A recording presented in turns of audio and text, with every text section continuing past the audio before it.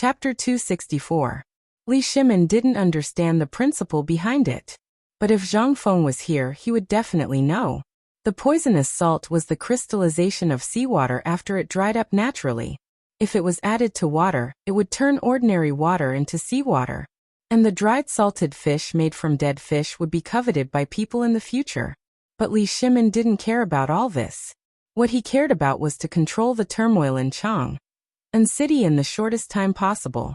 As for the rest, he didn't care. Even if King Zhenla asked Li Shimin to help him kill someone, Li Shimin wouldn't hesitate. In the end, King Zhenla left in a hurry. After King Zhenla left, Wei Zheng and the others hurried into Taiji Palace. As soon as they entered, Li Shimin said without waiting for the others to salute, "Today, I've found a solution." Hearing this, everyone secretly breathed a sigh of relief, but then frowned again. "Your Majesty, all the trade routes in Chang and city have been blocked by Guanlong.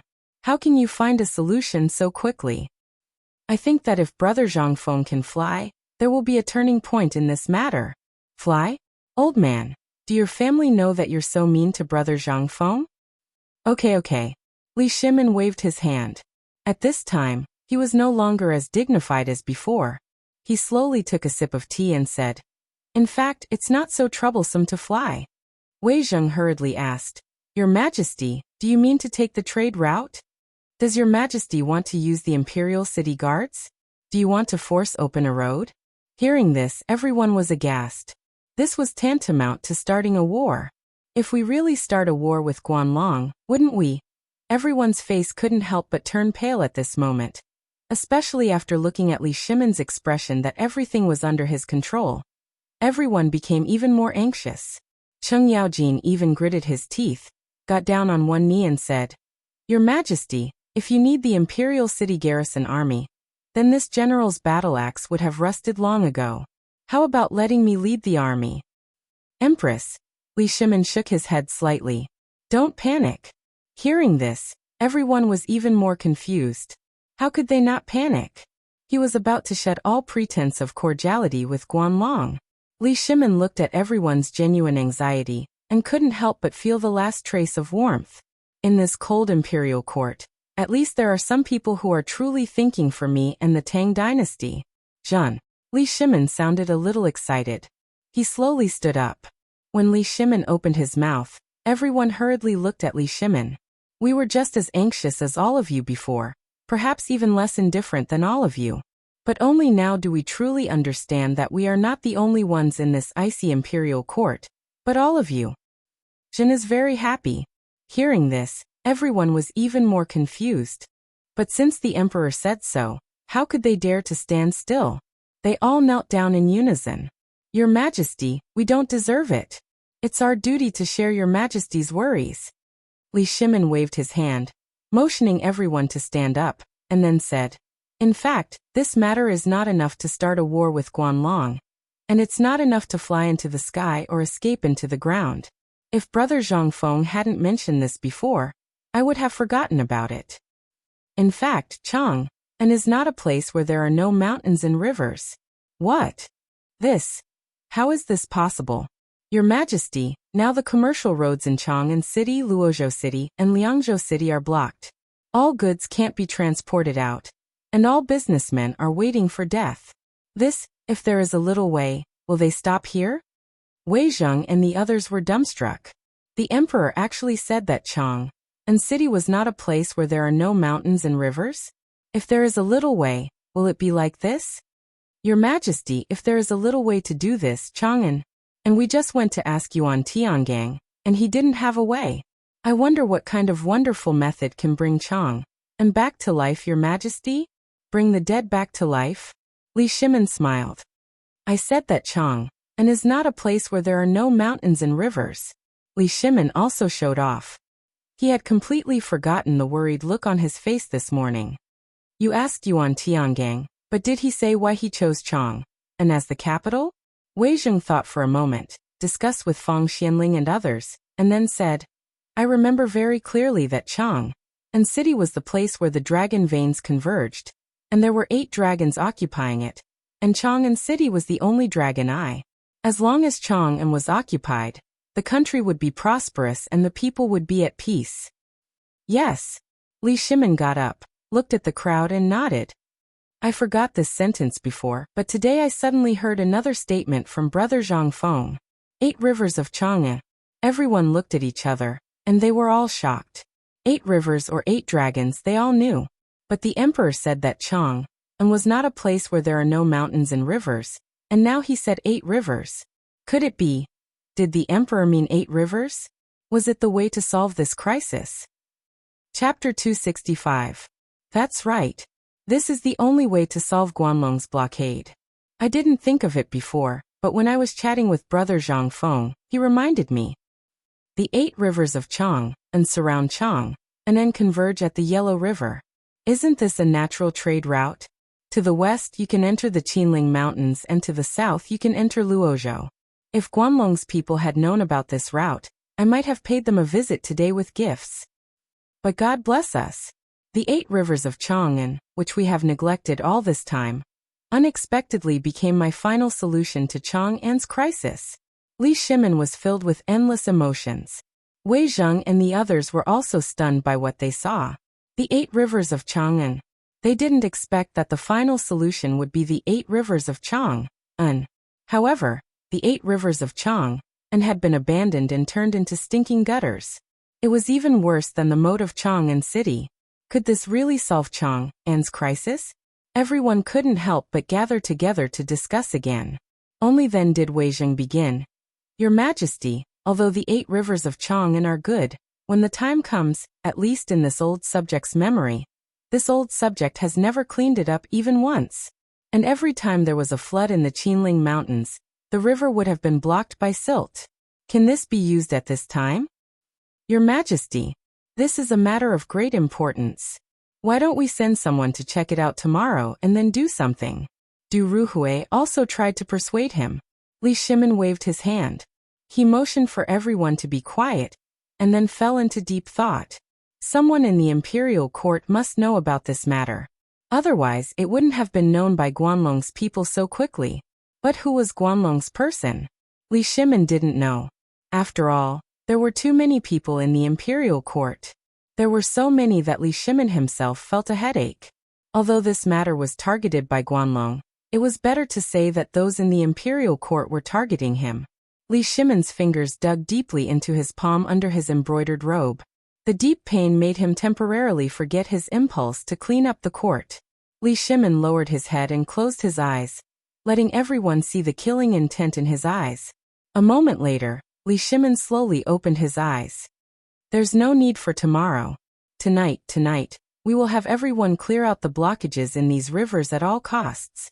Wei Zheng and Zhang Sun Wuji looked at each other, their eyes filled with shock. 8 rivers one night? How many people were needed? However, they also heard the implied meaning in Li Shimin's words. There were all kinds of demons and ghosts in the imperial court, and there were also many people with different surnames and 7 looks. The emperor wanted to avoid these people's eyes and ears, and then deal with this matter before he was impeached by these people tomorrow morning. But one could imagine the difficulty of this matter. Emperor. At this moment, Qing Yaojin was excited. He hurriedly said, Your Majesty, you forgot someone. Hearing this, Li Shimin hurriedly asked, Who? The Navy Commander Zhang Liang. If his navy joins in tonight's action, then this matter is absolutely foolproof. Night action is difficult. Although there is a bright moon at night, if a landlubber who is not familiar with water goes down, it will definitely be a gift to the Water Dragon King. So I'm sure that the navy will be better at this than anyone else. Hearing this, Li Shimin stood up excitedly and patted Qing Yaojin on the shoulder. Yes. How could I forget Zhang Liang? However, at this moment, Li Shimin's excited eyes dimmed again. Zhang Liang's troops are on the coast and near Luozhou. It's too far. Not far, not far. Qing Yaojin's face flushed with excitement. He pushed Zhang Sun Wuji away and took Li Shimin to the map on the wall. He pointed to the 8 waterways and said, Your Majesty, you don't know. Although Zhang Liang doesn't have a large army, I went to his house last time when I went to drink with him. Good guys, the yard is full of veterans. They are all good swimmers. These are all his loyal followers. After they retired, They had no place to go. So Zhang Liang kept them in his house. Fortunately, there are 3,000 mu of land. They are the ones who take care of it. But I always feel that it's a pity for these ducks to go ashore. I didn't expect to meet them tonight. Hearing this, Li Shimin couldn't help frowning slightly. In Zhang Liang's house, there were 3,000 retired veterans. What did Zhang Liang want to do? However, at this moment, Li Shimin couldn't help but smile. Patting the agitated Cheng Yaojin, he said, "Now that you mention it, we do remember. We had forgotten about this group of Navy soldiers who had once cut through all obstacles for the great Tang. However, 3,000 soldiers aren't enough." Hey, you don't know about this, right? Although Zhang Liang is idle at home outside Chang'an City, he is still in charge of recruiting Marines. The place he is at is the training ground for Marines. Last time, when we were drunk, he insisted on dragging me to swim. Good guy. There were tens of thousands of ducks in the dark. Success. Li Shimin's expression changed. He didn't expect that Zhang Liang would inadvertently save him. Pass down the decree. Let Zhang Liang bring all his men to the 8 rivers to clean up the waterways. If the cleanup is completed before dawn, I will personally set up the Chang'an Navy residence and let this group of veterans manage the 8 rivers. Wei Zheng, we command you to personally announce the decree. You must announce it in front of all the Navy soldiers. Wei Zheng's eyes flashed, and he hurriedly bowed. Yes, Your Majesty. Chapter 266. In Chang'an City near Anhuimen, the reclining square was a lot more deserted. It was basically a place for retired veterans to enjoy their old age. The premise was that they had to have their own house in Chang'an City. If they didn't have a house, they would be arranged to stay in Reclining Square. Hence, the name Reclining Square came about. In the past, it wasn't called Reclining Square. It was called Performing Arts Square. As many veterans stayed there, people jokingly called it Reclining Square, a good place to wait for euthanasia. To the west of Zia Reclining Square, near the Qingming Canal, was the mansion of Navy Admiral Zhang Liang. To the side of the mansion was the Qingming Canal. On the shore, there were magnificent buildings. There were docks, small boats, as well as water equipment used for training. In the filthy river, where piles of feces floated down, it seemed so. What was it?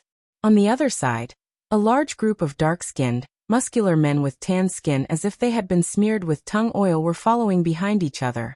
A group of middle-aged men, who looked like teachers, had their hands behind their backs and were holding large bamboo poles in their hands. They squinted their eyes and stared at the surface of the water. On the other side, a man was leisurely chanting the number. Many times, even though he had already said 10, he seemed to be suffering from Alzheimer's. The next word he shouted would become 2. Who the F***ck was 2? However, all the dark-skinned men stuck their butts out and buried their heads deep in the water. They didn't dare to poke their heads out. At this time, if any unlucky man dared to poke his head out, what awaited him would be fried meat with bamboo poles in the hands of the veterans. At the highest point of the training ground, Zhang Liang stroked his white beard and squinted his eyes at the butts sticking out of the water. He couldn't help but nod. Not bad. Not bad. The quality of this year's batch is not bad. Old Lin, you've done well. When the salary from the Ministry of Works arrives, I'll reward you with 10 taels of silver. Beside Zhang Liang, a man with a mustache and a face full of pockmarks quickly bowed and said, "Thank you, Commander." Zhang Liang waved his hand. "Since you've already retired, you can just call me Old Master in the future. Do you think I won't dare to talk about this Commander-in-Chief outside?" Hearing this, Elder Lin hurriedly knelt on the ground, his body trembling with excitement. In this general's heart, you are still the Commander-in-Chief. It's always one for life. Ha ha. Good. Zhang Liang helped Old Lin up with great relief.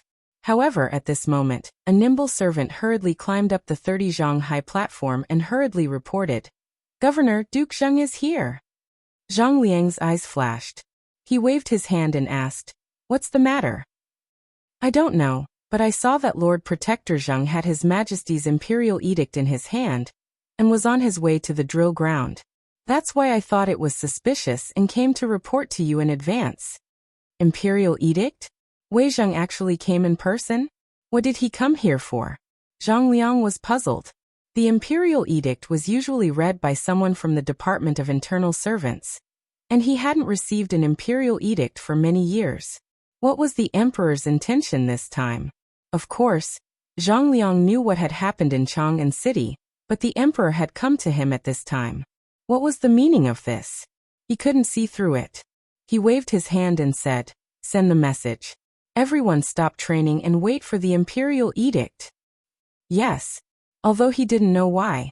Since the emperor had issued an imperial edict, as an official, he had to accept it. Otherwise, he would be disobeying the imperial edict. Moreover, the strange thing was that this time, Wei Zheng didn't read the imperial edict in the mansion, but came to the drill ground. Could it be? Did the emperor know that there were veterans in his mansion? But His Majesty knew about this. Although he didn't know the exact number, he didn't hide it. Strange. All of this was very strange. When Zhang Liang came to the drill ground, a group of greasy black men were standing in line panting. Wei Zheng's voice sounded not far away. "Brother Zhang. Long time no see." Zhang Liang hurriedly cupped his fists when he heard that. "Prime Minister Wei. I wonder what brings you here today. We haven't seen each other for almost half a year. Let's go to the mansion and have a drink." Wei Zheng, who was wearing a red robe, sighed. "Let's wait for the next time. This time, I'm here to read the imperial edict of the emperor. Brother Zhang, shall we accept the imperial edict?" "Okay." Zhang Liang cupped his fists. Then the eunuch from the Minister of Internal Affairs behind Wei Zheng screamed, "The imperial edict is here. Zhang Liang, accept the imperial edict. All kneel." Whoosh, whoosh. In an instant, the swarthy men all knelt down in unison. Even Wei Zheng was a little shocked. Are these all the soldiers of the Tang dynasty? But his eyes flashed. Wei Zheng's expression suddenly changed. He read the imperial edict. "By the will of the heavens, the emperor says, today, I learned that Minister Zhang has 3,000 retired soldiers. This is my mistake. I forgot that you have made great contributions to the Tang dynasty." Zhang Liang's expression changed. The expressions of all the Marines present, especially those veterans, changed greatly. There were even some old soldiers who were trembling all over at this moment. The emperor didn't forget us. But at this moment, Wei Zheng's voice sounded again. "I intend to set up a navy mansion in Chang'an. Today, I have a request for all of you. Tomorrow morning, clear out 8 rivers that can carry ships. If you complete the task, I will appoint the person you choose as the steward of the navy mansion. From now on, he will be responsible for managing the 8 dragon veins in Chang'an." Hearing that, a mouthful of blood spurted out of Zhang Liang's mouth, and he completely fainted. Chapter 267. Wei Zheng sighed after announcing the imperial edict. Someone summoned the imperial physician. "Quick! Send Governor Zhang back to his residence and take good care of him." Wei Zheng knew that this would happen today. If it weren't for this incident and the emperor's desire to clean up the 8 rivers, Zhang Liang's actions would have led to his demise. Now Zhang Liang fainted, which was the best outcome. The emperor had only transferred all the navy veterans around him. Otherwise, if this incident were to spread to the ears of other officials, the imperial edict he was waiting for today would not be just this. It would be a crime of rebellion. The emperor allowed all the generals of the Tang dynasty to have private soldiers, but the number could only be controlled at 500. If the number exceeded this number, a light punishment would be a punishment, and a heavy punishment would be a crime. Zhang Liang taking in this group of veterans seemed to be a kind act, but when combined with his recruitment of new soldiers in Chang, and then the 3,000 veterans, how terrifying was this? If he had the slightest bit of disloyalty, he only needed to wave his hand gently, and all the waterways around Chang, and along the Chao River, would go straight to Taiji Palace. How terrifying was this? Would the emperor allow this? Would the officials allow this? Especially when the veterans who were good at swimming were sleeping soundly beside the bed. No, absolutely not. That was why Wei Zheng sighed when he saw Zhang Liang vomiting blood and fainting. When Chen Yaojin mentioned this incident, he had already seen the killing intent in the emperor's eyes. However, because of the current situation, the emperor did not say anything. However, there was no guarantee that the emperor would not settle accounts after this. Hopefully, Governor Zhang could understand the emperor's difficulties. Wei Zheng watched Zhang Liang leave before he continued, "And Lu Fang. What an excellent and Lu Fang." Before coming here, the old man did not know that this place had been renamed in Lu Fang. He also saw the situation here with his own eyes. The old and the weak who retired from the years of war. The imperial court neglected you. This is our fault. Wei Zheng sighed deeply, and then bowed deeply in front of the frightened eyes of all the soldiers. Prime Minister Wei. Prime Minister Wei is actually bowing to us bumpkins. Everyone had tears in their eyes. Someone even knelt on the ground with a choked voice. Prime Minister Wei, you mustn't. Prime Minister Wei, you mustn't. We're all bumpkins with no status. You're torturing us by doing this. Minister Wei. Wei Zheng waved his hand. He gestured for everyone to rise. However, everyone still refused to get up no matter what. Wei Zheng could only sigh and say, "This bow is this official returning justice to all of you on behalf of the people of the world. This is your honor. This is the glory you've earned as soldiers. If you hadn't sacrificed your lives to protect the Tang dynasty and shed your blood for the founding of the Tang dynasty, how could the Tang dynasty flourish now? This official only wants to say one thing: His Majesty has not forgotten you. The people of the world have not forgotten you." Wei Zheng's voice was choking.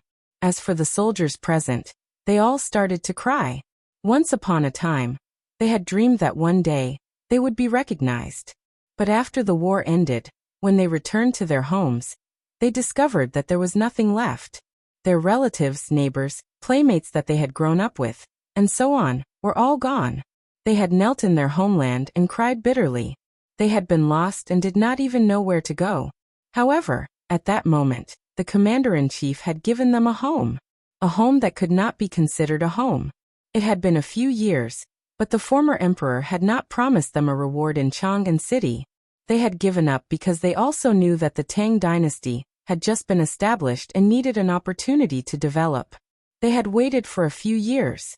Today, the emperor finally remembered them. How could they not be excited? Moreover, he had even set up a navy residence in Chang. And for them, what was that? That was an honor bestowed upon them by the emperor. It was a department set up by the emperor himself, and it was dedicated solely to the emperor. At that moment, they suddenly felt that their backs were straightened. They were no longer wandering ghosts. At that moment, they finally found the right to walk freely in their neighborhood, and on Chang, and street with an identity tag hanging on their waists.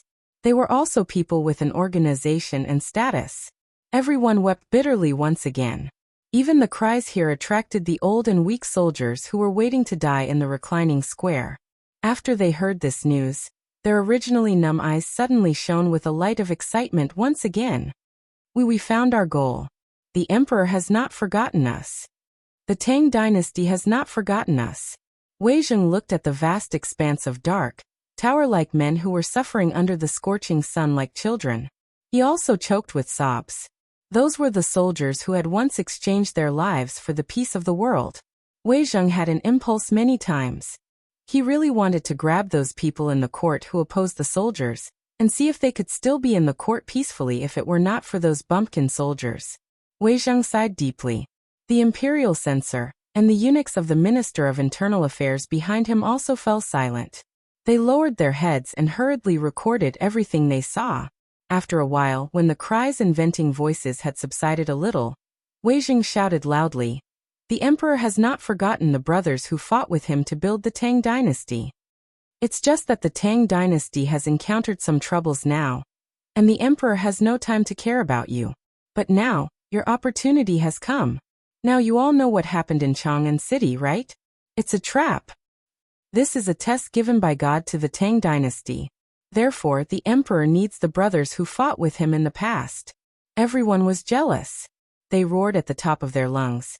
"I'm willing to climb the mountain of swords again for the emperor and die 1,000 times for him." "Good." Wei Zheng nodded and pointed to the stinky river beside them. "This is your new battlefield. His Majesty wants all of you to clean up these 8 rivers before dawn tomorrow. Can you do it?" "Yes. Even if we have to pay with our lives, we will make the water in these 8 rivers clear before dawn tomorrow." "Good. Then let's go." The emperor is waiting for your new battle report in Taiji Palace. Yes, sir.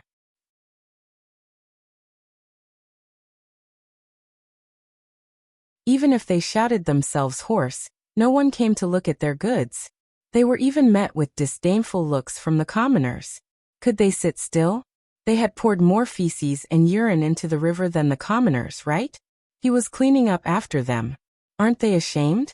Even the ancestors of the family couldn't sit still. So this broom ran out and pointed at their noses, scolding them until their parents panicked. As a matter of fact, all the merchants were urging their servants to jump into the smelly ditch to dig out the feces themselves.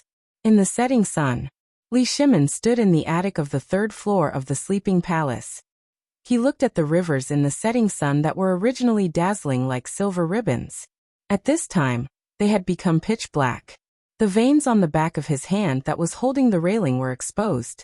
Guanyin servant, do you think these 8 rivers can really solve this crisis? Li Shimin muttered to Zhang Sun Wu Go, who was also looking into the distance behind him. Zhang Sun Wu Go pursed her lips and grabbed Li Shimin's hand. She said softly, "Second brother, actually you already have the answer in your heart, right?" The answer? Li Shimin lowered his gaze and looked silently at that slender hand. At this time, there was still a thimble on her hand. Suddenly, Li Shimin remembered that the shoes he had been wearing this year, as well as the shoes worn by the crown prince and the other princes, were all made by his empress. The palace was not so poor that they could not even afford to wear shoes. However, in order to save money, Empress Zhongsun still insisted on sewing and making shoes by herself. Li Shimin suddenly felt very tired. He felt ashamed to face Zhongsun Wu Go. In these 2 years, he had been dealing with one problem after another, but he had neglected the person by his side. He was not a qualified husband. As for whether he was a qualified monarch or not, he was a little confused at this time. Since the Wei River Alliance half a year ago, he had been dispirited. He was at a loss when the court was full of impeachment. It was not until the appearance of Zhang Feng that he found a glimmer of light to revive the Tang dynasty. But when he was in a hurry to prepare for a big fight, he turned his head and found that there was still a sharp blade hanging over his head. 5 surnames and 7 hopes. This fierce tiger that made him afraid finally showed its ferocious teeth this time. He was very afraid. He was very afraid that everything he had done would be turned into ashes with a wave of the 5 surnames and 7 hopes. Alas! Li Shimin sighed deeply. Rubbing Zhang Sun Wu Go's hand, he looked at the red sunset and murmured, "How could I not want to have the answer in my heart?" Chapter 269. Zhang Feng was dumbfounded. Guzi Zhuzi, and the others who liked to surround him, as well as old He and the others, had all disappeared. Just as he was taking an afternoon nap under the crooked tree, the people on the street seemed to have suddenly disappeared without a trace. What was going on? Where were they? Zhang Feng stood at the entrance of the empty market, grabbing his hair and looking at the empty street with a dumbfounded expression. He was completely dumbfounded. What the hell? Could it be that Lao Tzu was sleepwalking? Or was it a dream? Zhang Feng was really dumbfounded. Even the old scholar who had been squatting under the big willow tree at the entrance of the street, which was big enough for 3 adults to surround, was nowhere to be seen. Other than a dream. Was there any other explanation? Quick! You motherf asterisk cur. Other people are cleaning the river, but you motherf asterisk cur, hiding in the house and sleeping in the middle of the day? Aren't you ashamed? Your father.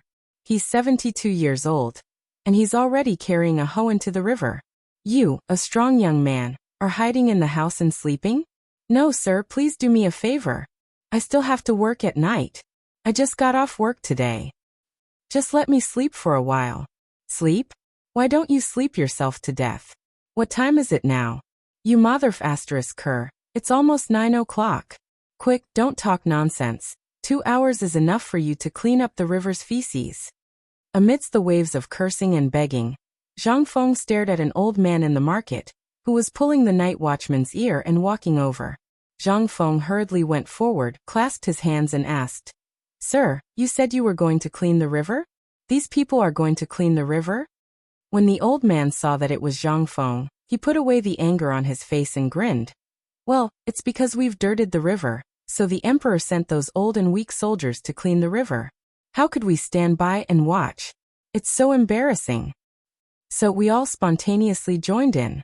You rest, I'm going. Zhang Feng usually taught those little brats how to read. This already shocked everyone. As slaves, how could they afford to hire a teacher? Moreover, it was Sir who took the initiative to teach their child. There must be smoke rising from their ancestral graves. In addition, Zhang Feng was usually generous and generous. Basically, every family had received his kindness, so they would not allow Zhang Feng to go to such a matter. Even if Zhang Feng went, he would definitely be carried back in a matter of minutes. Who was Zhang Feng? That was the best person in the entire city. Moreover, he was a peerless talent. Who would dare to ask him to wash sand in the river?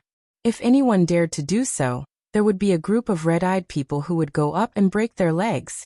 Zhang Feng was very depressed, but he was also very curious. This Lao Li's speed was really fast. How long had it been? 6 hours? Or 4 hours? How could he encourage so many people to take the initiative to wash the river? Zhang Feng did not believe in heresy. He paced around the crowd and quietly followed them to the Dragon Head West Canal, which was near the Department of Justice near the Spring Bright Gate. Before he reached the river, he could already hear the clamor of shouting and waves of stench. The river channel was clogged all year round. If it was not cleaned up for a long time, then it would be fine. It was only when one walked in that the stench would come. But if someone were to wash it here, then the stench would definitely reach the sky. Zhang Feng pinched his nose and stuck his head out from a small alley behind a tailor shop. His eyes widened. What the hell? Good guy. He saw that in the river channel, everyone was bare-chested, sticking their butts out as they dug the mud.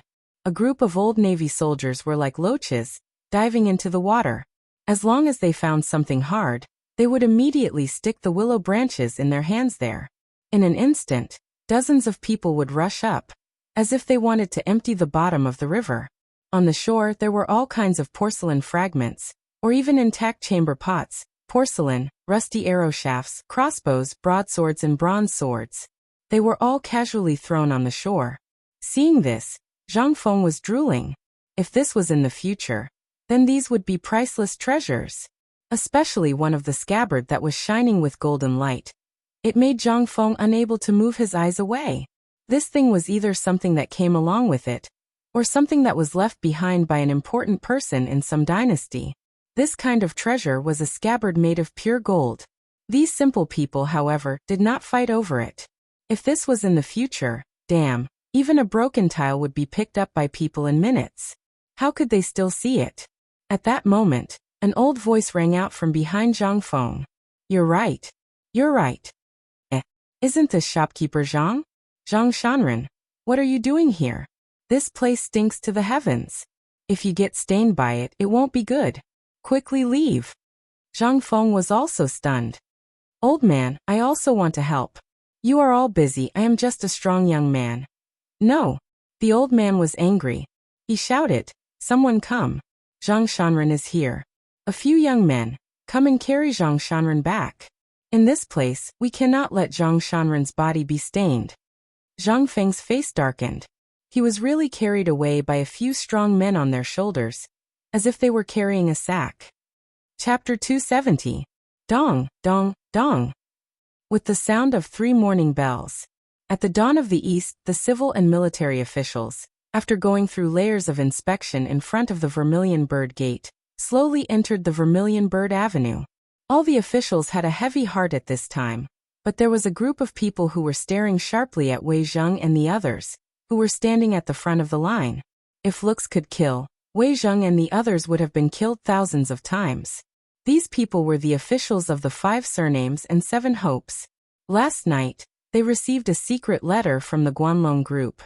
They impeached Fang Xianling for taking advantage of the responsibility of the Ministry of Works to tamper with the currency without authorization. They impeached Zhang Sunwuji for colluding with the officials and merchants, which led to the current chaos in Chang'an.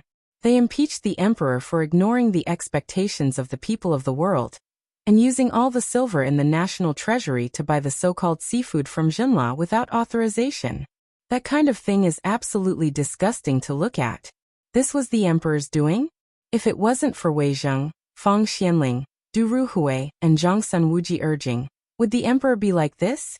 These people should be killed." At this time, Wei Zheng and the others didn't seem to see the eyes of these people. Several people exchanged glances and entered the political announcement hall. Today, the atmosphere in the political announcement hall was a bit strange. No one was like before, whispering in twos and threes. It was as if they didn't see the actions of hundreds of thousands of people in Chang, and last night. In this strange atmosphere, Cheng Yaojin finally couldn't resist the feeling of having a knife on his back. The natural military blood made him explode. But just as he was about to burst out, Wei Zheng grabbed his hand and shook his head slightly. "The emperor arrives!" With the eunuch's shout, everyone hurriedly knelt and shouted in unison, "Welcome the emperor! Long live the emperor!" Li Shimin walked out of the back hall amidst the cheers of the officials. However, this time Li Shimin did not step onto the 9 steps to heaven's staircase.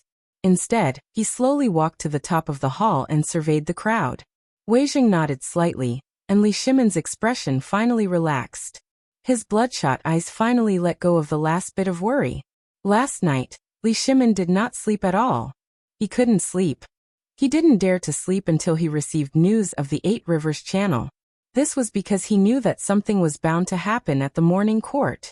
But after seeing Wei Zheng's affirmation, Li Shimin was finally relieved. "Everyone rise." "Thank you, Your Majesty." Everyone stood up. However, there were still a dozen officials who remained kneeling on the ground. A murderous intent flashed in Li Shimin's eyes as he asked, "Minister of Taichung Temple, what are you waiting for?" The minister of Taichung Temple and the others hurriedly knelt and said, "Your Majesty, we have something to report." "Your Majesty, Cui Fengjun, the imperial astronomer, has something to report." The Cui family approved. Li Shimin's eyes flashed slightly. It seemed that the 8 noble families of Guanlong were on the same side after all. Cui Fengjun, the imperial astronomer, heard the words and said first, "Your Majesty, I have been observing the sky at night and found that Mars shone brightly in the night sky, even brighter than the moon. There must be a demon bewitching people." "What? Mars guarding the heart? Heavens! Could it be that the disaster in Chang and was caused by this calamity?" Hearing this, all the officials whispered in horror. Li Shimin smiled coldly. He looked at Cui Fengjun with interest and asked, "Then tell me, what kind of demon is bewitching me?" This, Cui Fengjun hesitated. However, he continued, "Your Majesty, I'm sure you know that once the Antares Heart Guardian is activated, there will definitely be a great calamity. The imperial astronomer has been calculating for the past few days, but alas, a calamity still appeared in Chang'an. So you are saying that it is my fault? How did the disaster in Chang'an happen? Are the people saying that they are fools who do not know who did it? You, the imperial astronomer, are saying that this is Mars guarding the heart? Then I would like to ask you, is this man's fault or is it the fault of the heavens?" Li Shimin was furious. He could no longer hide his murderous intent. Cui Fengjun trembled. The members of the imperial astronomer behind him, the members of the 5 noble families, and the Guanlong group, all fell to their knees. "Your Majesty, this man is Prime Minister Wei. We have seen it with our own eyes at the imperial astronomer. All the divination points to one person, and that is Prime Minister Wei. If not for Prime Minister Wei cursing Your Majesty in court, he would have entered the imperial harem many times. This is something that has been strictly forbidden in every dynasty, but Prime Minister Wei and his people turned a blind eye to it and still swaggered into the imperial harem. We do not know why Prime Minister Wei would go to the imperial harem so casually, but this matter must have triggered Mars guarding the heart and caused the disaster in Chang. And, moreover, this incident in Chang and started from a rumor. How could the people on the trade route so easily shut down the trade route? This is obviously because everyone has seen Mars guarding the heart and is afraid of Chang, and that is why they are avoiding it. At this time, only by killing Prime Minister Wei, who has caused chaos in the imperial harem, can the world be at peace. Are you asking me to cut off my own limbs? Very good. Very good. Li Shimin was so angry that he laughed. Wei Zheng, on the other hand, was still standing there without saying a word. Li Shimin looked around at the people kneeling on the ground and asked, "Is this what all of you think?" The Taichung temple chief and the others hurriedly said. We have some spies in Chang, and have seen Prime Minister Wei, Lord Zhongsun, General Cheng, and the others frequently go out of the city in disguise. We even saw, Your Majesty. Therefore we think that it is not right to punish them for this matter. Good. Very good. Is there anyone else who thinks so? Li Shimin shouted angrily. In an instant, a large number of people knelt again. Even the warlords of the Guanlong group in the north knelt when the generals knelt. At this time, there were only about 30 people who were still standing. In the end, Li Shimin's fury could not be extinguished. Just as Li Shimin was about to order the arrest of these people, Fang Xianling suddenly shouted. Your Majesty, I have something to report. Chapter 271. The person who had been silent all this while. Finally he spoke. Moreover, he was the person that the officials had been impeaching. At this moment, everyone couldn't help but want to hear what Fang Xianling had to say. Originally, the Ministry of Works was a department controlled by people with different surnames. However, the emperor stood his ground and insisted on letting Fang Xianling come. Wasn't this cutting off other people's source of income? How could this be? Among the hundreds of officials, at least 70 of them were kneeling. They were sure that the emperor wouldn't dare to touch them. After all, they were backed by two powerful figures. Li Shimin wouldn't dare. But at this moment, Fang Xianling came out. Everyone couldn't help but look up and look at Fang Xianling, and the others with a playful expression. They wanted to see what Fang Xianling had to say. Fang Xianling bowed first and then said loudly, As for the matters that you have mentioned, I have a different opinion. Let's hear it. Li Shimin waved his hand and put down the butcher's knife in his heart. I think that the reform at this time is also a disguised form of benefiting the people. Although the trade routes outside are blocked, it allows all merchants to unleash their potential under such circumstances. I have seen those merchants in Chang and Market. Many of them didn't panic and didn't suffer any losses. Instead, they made a lot of money. As for the new currency, I also have to report to the emperor. All the currency is transported by horse carriage. Not only is it tedious and cumbersome, but it is also easy to wear and tear. The speed of transactions is greatly reduced. Therefore, the emergence of a new currency is inevitable. I have already seen the results of this in Chang, and, therefore, I think that both of these matters are correct. As for the sealing of the trade routes, those are just words to confuse the people. Fang Xianling stroked his white beard and stared at Taichung Temple Chief Yu Jinyan. Lord Yu, were you going to talk about these matters just now? As the chief of Taichung Temple, you don't go to the people to understand. Instead, you talk nonsense in the court. Tell me, are you trying to confuse the people with your lies? Yu Jinyan stood up, neither servile nor overbearing. He bowed and took out a booklet from his bosom. Your Majesty, this is the result of my investigation in Chang'an. No need. Li Shimin didn't even look at him. Yesterday, I received the results of the Imperial Guard's investigation in Chang, and as well as the Crown Prince. Therefore, I will naturally distinguish who is right and who is wrong. Prime Minister Wei, they say that Antares guards the heart. Don't you have anything to say? Li Shimin was very angry. How could Wei Zheng still be able to stand at a time like this? If it weren't for Fang Xianling, Ma would have already killed him. When Wei Zheng heard this, he replied calmly, Your Majesty, this old subject doesn't know what to say. I don't understand what they're talking about. I only know that the heavens are watching. As for Mars being the guardian of the planet, this subject has nothing to say about the face of the imperial astronomer, even if it is forced upon the evil deed of sealing off the trade routes in Chang, and you, Wei Zheng, don't be presumptuous. The imperial astronomer was established by the emperor to observe the celestial phenomena. Don't anger the heavens. If the heavens punish, no need. At this moment, Wei Zheng waved his hand lightly.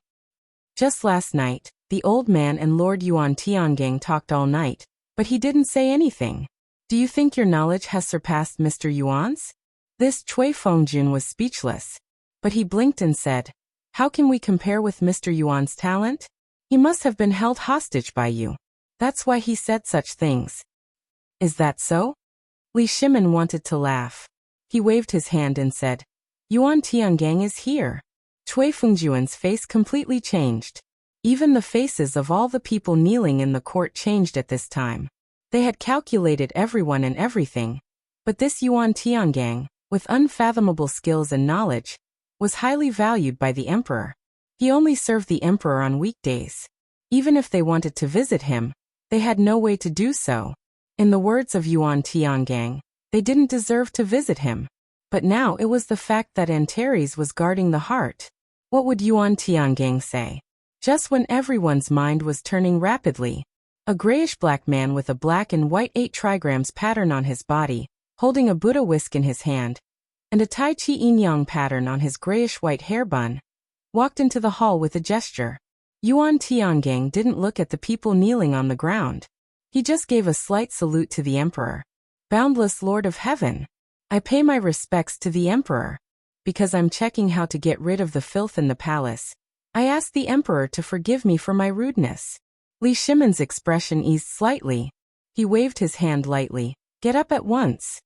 Now some people say that Antares was guarding the heart because Prime Minister Wei went in and out of the harem many times, which led to the closure of the trade route in Chang, and by evil people. What does Mr. Yuan think of this matter? Antares was guarding the heart. Yuan Tiangang was stunned. Your Majesty, I usually meditate on the roof at night. Why don't I see Antares was guarding the heart? Is there another master in the world? No. Li Shimon smiled slightly. He pointed to Cui Fengjun of the Imperial Astronomer and said, it was Lord Cui of the Imperial Astronomer who said that there was a demon in the palace. It was Prime Minister Wei. Hearing that, Yuan Tiangang was amused. Ha ha. Your Majesty, please forgive me. I can't help laughing. I really don't understand why the Imperial Astronomer said so. I've been observing the celestial phenomena during this time. The celestial phenomena are indeed abnormal. The Ziwei star is shining, but it is a little similar to Antares. Didn't Lord Cui see this in the ancient books of the Imperial Astronomer? Your Majesty, the Ziwei star is in the world, and the person is in the market of Chang. He is an extraordinary person who hasn't appeared for thousands of years. We think that he will definitely solve the crisis this time when the city is sealed. Li Shimon was shocked. Wei Zheng and others were also shocked. How the F***ck could he have foreseen this? Was Yuan Tiangang a god? The Ziwei star, wasn't that Brother Zhang Feng? This time, he really was the one who resolved the crisis.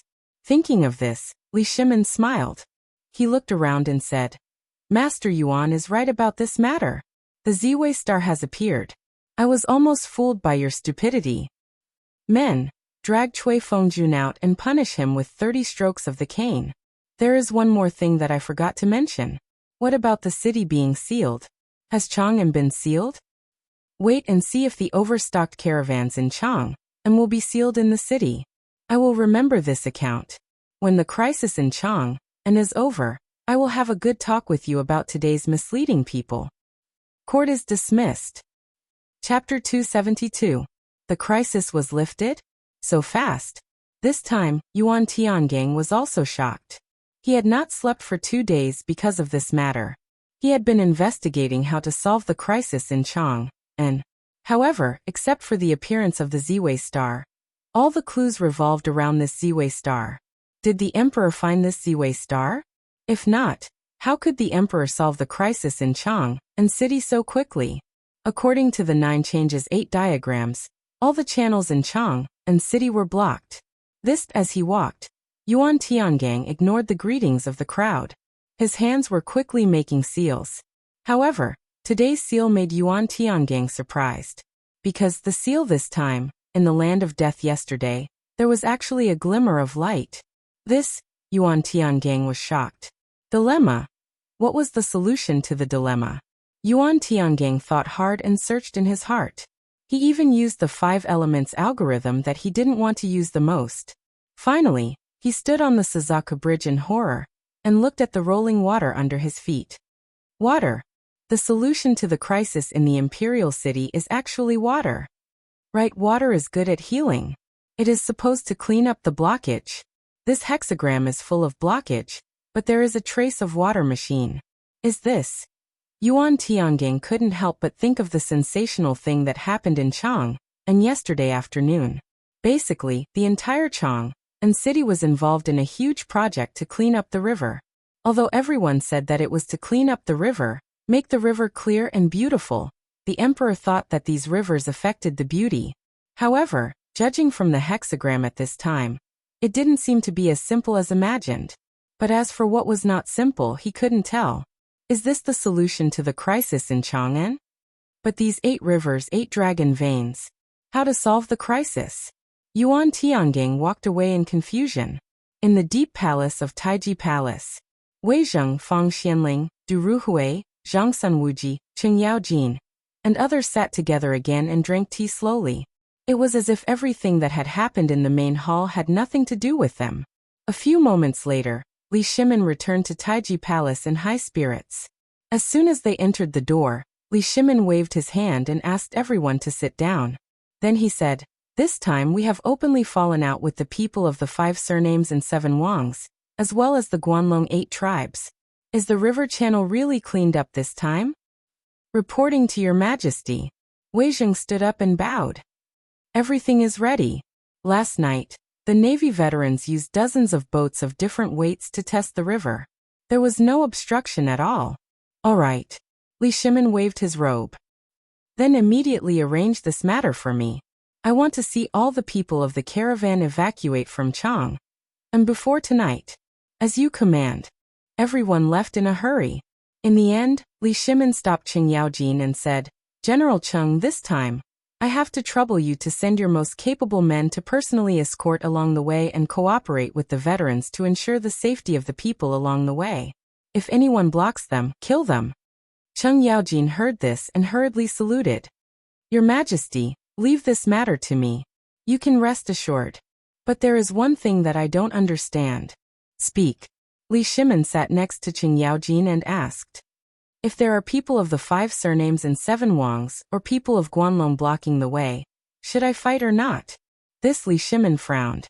This time, if he fought, it was tantamount to completely falling out with Guanlong. Now was not the time. But if he didn't fight, what would he do if he encountered them?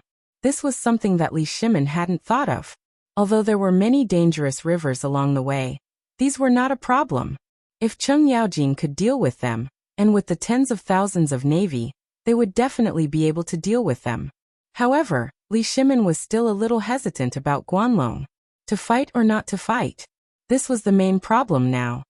"Your Majesty, I have an idea, but I don't know if I should say it." At this moment, little Gizi said hesitantly. Li Shimin's eyes lit up. The reason why little Gizi had always been by his side was that he had followed him since he was young, so there was no need to worry about his loyalty. More importantly, he was intelligent. If it weren't for the fact that eunuchs couldn't participate in politics, Li Shimin would have promoted him to an official long ago. Now that little Gizi had spoken, Li Shimin couldn't help but be interested.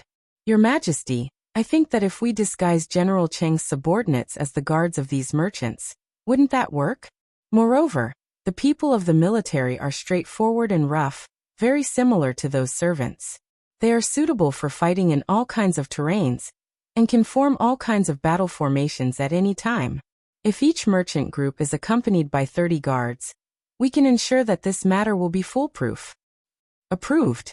Li Shimin didn't even think about it. He directly clapped his hands and made the decision. Cheng Yaojin's eyes also revealed a look of understanding. He got up and cupped his fists, saying, "I will go now. With the identity of a guard, I am not afraid of anything." Chapter 273. In Zhang Feng's shop. At this moment, Uncle He, Zhu Zi's father, and the best matchmaker in the city were all sitting together in his small tavern, looking at Zhang Feng meaningfully. Zhang Feng's head was about to explode. 3 jugs of wine had already been served. Several plates of dishes had been eaten. He even saw the matchmaker kick a large plate of meat into her pocket. However, they had been sitting there for 4 hours and still had no intention of leaving. How could Zhang Feng not know their purpose for coming? What could they do when the matchmaker was here? Uncle He seemed to think that Zhang Feng's brain was too slow, and could only wave his hand to stop him from wiping the counter that was about to be torn. "Fengzi, come and sit down." The old elementary scholar will be here soon. Zhang Feng was a little afraid of the old elementary scholar. There was no other reason than that mouth of hers. He couldn't stand it. Why would the old elementary scholar come here for no reason? Zhang Feng continued to play dumb, but he also knew that he could not avoid it. He helplessly hung his head and sat on the table. At this moment, the matchmaker stared at Zhang Feng and clicked her tongue. Her mouth was like a cricket's and Zhang Feng almost slapped her. After looking at him for a long time, the matchmaker finally nodded and seemed satisfied. After a while, the old elementary scholar strode into the small tavern and pushed Zhang Feng away with a slap. He sat on Zhang Feng's stool and poured himself a bowl of wine. After drinking a bowl of food happily, he said, "I went to see that family. They accepted the gift and I also met their daughter. She is very beautiful and can give birth to a son." Wait. Zhang Feng exploded. He hurriedly asked, "Old elementary scholar, you want to get married? Which family's daughter is blind?" "No, I mean she has such a good eye for a gentleman and likes you?" The old elementary scholar's face immediately darkened. He glared at Zhang Feng but did not argue. "Old man is thinking for you." Originally, old man thought that by finding a marriage for you, he could get a free drink in the future. Now it seems that this is what Zhang Feng thinks of the old man? No. How can that be? You're an old man of great talent and wealth. I'm afraid I can't even catch up to you. Zhang Feng felt a headache coming on. Old man continued to flatter the old scholar, but the old scholar didn't seem to hear him. He talked to the matchmaker in a low voice for a while, then slowly took out a jade pendant from his chest and sighed. "This jade pendant was originally prepared by old man's mother for my future wife, but I'm all alone now and I'm afraid there's no hope. So I'll leave it to you, brat. Take it as a congratulatory gift from old man. Don't refuse. This piece of jade is rumored to be an antique from the Qin dynasty." The old scholar's heart ached. Zhang Feng had a headache. Damn it, did they ask for my permission? Lao Tzu hadn't even met that girl, and they already arranged this? F***ck. Uncle could tolerate this, but Lao Tzu couldn't. Old man, wait. Zhang Feng hurriedly snatched the jade pendant from the matchmaker's hand and put it away. "I appreciate your kindness, but this matter is about the parents' orders and the matchmaker's words. I've done my research. Your family members are all gone in the flood and landslide. That means that you're the only heir of the Zhang family. Then this is easy. Since you don't have parents, and we respect you so much, then we'll consider ourselves your elders and help you." Matchmaker? This is the best matchmaker we've found in Chang. And when old woman Wang heard that she was going to be a matchmaker for you, she didn't even ask for the money. That's right. Brother Zhang. To be a matchmaker for such a kind person like you is a blessing that I, old woman Wang, have cultivated for 8 lifetimes. Don't think too much about it. I'm quite famous in Chang'an City, so don't worry about this marriage. Since the girl's family has agreed to it, it'll definitely happen. Success my ass.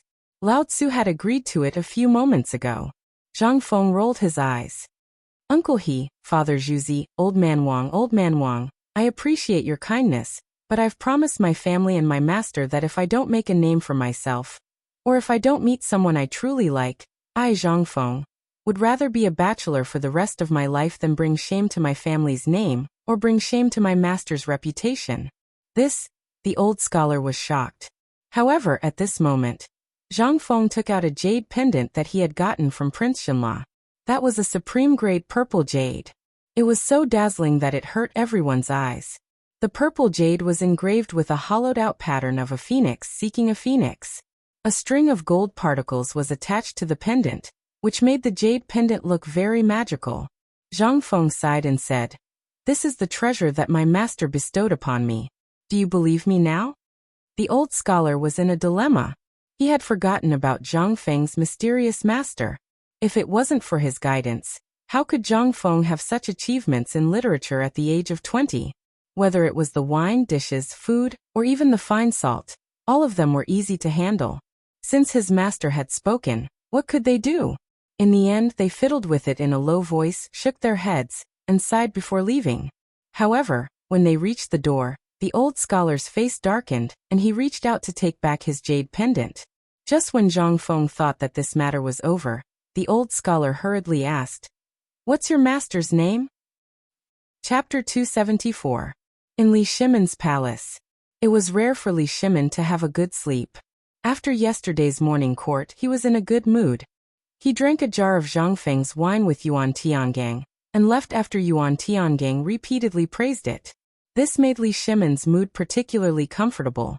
Even someone as strong as Yuan Tiangang didn't expect that he could use the Chang and 8 rivers to solve this crisis. How could Yuan Tiangang be amazed? Li Shimon, who was in a good mood, fell asleep after a tender moment with Empress Zhangsun. This was the first good sleep he had since he knew that Guanlong was going to stir up trouble. However, as soon as he woke up from such a good sleep, he received a piece of disturbing bad news. Seeing that Li Shimon had woken up, Xiao Gizi helped him dress and eat. Then he said, "Your Majesty, Prime Minister Wei and Lord Zhangsun have been waiting outside the palace for a long time." Hearing this, Li Shimon didn't take it seriously and waved his hand. "Send them in and have a drink with me." A moment later, as soon as Wei Zheng and Zhangsun Wuji entered the door, they knelt in front of Li Shimon with a plop. Li Shimon, who was in a good mood, knew that something had happened when they knelt. How could he be in the mood to eat at this time? Throwing away his chopsticks and dismissing all the palace maids and eunuchs, Li Shimon asked in a deep voice, "What happened?" If nothing had happened, would they be like this? That would be like encountering a ghost. Wei Zheng and Zhangsun Wuji looked at each other. Zhangsun Wuji said, "Your Majesty, something has happened. The water of the Chang and 8 rivers can indeed carry ships, but I don't know what happened to the ships. I don't know if the water is too shallow or something else, but most of the ships are in trouble." "What happened?" "They sank." "How could it be? Didn't you say that they had been tested by the Navy? How could something have happened?" Li Shimon was angry. This was the last thing he wanted to hear. But at this time, something really happened. How could he not be worried? "Your Majesty, we've asked the Navy soldiers. They mentioned something about load capacity, water draft, and so on. I don't understand either, but the general idea is that the riverbed of the 8 rivers is full of stones. Large ships can't enter, and most of the small cargo ships would be pierced by the stones at the bottom of the river before they could even leave Chang'an's boundary. What this? How is this possible? Then have the merchants' goods been saved? The goods are fine, but the joy they had just built was shattered once again. Some people even fainted on the spot. The two of them didn't dare to imagine what they were seeing. If His Majesty knew then, but how could Li Shimon not imagine such a scene? Although they only concealed the worst part, how could he not know how miserable it was to hear such things from their mouths? Then, is there a way to solve this problem? Yes. Wei Zheng continued. I personally went to find Zhang Liang. He said that if we want to sail, we have to clear the dark stones in the entire river, or change to a light boat. But it's obvious that clearing the riverbed from here to the Yellow River is impossible. It's impossible to change to a light boat. Although a light boat is good, the cargo capacity is too small, and there aren't that many ships near Chang'an. Shallow water. Dark stones. If they knew the importance of the 8 rivers earlier, this wouldn't have happened. They saw a glimmer of hope. But now, their hope was shattered again due to their negligence. How could Li Shimon not be worried? Is there any other way? Li Shimon rubbed his forehead and asked. This time, the two of them were silent. Li Shimon once again felt the world spinning around him. Is there no other way? Then, does God want to destroy the Tang dynasty? Li Shimon's anger couldn't help but surge again when he thought of the faces of the Guanlong group. Li Shimon didn't hide the matter this time, so everyone in Chang'an city knew that all the goods were out of Chang'an through the waterway. The goods were out, but they were stranded outside Chang'an city. What's the use of that? In less than half a day, this matter would spread all over Chang'an city. By then it wouldn't be a panic. In Li Shimon's mind, as long as there was a ship that could be recorded in the books, he went through them one by one. However, there wasn't a single ship that could be used. Or it could be said that it was too late. What should I do? Is there no one in the Tang dynasty who can solve the current situation? Is there no other genius in Chang'an city except for brother Zhang Feng? Li Shimon was really anxious. Your Majesty, We've found the most experienced boatmen in Chang'an City, but they can't do anything. I think that perhaps only Brother Zhangfeng can solve this matter. Li Shimin was silent. Brother Zhangfeng. He slowly sold his guilt to Zhangfeng. Everything needs to be solved by Zhangfeng. Is there really no one in my court? In the end, Li Shimin thought about it, but there was really no one who could be useful. Sigh. Let's go and find Brother Zhangfeng. Chapter 275.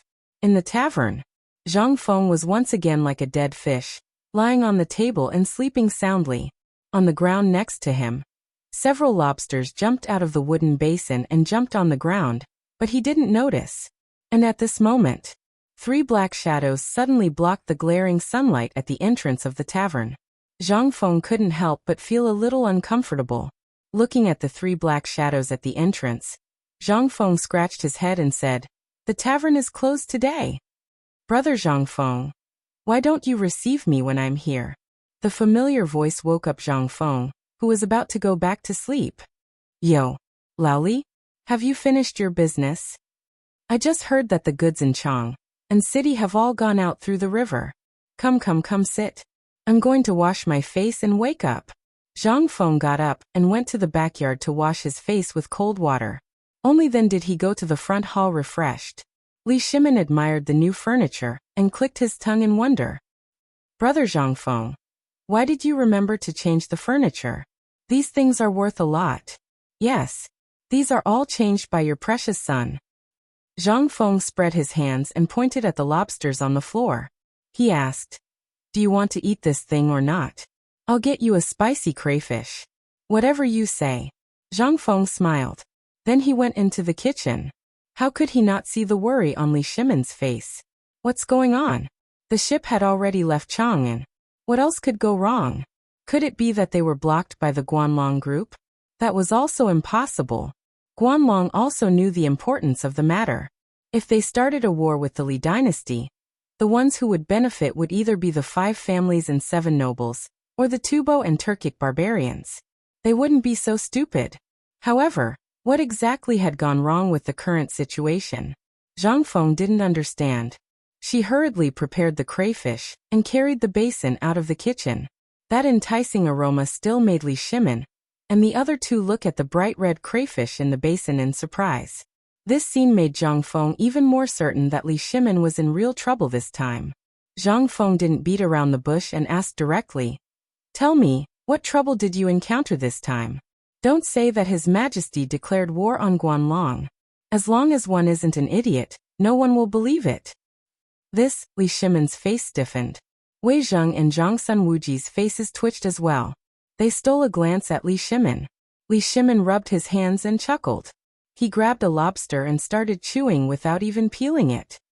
"Well, there's indeed a problem this time, but it's not about the war with Guanlong. It's about the ship. The river has been cleared, but there's a problem with the ship. I don't know if it's because the ship can't bear the weight of the supplies or something else, but the bottom of the ship was pierced by the dark stones in the river after leaving Chang'an City. That's it." Zhangfeng looked at Li Shimin in surprise. He was very suspicious. Was the 5-tooth warship such an awesome ship, bragging or something else? If that thing could be built, how could this thing be a problem? Li Shimin almost felt sweet in his heart. He was about to spit out a mouthful of old blood. "That's it.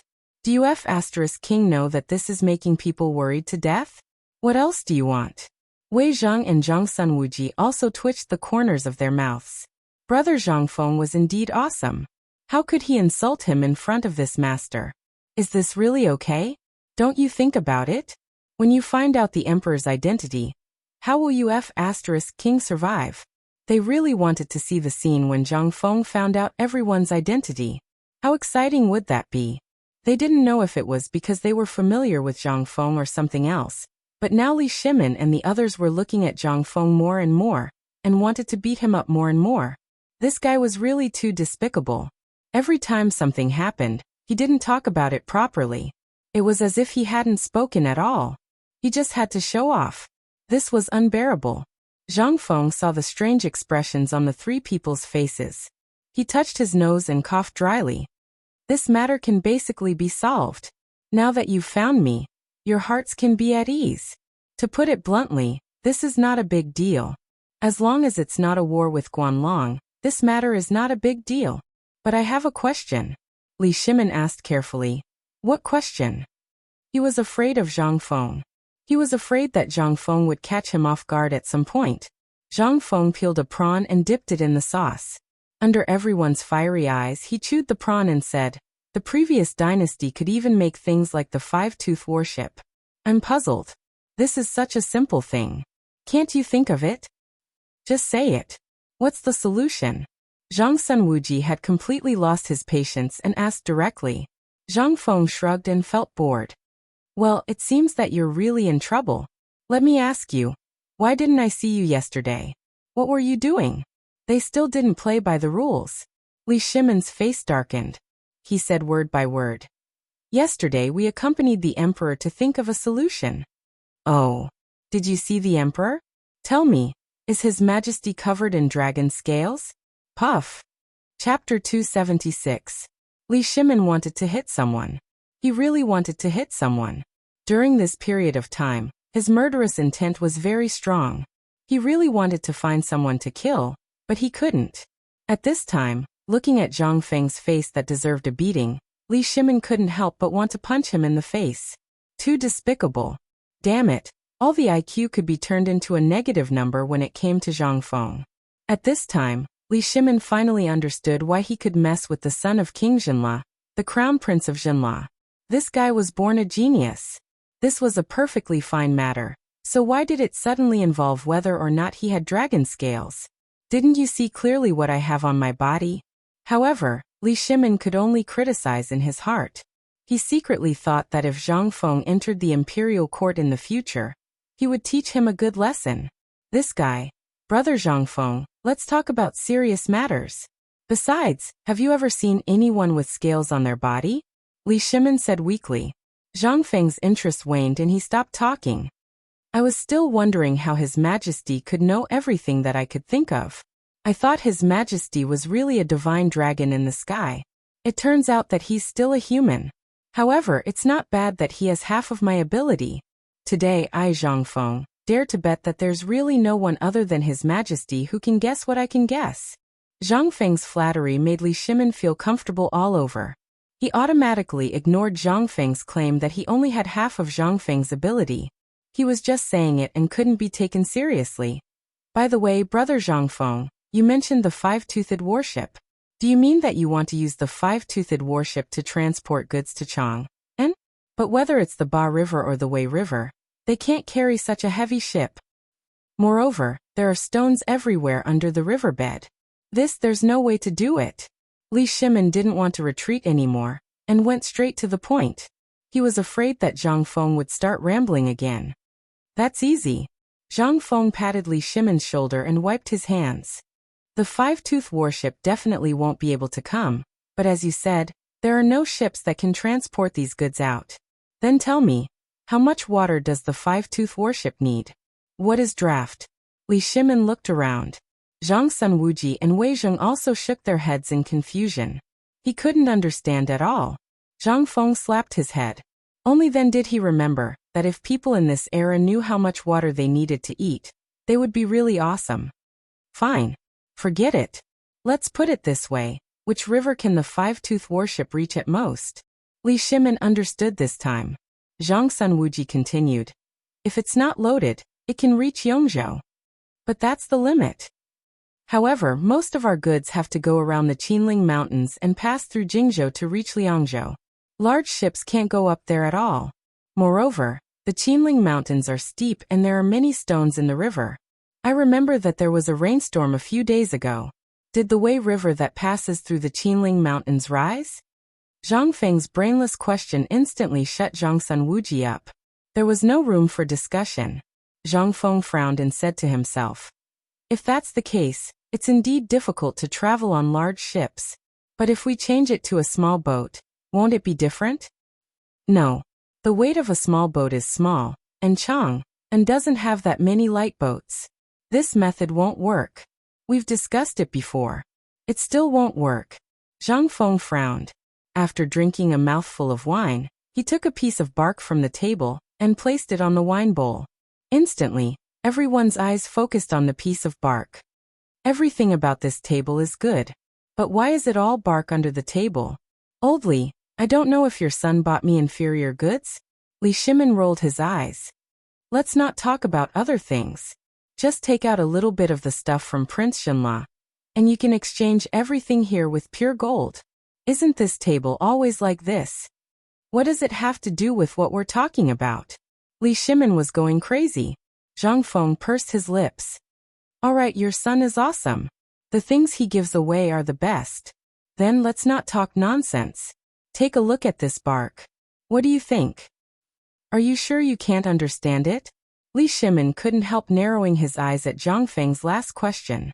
You're talking about making a raft out of bark? And then carrying goods out? Get lost. Zhang Feng glared at Li Shimin. He said resentfully. When you go out, don't say that you're Zhang Feng's brother. Why are you so stupid? This is a wine bowl. Can I put anything else in it? What I mean is, you can make it into a raft. A bamboo raft. Or some kind of wood with high buoyancy. Make it into a big raft. Then, do you understand? I'm really doubting your IQ. You want to deal with His Majesty with this? You're lucky to have met me, Zhang Feng. Otherwise, you'd be cheated so badly. Chapter 277. Li Shimin ignored Zhang Feng's last words. He even automatically filtered out Zhang Feng's last words. However, he remembered the raft incident. Raft? How could I forget such a thing? As long as you can remember this point, I will. Bamboo raft, wooden raft. I don't have any ready-made ones, but I can dismantle the hull of a large ship to make one. This would perfectly filter out the danger of the ship's bottom being smashed by rocks. Why didn't anyone think of such a simple method? Why didn't anyone think of such a simple method at this time? Was it too complicated? Or did everyone's thinking go astray? However, Li Shimin sincerely admired Zhang Feng. At the very least, he recalled Zhang Feng's disdainful question when he first arrived. That's it. Li Shimin felt that Zhang Feng was asking for a beating, but now, I'm the one who's really an idiot. Brother Zhang Feng, is it really possible to do something as simple as a raft? If it's possible, why didn't anyone think of it before? This how would I know? If you want to ask His Majesty. To be honest, you only need to look at the geese on the water to understand. None of you can think of it. I'm simply enough. Li Shimin was flustered. He hurriedly got up to leave. His Majesty is still waiting for this matter. Lord Zhongsun should be coming to my residence to find a solution soon. If there's nothing else, I'm leaving. Sorry for the disturbance, goodbye. Li Shimin finished speaking and was about to leave. Wei Zheng immediately followed. Only Zhongsun Wuji, who was holding a prawn, was stunned. After a moment, he slowly took out an ingot of gold from his pocket and prepared to leave. Zhang Feng was also stunned. Wait. Don't leave yet. Hey. Lao Tzu hasn't finished speaking. When Li Shimin heard this, he slowly withdrew his foot that had already stepped out of the tavern. Zhang Feng said angrily, I haven't finished speaking, and you're already running away? Aren't you afraid of getting beaten up when you go back? This method is only the beginning. After the goods leave the shoal, we still have to change ships. Now your boats should all be gondolas, right? As he spoke, Zhang Feng knew that they wouldn't understand. So he drew a cross-section of the ship with some wine on the table. Zhang Sunwuji looked at it and nodded. Yes, all the ships of the Tang dynasty are basically like this. But the bottom of the five-tooth warship is semicircular, even a little like an egg. That's right. Zhang Feng waved his hand and said, Come and sit, don't be impatient. There's a big difference in this matter. The reason why the bottom of your ship was smashed is basically because the surface area of the bottom in the water is too large. And the speed of this thing can't be maximized.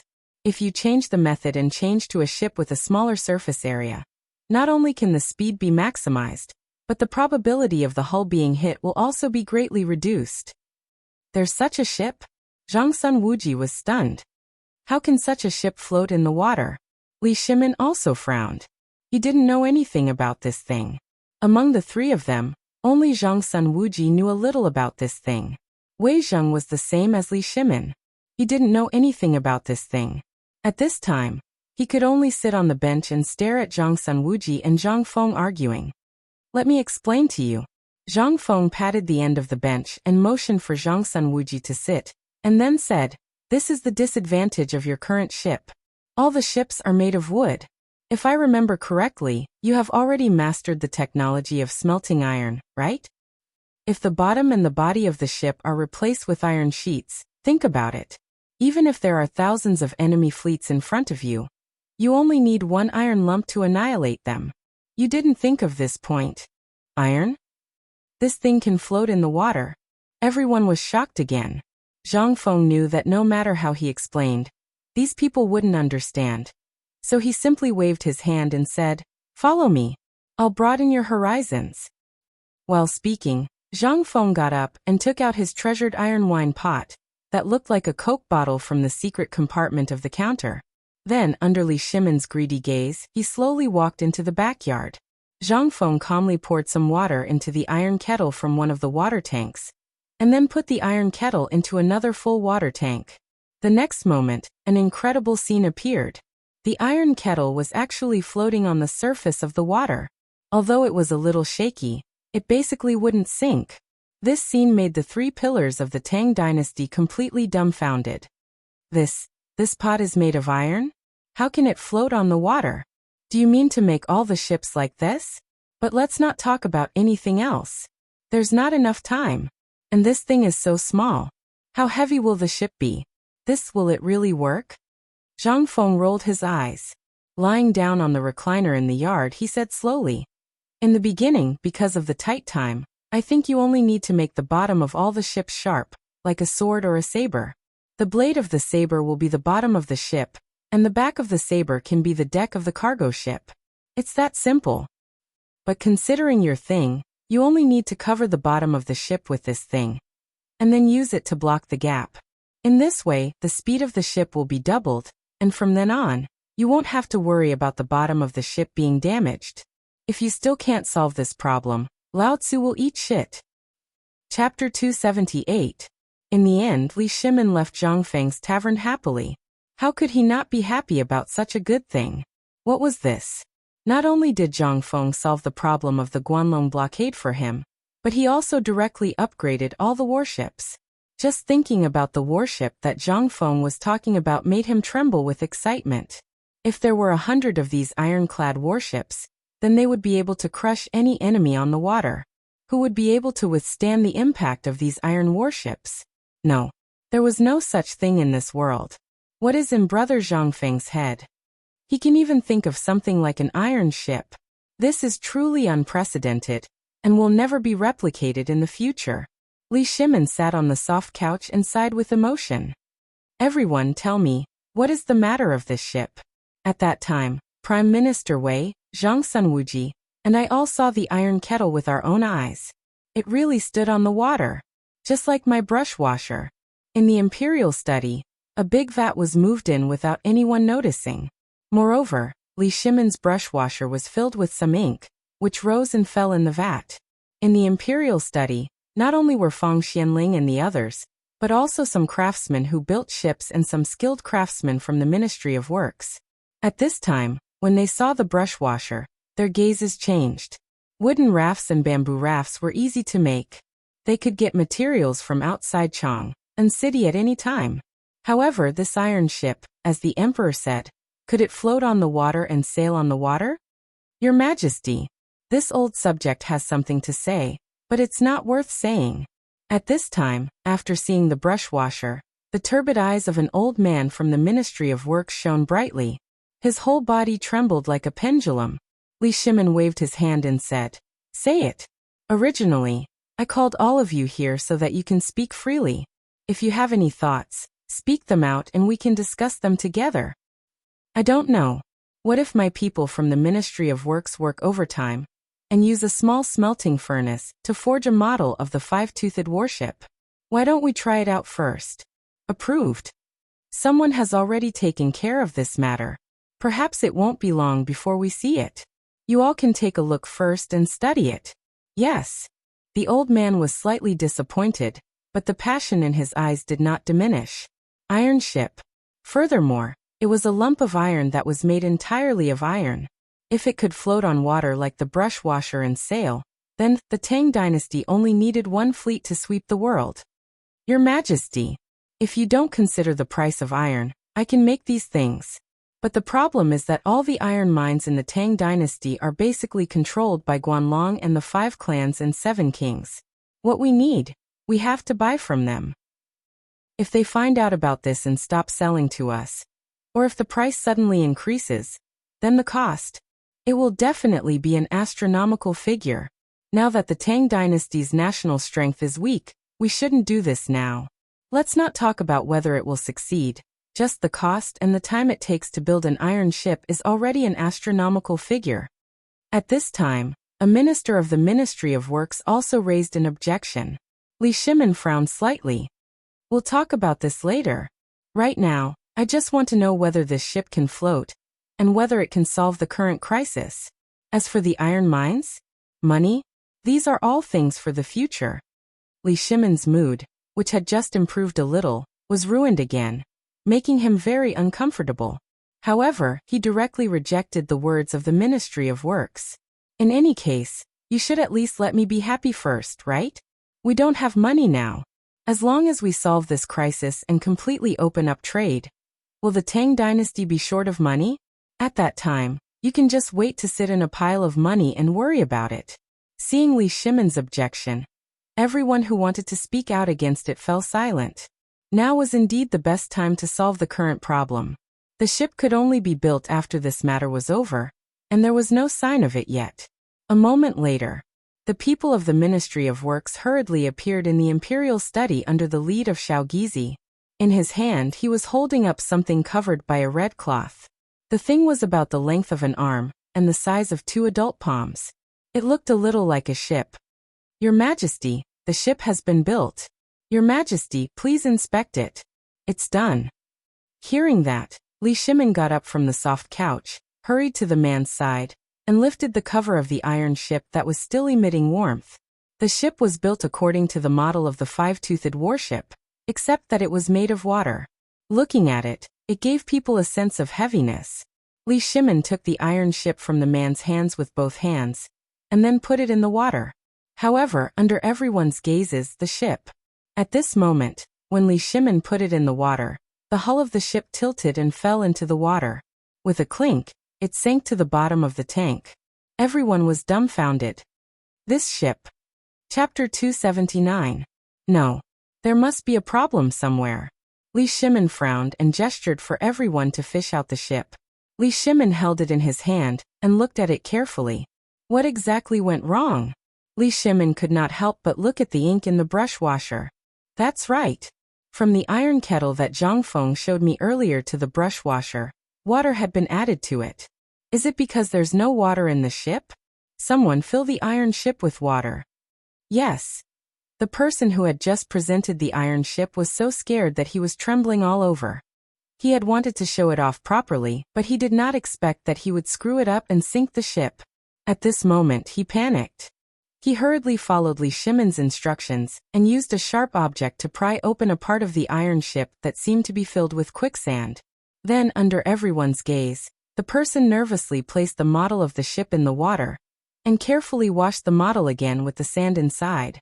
Then he slowly filled the model with water according to the ink in the brush washer. Half an hour. He did this for a full half an hour. Everyone watched with bated breath for half an hour. When the ship was placed steadily on the water, everyone was shocked. Even Li Shimin was dumbfounded. The model of the ship slowly moved forward in the water tank along with the splashing waves. The waterline on the side of the ship was also slowly stabilizing. Everyone from the Ministry of Works who knew how to build ships was shocked. F***CK. Luban, is this Luban alive? Ship. Iron ship. Can it really float on the water? How is this possible? How can iron float on the water? This has never been recorded in any of the ancient books. The people from the Ministry of Works were completely shocked. What is this? This is a miracle. This is a miracle that the heavens have bestowed upon the Tang dynasty. All the old men from the Ministry of Works collapsed to the ground the moment they saw the model of the iron ship floating on the water tank. He muttered and roared in horror. Who the hell is this? Who the F***ck came up with such a thing? Other than Liu Ban, the old man can't think of anyone else in the world who can make iron float on water. No. Even Liu Ban can't do it. Such a thing could it be that Master Yuan mentioned that the Ziwei star had brought to the Tang dynasty. Everyone was aghast. They roared crazily, venting the shock in their hearts. It was as if they had forgotten the existence of the emperor. They were a bunch of lunatics. A bunch of lunatics obsessed with all kinds of research. Before they saw something, they might not have any expression. They were very pedantic and basically followed the prescribed order. But once they saw something new, then they would erupt with frightening infatuation and madness. Even if they were to sacrifice their lives, they would not hesitate to do so. For example, Ganjiang Moxie's sword refiner had used his life as the price to forge that unparalleled godly weapon. At this moment, Li Shimin looked at these people with a smile. He had achieved his goal. The court should be like this. If everyone followed the prescribed order, then the imperial court would be useless. Li Shimin enjoyed this scene very much. He would rather this kind of thing happen in the court every day. In that way he could really sit quietly on the soft couch with his eyes closed. That kind of enjoyment was really something that he would not exchange for even if he was given the title of an immortal. After Zhang Sun Wuji, Wei Zheng, and the others saw the emperor's expression at this time, they were not as relaxed as the emperor showed. Instead, they were a little worried. Judging from the emperor's appearance, this thing was definitely going to be produced in large quantities. But how much would it cost? That would require a huge amount of money to fill in. This time, the emperor was determined to do it. Then it was destined that the war with the 5 clans and 7 kingdoms, as well as the Guanlong group, would completely start. Could this battle be won? No one was confident at all. Even with Zhang Feng's existence, could this battle be won? Wei Zheng was silent. Zhang Sun Wuji also stopped smiling.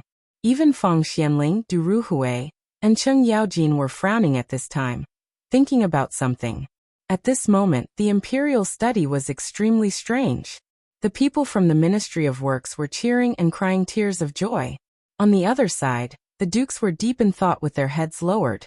The emperor, who was sitting on a high couch, was enjoying the sight of those crazy people crying and laughing at the same time. He also laughed along with them. After some time, little Gizi quietly pushed open the door of the imperial study from the outside. With a serious expression, he said something in Li Shimin's ear. It was this sentence that made Li Shimin furious. Smack. Li Shimin slapped the couch hard and shouted angrily. Pass down the order. If anyone dares to spread rumors again, behead them. Everyone was shocked. Even the people from the Ministry of Works who were jubilant just now were now shocked. After Li Shimin gave the order, he turned around and said, I will give you 3 days to make the bottom of all the merchant ships with pointed anchors for me. Otherwise, behead them. Chapter 280. Heh. Did you know? Those merchant ships have all been stranded. Now everyone outside Chang and city is crazily scrambling for goods. Those fur products worth dozens of taels of silver have all been taken away. What? Where? 10 miles away from the city. I heard that many merchants can't take it anymore and hung themselves. Hiss. It's over, it's over. I heard that the emperor offended the Guanlong group. Looks like the emperor is in danger this time. Isn't that so? Sigh. Such rumors were spreading everywhere in Chang'an City. Some people were even driving ox carts, donkey carts, and even mules out of the city. At this moment at the city gate, groups of people could be seen returning to the city with piles of wet goods in their arms. Everyone was bragging about the prosperous scene outside the city. It was as if something had fallen from the sky. The greedy crowd rushed out of the city even more desperately. Right at this moment, from within the imperial city, the sound of drums that would only be heard when there was an emergency were fiercely beaten by someone. Dong! Dong! Dong! As the sound of the ancient drum beat slowly spread out from the depths of the imperial city, everyone was terrified. Even the commoners who were holding the goods were stunned on the spot. What's going on? This drum is the horn used to gather the Chang and garrison in case of an emergency battle. Is the Turks attacking? F***ck. Run. In the Chamberlain of Dependencies, the young Khagan of the Western Turks frowned as he stared out of the city. What's going on? What's going on outside? Could it be that our people are here? Hearing this, the purple-robed Khagan's follower hurried out. A moment later, he returned like a ghost. Reporting to the Khagan, there are rumors outside the city that the ships of the merchants who stayed in Chang and have been sunk. All their goods are piled up in the forest 10 miles away from the city. Someone is deliberately spreading rumors to rob the goods. Oh, the purple-robed Khagan's lips curled up slightly. It would be fine if it was not their men. Pass down my order. Tell all the spies to stay put. Without my orders, no one is allowed to leave the city. This, Little Khan, this is, Little Khan tilted his head slightly, his bewitching narrow eyes glancing at the man. This must be Li Shimon's scheme. Otherwise, why would there be rumors in the city that the Turks have come? And he even mobilized the Chang'an garrison? Do you think Li Shimon is an idiot? I wouldn't dare. The people behind him hurriedly dispersed. On the other hand, the burly Tuyuhun youth who was guarding beside the Little Khan frowned slightly, but did not move. As for the Tubo man who had ridiculously long arms, he made a rare gesture towards a stall outside the Chamberlain of Dependencies, and did not make any more movements. This made Little Khan's smile grow even wider. Looks like you guys didn't do it either. Could it be that Li Shimon wants to take this opportunity to clean up all the Guanlong group in Chang'an City? No way. Based on our understanding of Li Shimon, he will not start a war with the Guanlong group. It would be great if he did. The burly Tuyuhun man clenched his fists and turned to leave, leaving only the Little Khan and the long-armed Tubo youth. Do you think that Li Shimon wants to lure us out? Not interested. This was the reply of the long-armed youth. Little Khan's gaze became more and more playful. She fiddled with a wolf fong on her ear, thinking about something. At that moment, the galloping sounds of the cavalry made the smile on Little Khan's face widen. Ta-ta-ta. Following the sound of hooves, Little Khan also left the window. At this moment, there was nothing to see. Fight. If there is a need to fight, this Khan can do it for you and provoke a war. At the city gate, a group of Imperial guards hurriedly held up a small yellow flag and dashed through the crowd. As they ran, the group of Imperial guards shouted, "Close the city gate. No one is allowed to enter or leave the city without orders. Those who disobey will be beheaded." What? Everyone was shocked when they heard that. When the general of the city gate heard that, he trembled and screamed, "Close the city gate." Smash, smash, smash. Following a series of muffled noises, the huge Anhua Gate, Illustrious Virtue Gate, Qixia Gate, and all the other city gates of Chang'an lit up with fire beacons that had been prepared long ago. At this moment, the entire Chang'an city was shocked. Everyone looked at the billowing smoke with fear. Just as everyone was terrified, squads of Imperial guards shuttled through every market square. Everyone go back home. You can only go out tomorrow. Those who disobey orders and go out without permission will be killed by fate. Everyone, get the hell back to your homes. Before sunrise tomorrow, kill anyone you meet in Chang'an, and without mercy. This time, everyone was really scared. A sense of danger rushed to their brains between their mouths and nostrils. The world was going to change. Chapter 281. On the 10-mile hill outside Chang'an City. At this moment, all of Cheng Yaojin's soldiers, who were disguised as guards, surrounded the goods that were piled up like a mountain behind them. The modeo in their hands had already been drawn, but in the face of the red-eyed commoners, they also panicked. If they were bandits or anyone else, they would have been overpowered by now. However, they were facing the people of Chang'an City. Their eyes were bloodshot at that moment. They held wooden sticks, stones, hoes, sickles, and other items high in their hands as they approached. At that moment, as the leader of this group of soldiers, Qing Baijia had a headache. Looking at the approaching people, he did not know whether to kill them or not. "Boss, what should we do? Should we kill them or not?" "Boss, say something. If this goes on, we won't have a way out." "That's right, boss." Qing Baijia sighed, gritted his teeth and said in a low voice, "We are all elders of Chang'an City. Do not hurt anyone unless absolutely necessary." It was a difficult order, but he was still smart enough to be the leader of the soldiers. If news of him killing people outside Chang and city spread, it would definitely cause a huge commotion in Chang and city. Not only would the emperor be implicated, but even the emperor and many others would be implicated. He did not dare to do that. He would rather be beaten to death than to do it. That was a military order. It was also a responsibility. However, this responsibility made them feel a slight chill in their hearts at this moment. Were the people they were supposed to protect such people? Cheng Baijia's retreating footsteps eventually bumped into a tree. Fellow villagers, I know that someone is trying to mislead you. These goods are related to the Tang dynasty and the safety of Chang and city. I believe that you are all reasonable people. Everyone's hair has turned white because of this. You even took part in the river washing operation yesterday. Have you all forgotten? Get lost. You bastard. What do you know? These things were all discarded by the merchants. Why can others pick them up but not us? You want to take them for yourselves, don't you? That's right.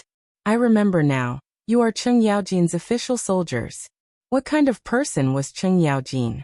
That motherf *Ker is an insatiably greedy person. Brothers, go and snatch it for me. Yeah. You guys don't know Cheng Yaojin. He had robbed hundreds of women in Longyu. Don't tell me those people should all be robbed. Go. The owner of these things is dead. Why can other commoners snatch them but we can't? It's obvious that Cheng Yaojin wants to keep it for himself. Otherwise, why would his people appear here? Bullsh *T. Who the hell cursed Lao Tzu to die? At this moment, the merchant hiding behind the soldiers could no longer sit still. He was so angry that he jumped up and wanted to see who was cursing him. Motherf *Ker, Lao Tzu is showing off his goods here. Motherf *Ker, who are you guys? Do you dare to stand up for Lao Tzu? Motherf *Ker, you want to snatch my goods? If it weren't for these official soldiers, I think all of you would have been beheaded. As the merchant cursed, the crowd finally slowed down. However, a few discordant voices sounded from the crowd again. Yo, isn't that the Cheng family's housekeeper? You're so quick to say that these things belong to the Cheng family? Look, fellow villagers. He's talking about the Cheng family. What are you waiting for? Snatch it for me. As he spoke, someone threw a fist-sized rock at Cheng Baijia's face. Only a bang sound could be heard. Cheng Baijia fell stiffly to the ground. The crowd suddenly fell into a dead silence. Someone died. Moreover, it was a military officer who did not look young. This time they were in big trouble. Some commoners came to their senses and subconsciously threw away the rocks and wooden sticks in their hands. Looking at the blood gushing out of the smashed head like a fountain, many commoners' legs trembled. They finally woke up. That's right. Even if the Cheng family wanted it, what did it have to do with them? How could they fight with the Cheng family? Moreover, these things came from the treasury. They would not be so stupid as to snatch things at their doorstep, right? That was a stupid thing to do that would cost Cheng Yaojin and Duke Qing their lives. Moreover, Duke Qing only had one fierce wife in his family, right? She was famous in Chang, and for being ruthless. Would he dare to find a concubine in Longyu? Everyone hesitated. However, at this moment, a commotion broke out in the crowd once again. Heavens! Someone died. Fellow villagers, hurry up and snatch it. If we kill these soldiers, no one will know that we did it. Otherwise, our property will be confiscated and our ancestors exterminated. Quick, kill them. However, this time a sharp sound of something breaking through the wind was suddenly heard from the crowd. Whoosh! Following the sound, a man in the crowd fell to the ground with a thud, and an arrow was still quivering rapidly on his forehead. Silence! Silence! There was a deathly silence. Everyone was aghast. As for the Cheng Mansion soldiers, they looked at the 10-mile slope with a smile on their faces. They thought that they were going to die. Chapter 282. The sound of the arrow piercing through the air was heard. It was as if the pause button had been pressed on the crowd. Everyone looked at the arrow stunned. At this moment, some people in the crowd raised their heads in horror and realized that there were hundreds of imperial guards with bows and arrows standing on the tree branches above their heads. On the hill behind him, Wei Shuyu, who was dressed in shining golden armor, was slowly putting away the crossbow in her hands. At this moment, A young man wearing a bright yellow robe on a white horse also slowly urged his horse to stand on the hill. When the soldiers of the Chung residence saw this person, they all knelt on the ground. "Greetings, Your Highness the Crown Prince." "What? Crown? Crown Prince?" Even the Crown Prince is alarmed? "Oh my God. Sop sop sop, I knew it. I can't take advantage of this." When the crowd heard the Crown Prince's name, many people hurriedly knelt on the ground. Some were so frightened that they peed and shat. Li Qingqian's face was very cold. Just a moment ago, he had watched that person die. If it wasn't for the fact that he was deployed, he wouldn't have been able to resist the urge to kill this group of rioters who had only killed about 500 people.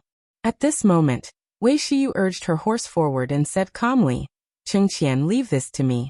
You're too impulsive. You can't do this." As she spoke, Wei Shiyu shouted coldly, "Everyone kneel. Anyone who doesn't kneel will be treated as a mob and shot to death. Kneel." Instantly, a large group of imperial guards rushed out from all over the mountain and shouted angrily in unison. At this moment, all the citizens finally panicked. Above them, the imperial guards drew their bows even more. It was as if they would immediately shoot anyone who did not kneel. At this moment, among the people kneeling on the ground, someone lowered his head and shouted in horror, "Your Highness the Crown Prince, the imperial guards are killing people. Are you not going to do anything?" Whoosh! However, what awaited him was a cold arrow. This made all the citizens even more panicked. Wei Shiyu did not seem to see it. She continued to urge her horse and looked coldly at the crowd. "I'm sure all of you know what these people mean. I know that most of you have been bewitched, but I also know that many of you are purposely trying to create chaos and send you to your deaths. I'm not a murderous person. My name is Wei Shiyu, and I'm the captain of the Golden Guards. My father is Wei Zheng, and I'm sure you all know my father's name. I'll give you a chance to turn over a new leaf. Remember, I'll only say it once. If you know each other, as long as you tell me your home addresses and who else is in his family, I will let you go. After the imperial guards in the city investigate, they will let you go home.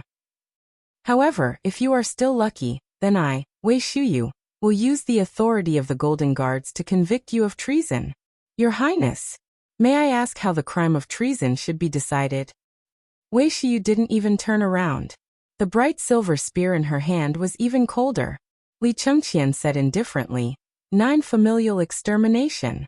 Hearing this, everyone was terrified. Among them, some could no longer sit still. They all stood up and reported their homes. I'm Wang Guden. I live at the foot of the 10-mile slope. There's a big chestnut tree at the door. My family only has me and my mother. My brother joined the army 3 years ago and hasn't come back yet. The one beside me is called Chen Erniu. He has a cow and 2 sisters. His father used to be a soldier too, but now he's a cripple." Wang Guden seemed to be scared out of his wits. As he spoke, he pulled the dark-skinned 13-year-old boy beside him, who was only wearing a loincloth, and kowtowed desperately. Wei Shiyu waved her hand. In an instant, 2 armored soldiers came forward and tied the 2 of them to a book. Then they used arrows to nail a note to the 2 of them. Following the lead of these 2 people, more and more people also stepped forward and introduced themselves. Among the crowd, there were still some people who panicked. Although they were kneeling on the ground and trembling, their eyes were darting around, looking for an exit. However, they realized in despair that there were at least 1,000 imperial guards around them. Not far away, in the woods and beside the river, they spotted another person with sharp eyes, Qing Yaojin, and behind him, there were tens of thousands of Chang and garrison soldiers. This time, they were completely flustered. The person on the treetop stared at the crowd with sharp eyes. The bow in his hand moved according to the movement of his eyes. At this moment, if anyone made the slightest movement, then, what should we do? In the crowd, there was a man who looked like a farmer. However, his face and arms were white outside of his clothes. He was not as dark as the Zhuang family. He used his leg to nudge the person next to him. That person trembled as if he did not hear anything. After a while, that person said hurriedly, "Quick, we can only take the poison now. We can't drag the family down." Okay. The 2 of them seemed to have discussed it beforehand. They slowly reached into their clothes. However, the moment they took out a packet of powder and were about to throw it into their mouths, whoosh, whoosh, in an instant, a few sharp whistling sounds made their souls fly out of their bodies. Puff, puff, puff, puff, followed by a few muffled sounds. The two of them were horrified to find that 4 arrowheads had penetrated their shoulder blades and thighs. They did not have the strength to move at all. And this was not the most important thing. At this moment, Wei Shiyu's ghostly voice sounded behind the two of them. Are you going to take the poison and commit suicide? Chapter 283. Hundreds of people were able to clean up the mess quickly. In less than 2 hours, more than 70 people had been picked out from the crowd of more than 700 people. What a terrifying number this was. It was these 70-odd people who had almost caused Cheng Yaojin to be branded with an indelible infamy. It was even a tragedy where his family would be exterminated. There was even something deeper. However, at this moment, Wei Shiyu waved her hand and ordered these people to be sent to the prison in Chang and city to await the emperor's punishment. The rest of the people had either committed suicide by taking poison, or they were tied up and hung from a book. Wei Shiyu pulled out a sharp and narrow knife from her bosom and gently flicked the blade in her hand. She inspected the crowd. Are you saying? Or die? Or are you waiting for us to find out? And then you can wait for your family members to accompany you on your journey? Wei Shiyu, since we've fallen, we'll admit it. I'm pfft. Without waiting for him to finish, the knife in Wei Shiyu's hand gently slit his neck. It was like cutting pork. He. Before that person could finish his words, only streams of blood were left, accompanied by gurgling sounds from his throat. The mournful sound made the people who were tied up tremble in fear. Speak. If anyone reveals the mastermind behind this matter, I guarantee that you and your family will be able to live out the rest of your life peacefully. Otherwise, you can try the interrogation methods of the Jinwu guards. Don't think that I don't know anything. You're backed by the Guanlong group, aren't you? When everyone heard this, their eyelids couldn't help but twitch. But that was all. If they still didn't know by now, then they would really be fools. Shiyu, take them back to the Supreme Court. At this moment, Cheng Yaojin urged his horse forward. He didn't even look at these people. He waved his hand and said, string them up one by one for Lao Tzu and drag them all the way back to Chang. And hearing this, Li Chengqian wanted to say something. But in the end, he didn't say it.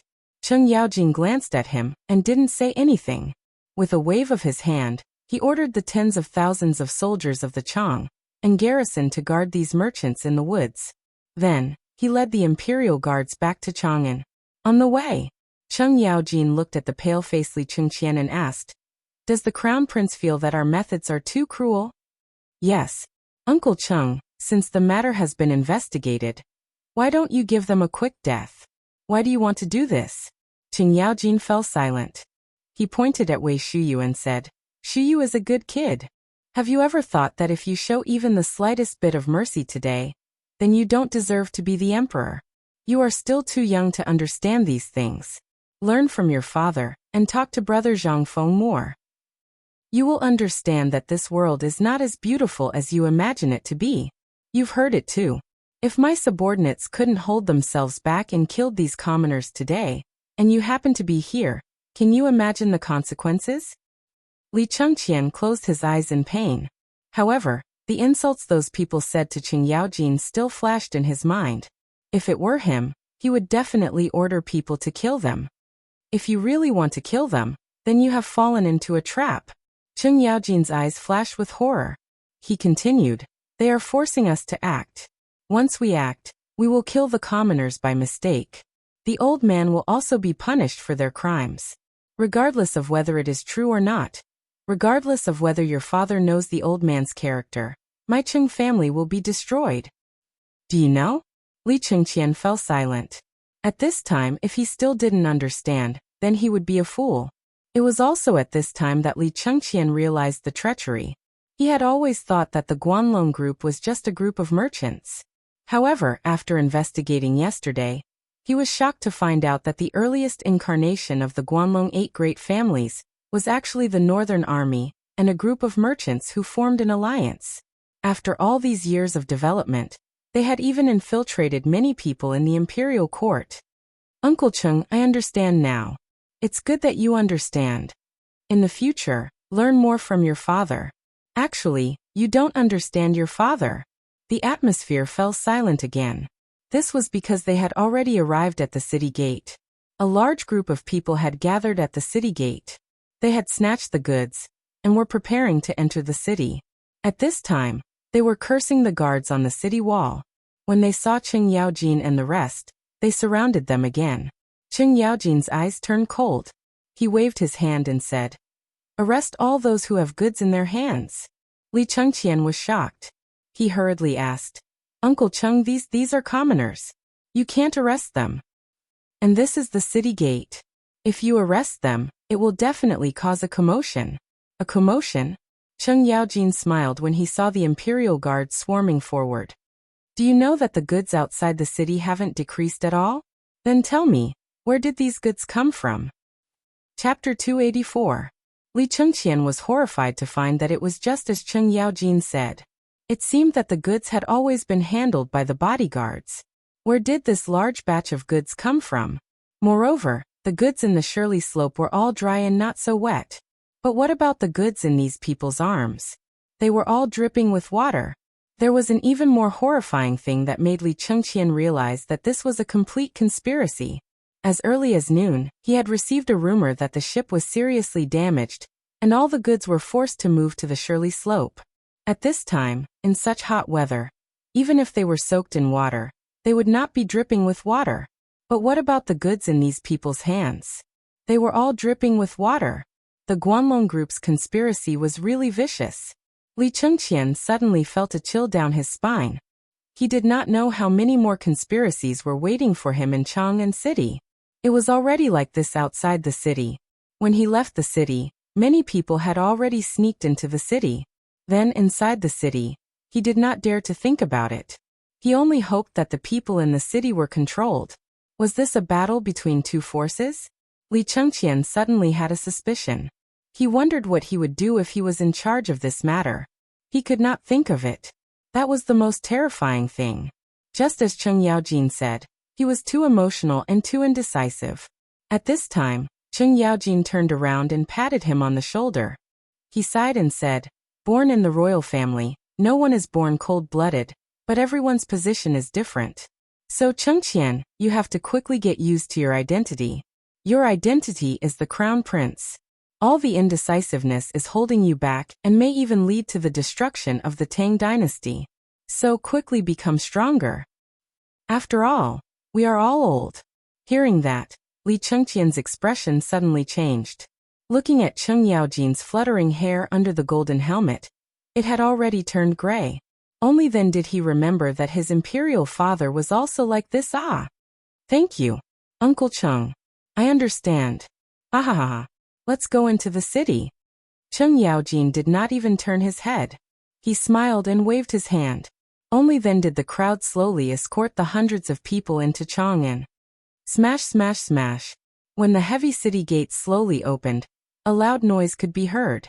Cheng Yaojin, who was wearing a mask, walked in front of the crowd with a long-handled battle axe in his hand. His entire body was emitting waves of murderous aura, causing those who were still at the city gates to be aghast. What's the situation? Look, Demon King Cheng can't even take out his weapon. Heavens! Could it be that he killed all the people in the 10-mile slope?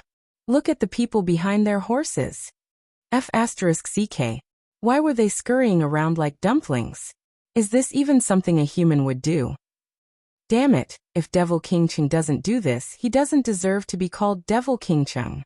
Damn it. Is this a rebellion? How dare he slaughter the people of the Tang dynasty in public? I'm afraid he's going to rebel. Behind Cheng Yaojin, Wei Shiyu also put down her mask. Even Li Chengqian put on a veil. They were not afraid of these people, but of Zhang Feng. They were afraid that Zhang Feng would join in the crowd and see their faces. At this moment, someone in the crowd exclaimed, "Look at the one with the veil. He's the crown prince." Li Chengqian, the crown prince, dares to do it in broad daylight. Oh my god! What's going on? The commotion in the crowd started with a buzzing sound, but after everyone saw Li Chengqian, Their voices suddenly rose a pitch, as if they were afraid that others wouldn't know that he was the crown prince. Li Chengqian did not even look at those people. He even treated them as if there were flies buzzing in his ears.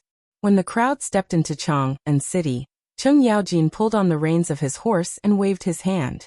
In an instant, the general guarding the gate hurried over. Let me ask you, did you send out an order to forbid all the citizens from leaving? Your Highness, General Cheng, this matter has already spread throughout Chang'an City. However, for some reason, these people are unwilling to leave. Oh? Didn't you hear the order of the Imperial Guards? Cheng Yaojin waved the battle axe in his hand and glanced at the crowd coldly as he asked. However, no one answered him. Very good. Very good. Your Highness, if it's you, how do you think these people should be dealt with if they are unwilling to return to their houses despite knowing that there is an imperial edict? This was a test. Li Chengqian understood. His gaze swept across everyone's face. Then he gave a fist salute and said, Uncle Cheng, these people are not ordinary people. Oh, why do you say that? Cheng Yaojin's interest was piqued. Look at these people. Although they seem to be wearing the ordinary clothes of commoners, look at their skin. It's not as dark as commoners' skin. This means that they have not been exposed to the sun much. As ordinary people, how can they not be exposed to the sun? That's right. Congratulations, Your Highness. You have an epiphany. Cheng Yaojin gave a fist salute sincerely and asked again. Do you think we should kill these people? Arrest them? Or release them? Arrest them. Good. Guards, capture these traitors for this general. In addition, investigate everyone in the city. Do not let any house go. Arrest all those who participated in the robbery outside the city. Yes. Chapter 285. In Taiji Palace. Li Shimin listened to Li Chengqian and Cheng Yaojin's report, but his expression did not change at all. It was as if he had already known all of this. Wei Zheng and the others present were the same. I didn't expect that these people would be the first to make a move on Cheng Yaojin. You are my right-hand man. For them to think of cutting you off from my hands first, it seems that these people have really put in a lot of effort into everything about me. Li Shimin took a deep breath and said, Cheng Aiqing, immediately secretly transfer 10,000 elite light cavalry from Longyu Dao, Tongguan and other places, to wait outside the city. During this period of time, you must pay more attention. Cheng Yaojin heard this and hurriedly knelt on the ground. This general obeys the order. But Your Majesty, the Crown Prince is also involved in this matter. I think it's fine. This is what I asked Chengqian to do. On one hand, he should know something. On the other hand, I also want to tell Guanlong that I am angry. Let's see if they are willing to stop. Everyone was silent. Wei Zheng asked again, Your Majesty, what do we do with the people we arrested today? Kill them. Investigate all of their criminal records for the crime of rebellion. If they don't have a criminal record, just put them on. After all, their butts are not clean. Tomorrow at noon, execute them at the gate of the imperial city. Also, put up the identities of each of them, as well as the names of their family members, word for word at the gate of the imperial city. Everyone heard this and felt a chill in their hearts. The emperor was really angry. However, this plan was really amazing. On one hand, it could intimidate Guanlong and his subordinates. On the other hand, it would let everyone see who these traitors were. The family members would be tortured by public opinion in the end. This would also let those who were prepared, as well as those who had already joined these forces, see that this was the result of going against the imperial family. At this moment, little Gizi hurried into the imperial study. He reported, Your Majesty, news just came from the Vermilion Bird Gate. Some officials are preparing to jointly request an audience with Your Majesty because of the matter outside the city. See me. Li Shimin smiled. How could they not know what these people wanted to do? They wanted nothing more than to accuse him of oppressing the common people. They wanted nothing more than to accuse Cheng Yaojin of arbitrarily leading his troops and kidnapping the common people in broad daylight. Would he be afraid? Pass down my orders. From the entrance of Taiji Palace to the entrance of the imperial study, arrange for 100 people to be beaten. If anyone wishes to have an audience with me, they are to be beaten with the rod. After 100 strikes, They are to come and see me. Yes, little Gizi hurried out. Regarding this, no one in the imperial study asked who those people were. Was there a need to ask now? Other than the people from the Guanlong group, who else could come so quickly and appear here on time? 100 strikes. A normal person would be crippled after 60 strikes, let alone 100 strikes. Li Shimin didn't want to shed all pretense of cordiality with Guanlong at this time. It wasn't time yet. If they really dared to do so at this time, then he no longer cared about anything else. Daring to openly mutiny was a crime worthy of extermination. He, Li Shimin, had already given Guanlong a lot of face by doing this. Your Majesty, although we stopped these people today, it's inevitable that such things will happen in the future. This old minister thinks that it's better to have a foolproof plan.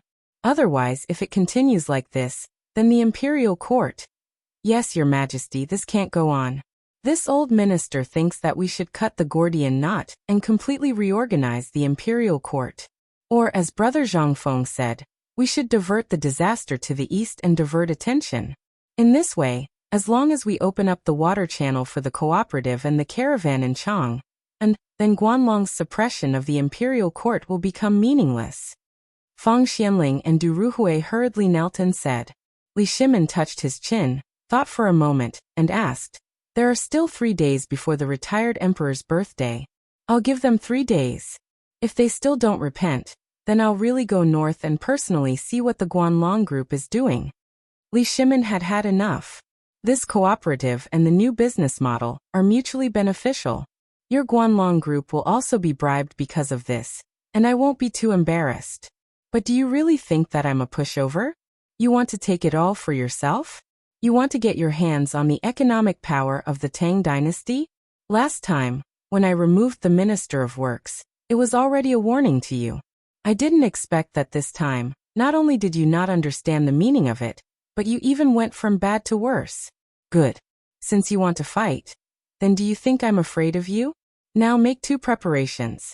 On the one hand, Fang Xianling and Du Ruhui, from today onwards, you two will thoroughly organize the details of all the good merchants in Chang, and on the other hand, Zhang Sun Wuji, you and Wei Zheng quickly investigate the disaster situation in Tubo, Tuyuhan and the Turkic territory. If Tubo can wait, then I'll add fuel to the fire. I'll make him unable to sit still. The public opinion created by the Guanlong group this time has given me a good idea. Send it to these 3 countries as it is. I'd like to see how long they can wait. This minister obeys Your Majesty. Chapter 286. The ban was finally lifted. Chang and city once again returned to its usual hustle and bustle. However, this hustle and bustle hid a lot of fear. Yesterday's incident left a deep impression on everyone. A group of rebels actually rioted right under the emperor's nose, tricking them into robbing the emperor's goods. What was this? This was a capital crime that would send them to hell. At this moment, the eyes of all the people in Chang and city turned red. As they walked on the streets, their eyes seemed to be filled with something. They felt that everything they saw was a rebel. At this moment, those who were usually sloppy or those whose families were relatively well off could not sit still. They always felt that there was a pair of eyes staring at them from behind all the time. Tong Huifang was located in an ordinary house on the right side of the intersection of Chongqing Market. On one side of the market, there was a dessert shop called Eason Dessert. This dessert shop was quite famous in Chang'an City. It was loved by the ladies of noble families and the people on the street. Every day, when the market opened, there would be a large group of children at the entrance. They would stare at the shop eagerly and sniff the smell of the desserts floating in the air from time to time. Every time this happened, a young maid in the shop would bring some broken desserts that could not be sold and distribute them to the crowd. Only then would the crowd disperse in satisfaction. However, today, Eason Dessert Shop was not open. Why? Because yesterday, the little maidservant picked up a hairpin from who knows where. Moreover, it was an emerald green hairpin. It was said to be from Zhenla. It was one of the goods this time. At this moment, everyone in the house panicked. The owner of the house was surnamed Zhang. He was an honest businessman and had a kind personality. However, when he found out about this, he went to the yamen with his maidservant. However, It had been 2 hours and no one had come back. The family head's wife was anxious. This time it was really a big deal. She heard that a lot of people were arrested yesterday. If something happened to the master, what would happen to the family? Just as the family head's wife did not know what to do, an old woman in Zhang Mansion whispered to Zhang Lushi, "Grandmother, don't worry. Have you forgotten that old Madame Wang came to propose marriage a few days ago? That old elementary scholar is experienced and knowledgeable. He's not a bad choice. I've also heard from the people in the streets that the future son-in-law is a great philanthropist, a great talent." Zhang Liushi's face was full of worry. "Io, old woman Cui, can't you just say what you want to say? Right now, even old master doesn't know what's going on. Will he be punished? Why are you talking about this?" The old woman said with a smile. "Grandma, you've wronged me. We are all women, so we don't have anyone to make the decision. However, if we ask the old scholar to look for the son-in-law, on the one hand, we can see if the son-in-law can handle this matter properly, and see if he is really talented. When the time comes for the young miss to marry into the family, you can rest assured, right? On the other hand, I heard that young master." "That's enough. We haven't even started dating yet, and you're already calling him son-in-law?" Although Zhang Lushi was scolding, she glanced at the ear in the crack of the door in the inner room, and felt as if she had eaten honey in her heart. "Well, quickly go find the old scholar, and tell him everything about the family. As a matchmaker, if he doesn't do his best, then the old scholar will miss my daughter." "Mother. I mean, can you let Cui go with you?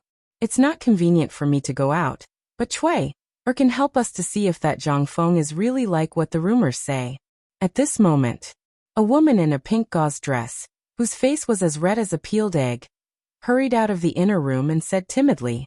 The woman's name was Zhang Yuyao. She was very beautiful and charming, and all the neighbors were praising her. She was more beautiful than the person in the painting, and even more attractive than that Huji. Her big eyes were watery, and people couldn't help but fall into them. Her body was not plump but not thin. Although she was only 17 years old, she should be quite perky, more perky than ordinary girls. Because of this, since she was 12 years old, Zhang Yuyao's father and mother strictly forbade her to take a step out of the house. Unless it was necessary, she was not allowed to take a step out of the door. Therefore, she could recite the 4 books and 5 classics, and the female rules written by the empress. If she went out, the door of the Zhang family would be kicked down, not to mention that there were 4 big devils in Chang'an City. If she was targeted by them, how could she survive? But a few days ago, when Grandma Cui went out to buy groceries, she happened to chat with the old scholar. The old scholar tricked her, and used a piece of jerky to trick her into telling him about Zhang Yuyao's situation. Then, there was the matter of Grandma Wang's visit. At this time, Zhang Yuyao knew about Zhang Feng. Both families were surnamed Zhang. At first, Zhang Yuyao's father refused, but after learning about Zhang Feng's deeds and the old scholar's recitation of the poem Zhang Feng had recited, Zhang Yuyao's father agreed as if he was possessed.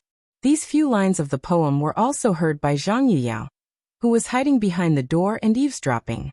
She was instantly shocked. After learning that Zhang Feng was only 20 years old and was unusually handsome, she couldn't help but admire him. At this time, when she saw that her mother was going to test Zhang Feng, she couldn't help but jump out. Zhang Lushi smiled bitterly. "A grown girl can't be kept at home. Okay, let Cui go with her. Remember, bring some snacks." Chapter 287. Zhang Feng was very free. He was so bored that his balls hurt. Other than fooling around with Guzi and the others from time to time, he had nothing else to do. As for Chang'an City, forget it. He was too lazy to go for a stroll. He had just cleaned up the river. The stench was comparable to piling up a large house of snail powder. One smell would make him feel like he was in heaven. How would he dare to go out? Even if it was his favorite crooked tree, he was too lazy to sleep under the shade of the tree. Now he was hiding in the backyard and drinking wine. It was quite beautiful. Most importantly, as soon as he went out, he would see Lao He sighing and scolding him indirectly. He said that he was 20 years old, but he still didn't find a wife and start a family. He was like a wild child who didn't want to make progress. Zhang Feng's ears hurt when he heard that. He might as well hide here and enjoy the peace and comfort. But thinking about it, Zhang Feng felt a toothache again. He had a lot of skills, but the damn system threw a tavern to Lao Tzu at the beginning and then disappeared? Damn it. What did it want Lao Tzu to do? He didn't dare to leave. What if this was a task from the system? But if he didn't leave, damn it, how long would he have to wait? The more he thought about it, the angrier he got. He wished he could drag the system out and give it a good beating. He was the man who would always sit side by side with the emperor in the future. How long would he have to wait? However, Zhang Feng took a big gulp of wine and stopped being angry with himself. Why was he angry with him? After thinking for a while, Zhang Feng stopped thinking about it. Instead, he began to think about all the things that had happened recently. Recently, he had been involved in a lot of important matters in the imperial court. He couldn't figure out what the emperor was planning. With his supernatural power, he must have known about his existence. But until now, he didn't say anything. That wasn't right. Could it be that there were too many spies like Guanlong and Tubo, so he was secretly protecting me? So he didn't expose me? Zhang Feng's back was drenched in cold sweat. He thought of the nest of Turkic spies next door. Dispatching the Golden Guards in the middle of the night. Was this domineering? Or Zhang Feng didn't dare to think further. It was better to stay a little further away from that foul place. At the very least, he had to wait for the emperor to settle all his affairs before he could enter the imperial court as an official. Otherwise, before Lao Tzu could enter the imperial court as an official, he would be King killed. At that time, he would have nowhere to cry. Thinking of this, Zhang Feng secretly made up his mind. In the future, if there was such an important matter in the imperial court, he didn't care who it was. In any case, whatever he could think of, the emperor had already thought of it. Fengzi. At this moment, a sound came from outside the door. When this voice rang out, it gave Zhang Feng a huge fright. The wine pot in his hand also fell to the ground. Clang! There was a crisp sound. Now there was no way he could dodge. Zhang Feng stood up speechless. He shouted weakly, Coming. You're rushing me." He didn't need to think to know that the person who came was the old elementary scholar. At the very least, no one would be able to imitate the old elementary scholar's voice. Opening the door, as expected, there was an old elementary scholar dressed in a gray robe standing at the door. However, behind him stood a girl who looked to be about 15 years old. The girl was dressed in a servant's uniform. At this moment, Gaboli was waiting with a food box hanging on her neck. Her large eyes were looking at Zhang Feng from head to toe.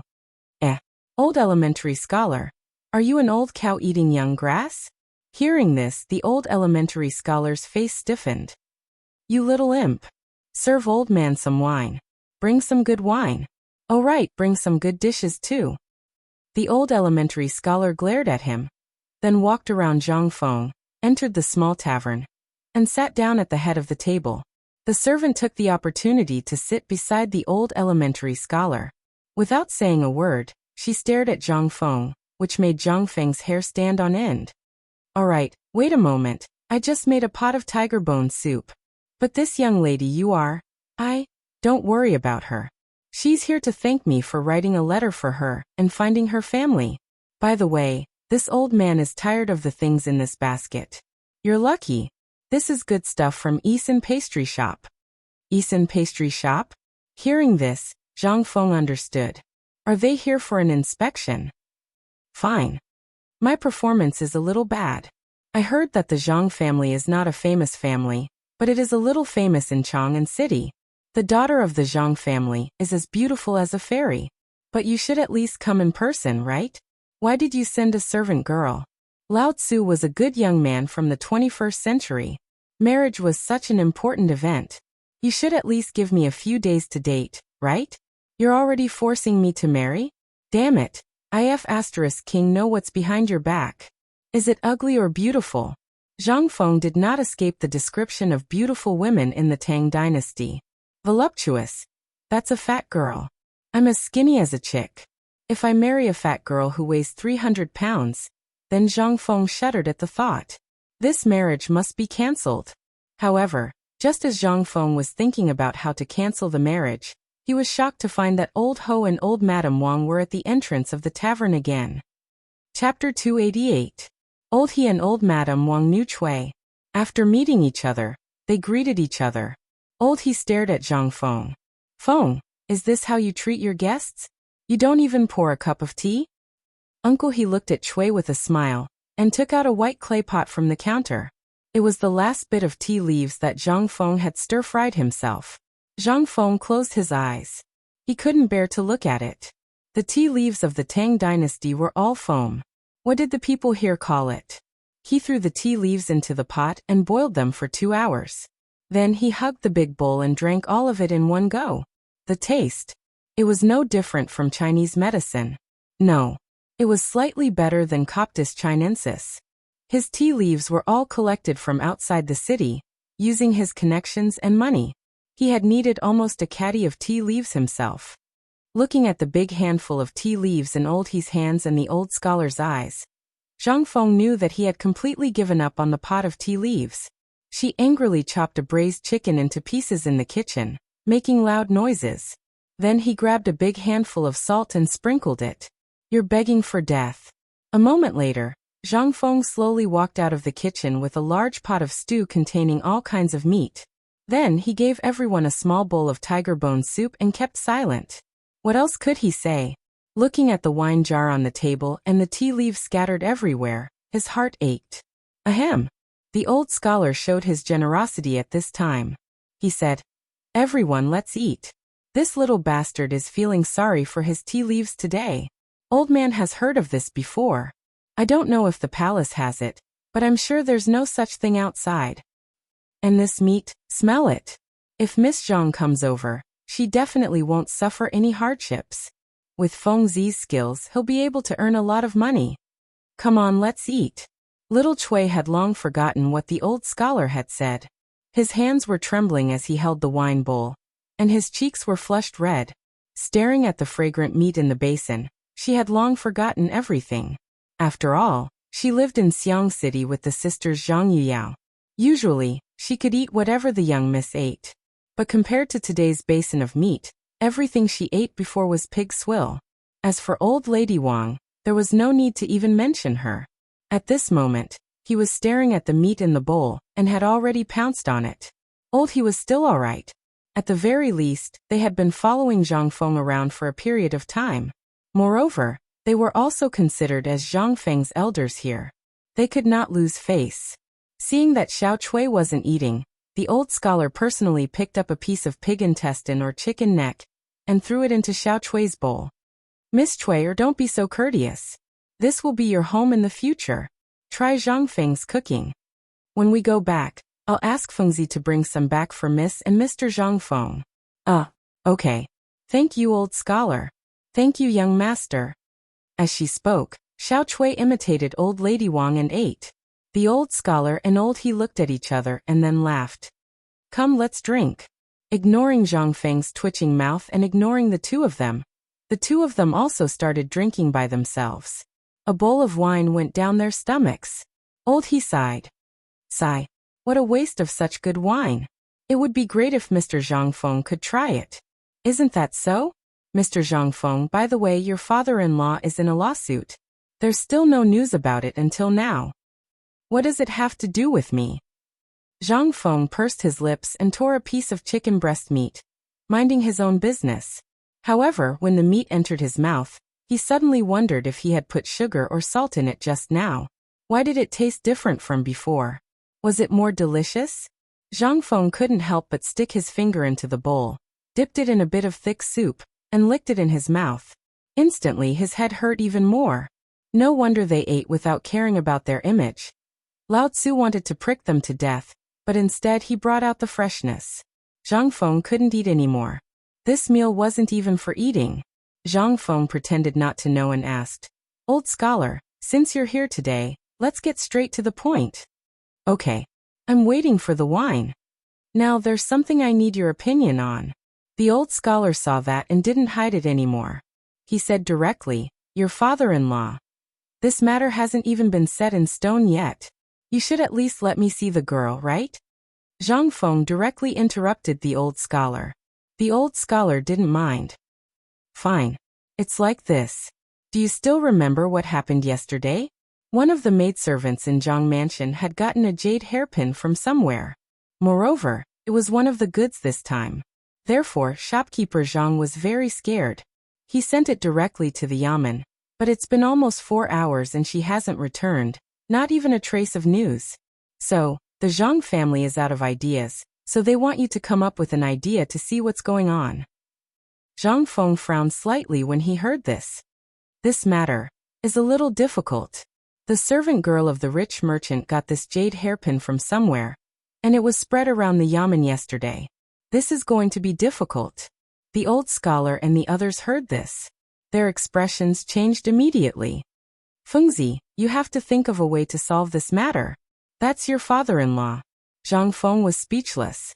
How many times had he said it? Nothing was set in stone yet, and he was already addressing him as father-in-law? Zhang Feng couldn't help but stare at the old scholar angrily and roar in his heart. Why do men have to make things difficult for other men? Chapter 289. Zhang Feng was speechless. If it weren't for the fact that the old scholar was old, he would have beaten him up. Damn it, there was nothing going on. He hadn't even seen the girl yet, and he was already calling her father-in-law? He seriously suspected that the old Xiaocai had taken a fancy to the servant girl in the mansion. Zhang Feng couldn't help but glance at Cui Er. Then he looked at the old scholar. There was no need to rush. He actually saw a little similarity between the two of them. Could this girl be the old scholar's illegitimate daughter? In ancient times, there was an unwritten rule. When a young lady got married, her servant girl had to accompany her as a concubine. Could this girl be the old scholar's illegitimate daughter? Otherwise, why would he care so much about her? The old scholar sat and waited. He didn't see Zhang Feng speak. Instead, he saw Zhang Feng's eyes darting between him and Cui Er. Not only that, his face revealed an expression of understanding. The old scholar was so angry that he raised his chopsticks and scolded him. He said that it was Zhang Feng who ruined his reputation. He clearly thought that Zhang Feng was overflowing with talent, but he didn't say anything. He even wasted his time here. He couldn't help but feel that it was a pity. He thought that if he could find a wife for Zhang Feng, it would make Zhang Feng feel better. However, he didn't expect that Zhang Feng would be so cruel and unscrupulous, treating his good intentions as ill intent. In an instant, old lady Wang, old he, and even Zhu Zi's parents, who were squatting at the door, couldn't sit still. They surrounded Zhang Feng and scolded him. Zhang Feng was so embarrassed that he felt that he had wronged everyone. After a long time, the pot of meat was turned upside down. The 5 jars of wine also made everyone dizzy and shut their mouths. At this time, the old scholar dizzily patted Zhang Feng's shoulder and talked about business. Fengzi, you have to worry about your father-in-law. I know you know the 4 great demon kings. Hurry up and find them and think of a way. So this was the old scholar's plan. Zhang Feng suddenly understood.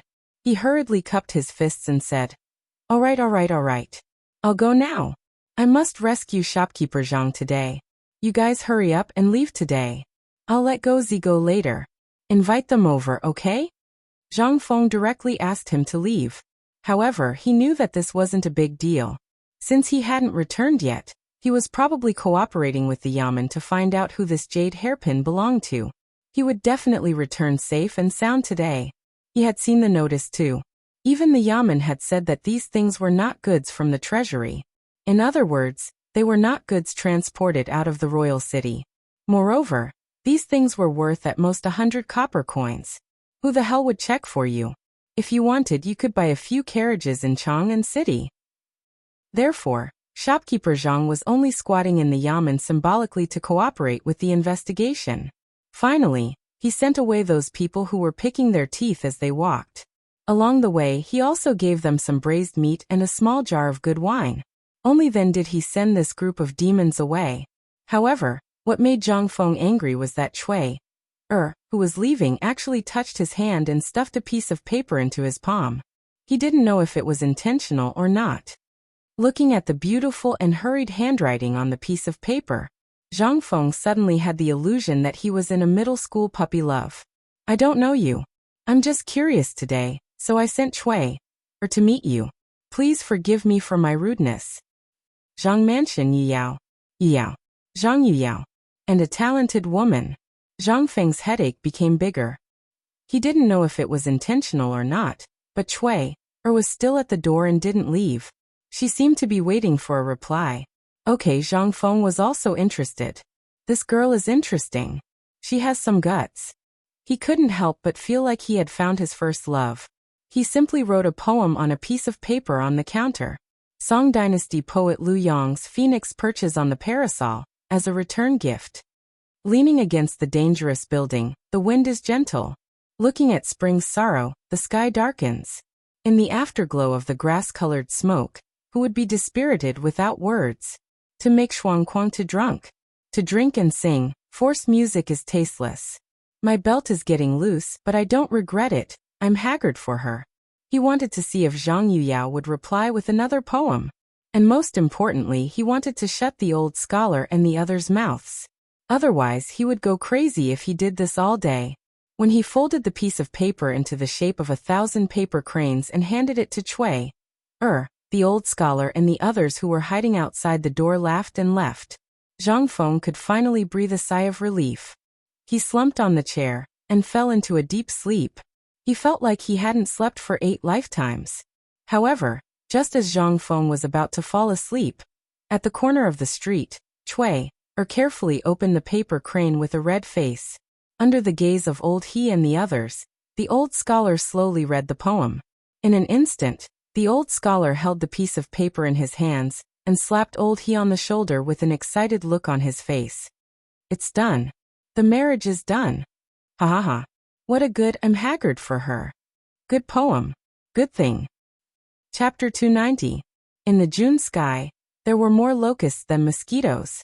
In the sky, they kept circling and opening their mouths ferociously, swallowing everything they encountered. At this moment it was noon on the streets of Chang, but there were basically not many people walking on the streets. Most of them were hiding at home to enjoy the cool air. Some of them were squatting under the shade of the trees in 2s and 3s, flapping their straw fans. Zhang Feng was also hiding in the courtyard and refused to go out. It was not for any other reason. It was because Zhang Feng used the wooden board that he had changed previously, and called a few carpenters to build a windmill according to his request. It was the kind of paper windmill that he played with when he was young. However, it was replaced with a wooden shaft. Then large palm leaf fans made of whole palm leaves were inserted into the wooden shaft. Under Guzi's strenuous shaking, it brought a hint of coolness. Beside him, Zhu Zi's sister, steamed bun, and a large group of black children stared at Zhang Feng with their big eyes as he told them stories. Zhang Feng was tired of talking. In an instant, Zhu Zi would put an iron pot by Zhang Feng's mouth and let him take a sip. Then, Zhang Feng would exhale happily and eat the tiger jerky that steamed bun brought to him. Then, he would tell everyone happily again. He was tired of talking. Then, the jerky that he placed beside the reclining chair would become the children's delicacies. Guzi was very loyal. He did not participate in the battle to snatch the food. Instead, he hugged the handle of the windmill and refused to let go. This was the mission given to him by Big Brother Zhang Feng. Without Zhang Feng's orders, he would not teach it. Noon came to an end just like that. When the groups of words were fighting with the locusts in the air, Zhang Feng woke up. He looked at his arm and saw that there was not a single bump. The children in the courtyard did not make any noise either. Seeing him get up, Zhu Zi roared, "Stand up." Instantly, all the children stood up in unison. "Hello, Big Brother Zhang Feng. Good, good, good. Come, let's not tell stories in the afternoon. I'm tired. Let's play a game, okay?" Zhang Feng didn't care whether the crowd agreed or not. He pulled out a wooden box from under the recliner. The tinkling sounds from inside instantly attracted the children's attention. As he spoke, Zhang Feng opened the box. There was a hidden compartment in the box, and there was a rolling steel column. Beside it was a string of sheep tendons tied to a stick. It was the only thing that was exposed outside the box. At this moment, Zhang Feng smirked. He pointed at the numbers in the box and said, "This is from 1 to 5, which means 1 is the smallest. If any of you can continuously eject marbles into this slot of 5, Big Brother will reward you with a gift, okay?" Alright. Although the children didn't understand pinball machines, When they heard Zhang Feng say that there was a gift, they couldn't help but be so excited that their eyes turned red. It was the first time Zhang Feng took the initiative to give them a gift. They really wanted to know what the gift was. Zhang Feng also taught them how to play in front of the children. Guzi also stretched his neck to take a look. Look. Pull this stick, pull it to the side of the wooden box, and then let go. The marbles will stick out. Just like this. As he spoke, Zhang Feng fiercely ejected the marbles. However, God didn't give him an eye. He wanted to show off for once, but he messed up. The marbles actually landed on one of the boxes. The children burst into laughter. Zhang Feng was anxious. Again. Just now doesn't count. Big brother Zhang Feng is shameless. What shameless? I'm talking about 5 times per person. After 5 times, after everyone has played, the winner will be selected to participate in the second round. Zhu Zi and especially Steamed Bun's face were full of disbelief. Zhang Feng pretended not to see and ejected the marbles again. This time, the marbles landed on 2. Zhang Feng was anxious. Again. 1. Again. At the end of the 5th time, he finally threw the marble into the grid of 5 while praying for it to happen. Alright, have you all seen it? This thing, let alone you all. Even I can't hit all the marbles. So all of you line up and have fun. Alright. If anyone can play well, I'll give him a braised chicken. Among this group of people, besides Guzi, Zhu Zi was the tallest and strongest. Of course, he was the first to come. After 5 tries, he didn't exceed 3. The rest of the people were excited. Like birds, they chattered in front of the pinball machine, playing happily. Even Guzi couldn't resist the temptation in the end and joined in. Zhang Feng looked at the children, stood up unsteadily, and stretched.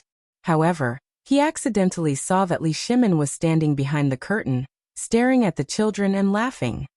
Oh, Lao Li is here? You're alone. Li Shimin waved his hand, not intending to disturb the children's fun.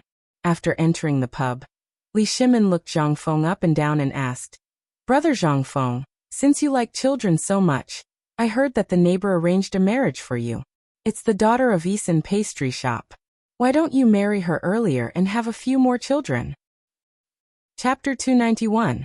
Li Shimin had actually been there for a long time. Just as Zhang Feng was telling this group of children a story, he arrived. But he didn't disturb Zhang Feng and the children. He also liked the story that Zhang Feng just told, especially the story of Zhu Yingtai turning into a butterfly, which made him deeply shocked. In the end, the pinball machine appeared, which made him frown slightly. Once this thing was opened, it would be a gambling device. Although Li Shimin also saw a slight business opportunity, since it was Zhang Feng's product, there was no problem at all, and he also saw a profit margin from it. For some reason, Li Shimin's mind was now full of business principles. Maybe he learned this from Zhang Feng, or maybe it was because he was short of money now. When Zhang Feng heard this, he was a little uncomfortable, and he stared at Li Shimin and said, I say, Lao Li, are you also here to laugh at me? What the hell is this? You tell me, I haven't even seen the girl's face, and you've already arranged it for me? You should at least let me see what the girl looks like, right? You tell me, what kind of logic is this? I haven't even agreed, and you've already arranged it for me? Zhang Feng complained, and Li Shimin just laughed and shook his head. I say, Brother Zhang Feng, I don't know what kind of skills you learned after leaving your hometown, but you can't have this kind of thinking.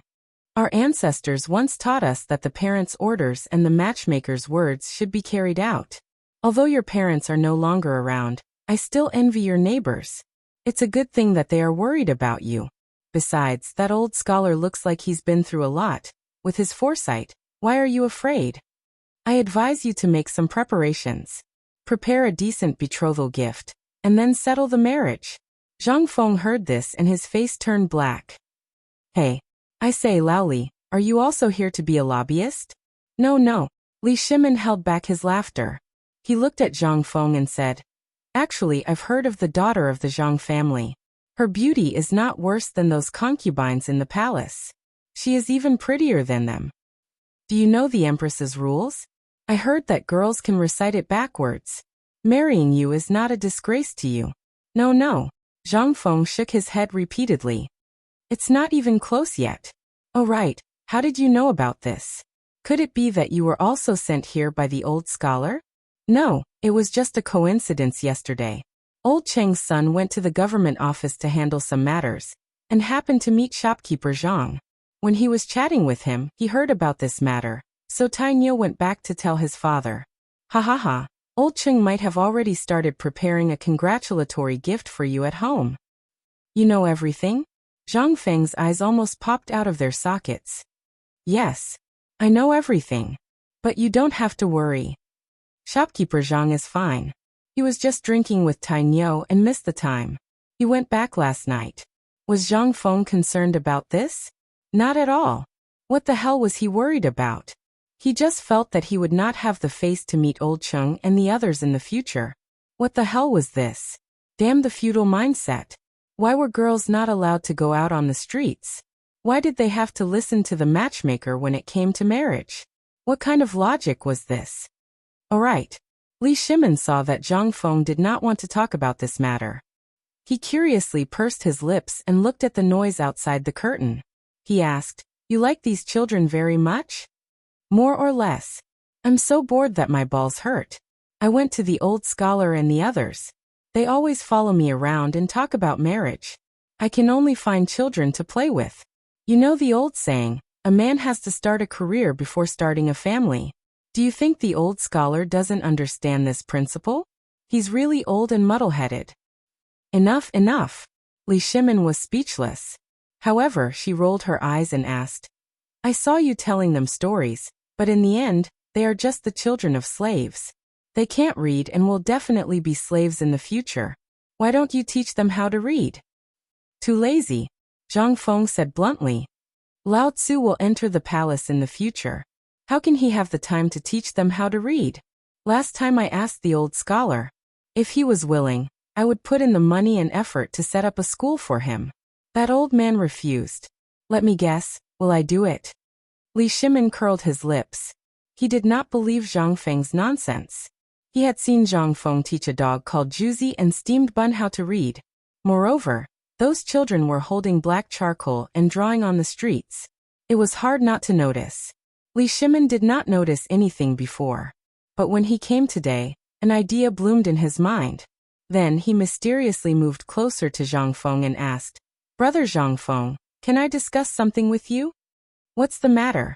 Zhang Feng looked at Li Shimin suspiciously. Looking at his smirk, he was definitely up to no good. Li Shimin rubbed his hands and said slowly, "Why don't you build a school? I'll buy a house. I can even build one now." "Not going. You Laoli must be up to no good, right?" Chapter 292. Li Shimin pulled a long face. "How can you say that? Aren't I thinking for your sake? Can't you listen to me for once?" Fine, fine, fine. You're awesome. Go ahead." Zhang Feng begged for mercy and allowed Li Shimin to continue. He wanted to see what kind of fart Li Shimin was holding back. Let him teach. Furthermore, they were a bunch of wild children who didn't know anything. Forget it. The Li family is rich and powerful. You can afford to hire a teacher. If you want to do good, go ahead and do it. It's like this. Aren't you going to be an official in the imperial court in the future? If you do this, not only will you gain a high reputation in Chang and city, but you will also gain the recognition of Confucianism. In the future, even if you enter the imperial court, won't the emperor think highly of you? This, Zhang Feng hesitated. In the future, he would indeed enter the imperial court as an official. However, it was too troublesome to run an academy. Moreover, he could not even pass the imperial college's test. How could he do it? Moreover, how could he teach those brats alone? Now that Old Li had brought this up, it must be because he was still thinking about how he had tricked Li gone. This was unacceptable. This was unacceptable. He would not die of exhaustion, but he would definitely die of anger. He was only 20 years old. At the thought of those teachers in the future, each and every one of them, Zhang Feng could not help but feel goosebumps all over his body. Seeing this, Li Shimin hurriedly said, "I know you're thinking that there will be too many people and you won't be able to handle it alone, right? You don't want this. It's not that. Lao Li, have you thought about it? This matter is not as simple as you think. Have you thought about the Imperial College? Will the Imperial College allow such a thing to appear under its nose? Moreover, you know my temperament. The things I teach are all things that are different from this era. Why don't we just chat and brag? Why do you have to bring this matter to that? Once this matter is settled, I don't think I'll be able to wait until I enter the Imperial Court as an official. I'll be killed by those old fogies in the Imperial Court. Laoli, you're setting me up. Li Shimin was stunned. Previously, his plan was too perfect. Moreover, he was also eager to lure out the people from the Guanlong group. He also wanted to clean up the Imperial Court. However, if Zhang Feng opened an academy, he would spend a lot of money to select the world's elites and then put them in Zhang Feng's academy. This way, he would only need a year to clean up all those things in the Imperial Court. At that time, he would have a replacement. At that time, he would truly be able to enjoy life. Those pedantic people in the Imperial Court, as well as the people from the Guanlong group, would be like flies buzzing in his ears as long as he didn't get rid of them. He was annoyed. Brother Zhang Feng, don't worry about this. Aren't we in love with Lord Zhangsun now? Moreover, we have a little relationship with the Imperial Court now. Don't worry about the Imperial College. Since I, Laoli, dared to say it, I'll definitely settle this matter for you. Let me ask you one question. Are you going to do it or not? This is a chance for you to soar to the top. It's not that I don't want to do it. Zhang Feng spread his hands. In fact, he was also a little tempted. However, when he thought of the Guanlong group, his head hurt. Laoli, I don't know if you know that most of the people in the Imperial College are Guanlong's people. What do you think I'm doing? I'm destroying their foundation. What do people hate the most in life? It's nothing more than seizing other people's family property, killing their parents, brothers, wives, and children. However, in the Imperial Court, I'm destroying their career. As long as this matter is exposed, both of us will be finished. How can this be? Li Shimin was also anxious. Zhang Feng still had his misgivings. He hurriedly said, "You don't know. Last night, when we were drinking with Lord Zhangsun, I knocked him over with a jar of good wine. Guess what? He revealed a secret. The emperor is going to make a move on Guanlong's people. If you set up an academy at this time, you'll definitely attract the emperor's attention. Think about it. What are you doing? You're helping the emperor. Moreover, you've helped him so much before. Will he not care about your safety? Let's not talk about anything else. As long as I talk to my connections in the Imperial Court, they can ensure your safety. What do you think?" "I won't do it. No matter what you say, I won't go." Zhang Feng shook his head like a rattledrum. However, he was stunned. That's not right. Laoli, are you trying to set me up again?" For the first time, Zhang Feng realized that Laoli's mouth was actually so good at talking. Previously, he was the one who tricked Laoli, but now he was being tricked by Laoli? How could this be? Li Shimin was stunned when he heard this. But who was he? After thinking about it, he instantly understood what was going on. He smiled and patted Zhang Feng on the shoulder. "Brother, I'm rich now, but when I think about your future, I can't sleep all night. So I thought about it with Old Wei and the others, and after seeing it today, I thought of this idea. Think about it. If we can help you suppress the matter of Guanlong, would you do it? On one hand, it can accumulate your reputation. When the time comes, if you can obtain the recognition of the Great Confucian before entering the Imperial Court and become a Great Confucian scholar, even the 5 surnames and 7 hopes, as well as the Guanlong group, will have to think about your weight. How about it? Do you want to do it?" Chapter 293. Zhang Feng was a little hesitant. If Laoli could really get Zhang Sun Wuji to take action to ensure his safety, and if the emperor was really going to take action against Guanlong, then this could be done. Right now, the attitude of the 5 families and the 7 hopes was still unclear. That was to say, the 5 families and the 7 hopes didn't really want to shed all pretense of cordiality with the Imperial Court. Then, if it was just Guanlong, and the emperor was really prepared to make a move, wouldn't that mean that no one would notice his little library? As for the Great Confucian, Zhang Feng was confident. He could just pull out something from his memories, and he would be able to take care of them. If it really didn't work, then Lao Tzu could recite all the 300 poems of the Tang dynasty. Let's see if anyone could take it. The more he thought about it, the more the light in Zhang Feng's eyes burned. As long as he became a great Confucian, even if he entered the palace in the middle of the night, no one would dare to stop him. The title of a generation of literati, in this era, would allow him to do whatever he wanted. Thinking about it, Zhang Feng felt excited. Asking Li Shimin, after seeing the passion in Zhang Feng's eyes, finally let go of the worry in his heart. In his opinion, this time the bluff was successful. Zhang Feng agreed. Sure enough. At this moment, Zhang Feng slammed the table and said with excitement in his eyes, Lao Li, this time we'll do it. But the premise is to ensure our safety. After all, Guanlong's power is too great. With our current status, he can crush us with his little finger. Don't worry about this. Li Shimin patted Zhang Feng's shoulder. I heard from Lord Zhang's son about this matter last night. The emperor is already planning for this matter. Who is the emperor? That's the emperor. You also said that the emperor can think of anything that you can think of. Do you think the emperor will let such a thing happen? And right under our noses? Good. With your words, our Zhang Feng is relieved. But let me say this first. You don't even know how to read a single word, so don't bother me. If you can find a teacher, it would be best if you can invite the old Xiaocai over.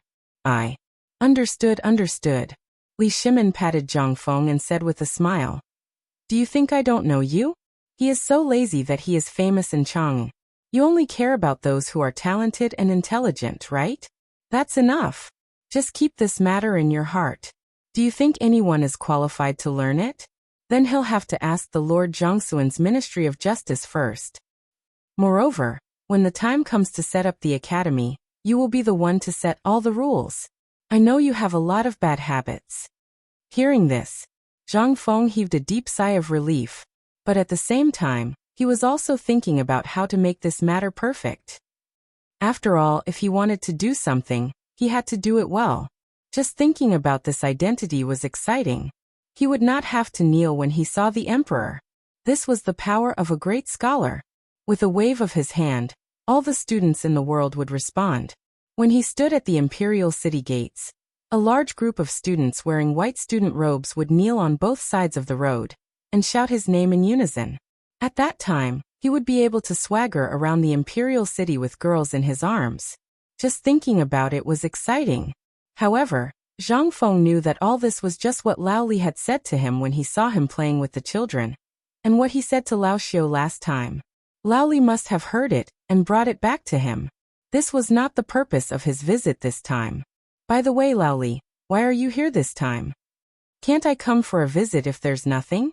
Li Shimin minded his own business and went to get a jar of wine. He picked up a bag of tiger jerky from the counter and said, Tiger jerky? Brother, you are so unlucky. I've been here for so long, and you don't intend to take out such good stuff for me to try? Didn't I forget? You're always talking about this and that. Zhang Feng felt a little wronged. Li Shimin opened the oiled paper package. In an instant, a spicy and peppercorn smell filled his nose, making his appetite, which had no appetite during this period of time, salivate leisurely. The jerky was only 2 fingers wide, and as long as a chopstick. It was very hard. However, it was very chewy. Li Shimin poured a bowl of wine for Zhang Feng and took a big gulp before saying, Even though I've eaten all kinds of delicacies, your food is still the best. By the way, brother Zhang Feng, why don't I call the residence's chef over and you can teach him? Get lost. Zhang Feng was anxious. I knew that you, Lao Li, don't have good intentions. Let's not talk about how I tricked your son last time. Now you're thinking about my ability? This is my only source of income when I become an official in the future. Don't you dare snatch it from me. In the future, these things will be given to the emperor at critical moments to save his life. I won't give it to you. Zhang Feng shook his head like a rattledrum. What a joke. He would not give this stuff to ordinary people. If this stuff were to spread, with the brains of these people in this era, he was sure that this stuff would be available all over the Tang dynasty in less than a year. Wouldn't he suffer a loss then? How much money would it cost? By then, he would marry dozens of wives and have a bunch of children. What would he use to support them? With that little salary, it would not even be enough to fill the gaps between his teeth. Li Shimin was a little speechless. Didn't I just say it? Chapter 294. You can't even talk about it. You're always thinking about what I have. You're really guarding against fire, theft, and brothers. If you want to eat it, then come. When the time comes, I'll exchange this thing for benefits from the emperor. I guarantee that you'll be the first to pass it on. I'll also let you Lao Li have a family craft. Li Shimin was amused when he heard this. So, what you said before can't be passed down. That thing can be passed down, but sooner or later, those secrets will be learned by others. But this ingredient of mine has a secret recipe. As long as you keep the secret recipe, I guarantee that in the future, your Li family will definitely rely on this thing to be immortalized for generations. Really? Li Shimin was also interested. Zhang Feng glanced at Li Shimin, who was holding 2 pieces of tiger jerky and chewing it. You'll know when you see it. Okay, let's not talk about this for now. This is good stuff. When the time comes, we'll be brothers. If I eat a mouthful of meat, you won't miss a mouthful of soup, Lao Li. What are you afraid of? Isn't your business doing well now? Just that cooperative and the salt-making technique is enough for you to earn money that you won't be able to spend in 8 lifetimes. Zhang Feng glanced at Li Shimin with disdain. He was minding his own business as he tore the jerky. It would have been better if he didn't hear this. Once he heard this, Li Shimin put down his wine bowl and sighed. Brother, you don't know. This time Guanlong is coming aggressively. Many of my businesses have been affected. Especially Longyu, he can't advance, retreat, and retreat. What do you think I should do? It would have been better if he didn't talk about business. Once he talked about business, Li Shimin was full of complaints. As he spoke, there were faint signs that he was about to cry. Seeing this, Zhang Feng felt a headache. Hey, isn't it just this trivial matter? Don't worry. Let me tell you, this Guanlong group is a grasshopper after autumn. It won't be able to jump around for more than a few days. At this point, Zhang Feng glanced at the door mysteriously. Then, under Li Shimin's puzzled gaze, he said in a low voice, To tell you the truth, they're finished. Li Shimin was stunned when he heard that. Almost finished? How come I didn't know about it? My head is about to explode because of Guanlong. Yet you're saying that he's done for. Are you kidding me?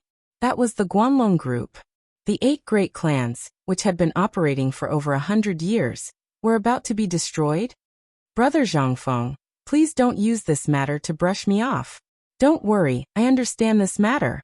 Li Shimin shook his head in distress. Hey, you still don't believe me?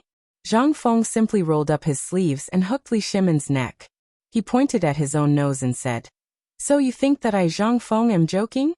Li Shimin didn't say anything. He only looked at Zhang Feng's indifferent expression and smiled disdainfully. Zhang Feng wasn't willing. Come. Let me help you. Although I, Zhang Feng, am usually not very serious, but look at that matter of mine. Does it look like a joke? Li Shimin heard this and frowned slightly. It seemed like it really was. Every time Zhang Feng said something, it would come true. And every time he didn't care, reality would give him a hard slap in the face. This made Li Shimin puzzled. He hurriedly asked, Brother Zhang Feng, you said that Guanlong is finished. Where did this come from? Don't keep me in suspense. Okay. Don't be anxious. How can I not be anxious? Zhang Feng patted Li Shimin's neck and said, This time, Guanlong's forces were suppressed by the emperor. They will definitely take action. You only need to shrink all the industries under your hands. If that's not possible, sell all the industries suppressed by Guanlong's forces. Then concentrate all the major industries near the waterways. Li Shimin was surprised. Brother Zhang Feng, what do you mean? Zhang Feng said faintly, Because the Guanlong forces are about to be finished. Li Shimin was speechless. It was this sentence again. This was the second time Zhang Feng said this sentence today. But Li Shimin saw from all the information, documents, and everything else that Guanlong's forces were preparing for a big action. How could a force that had existed for more than 100 years be so easy to deal with?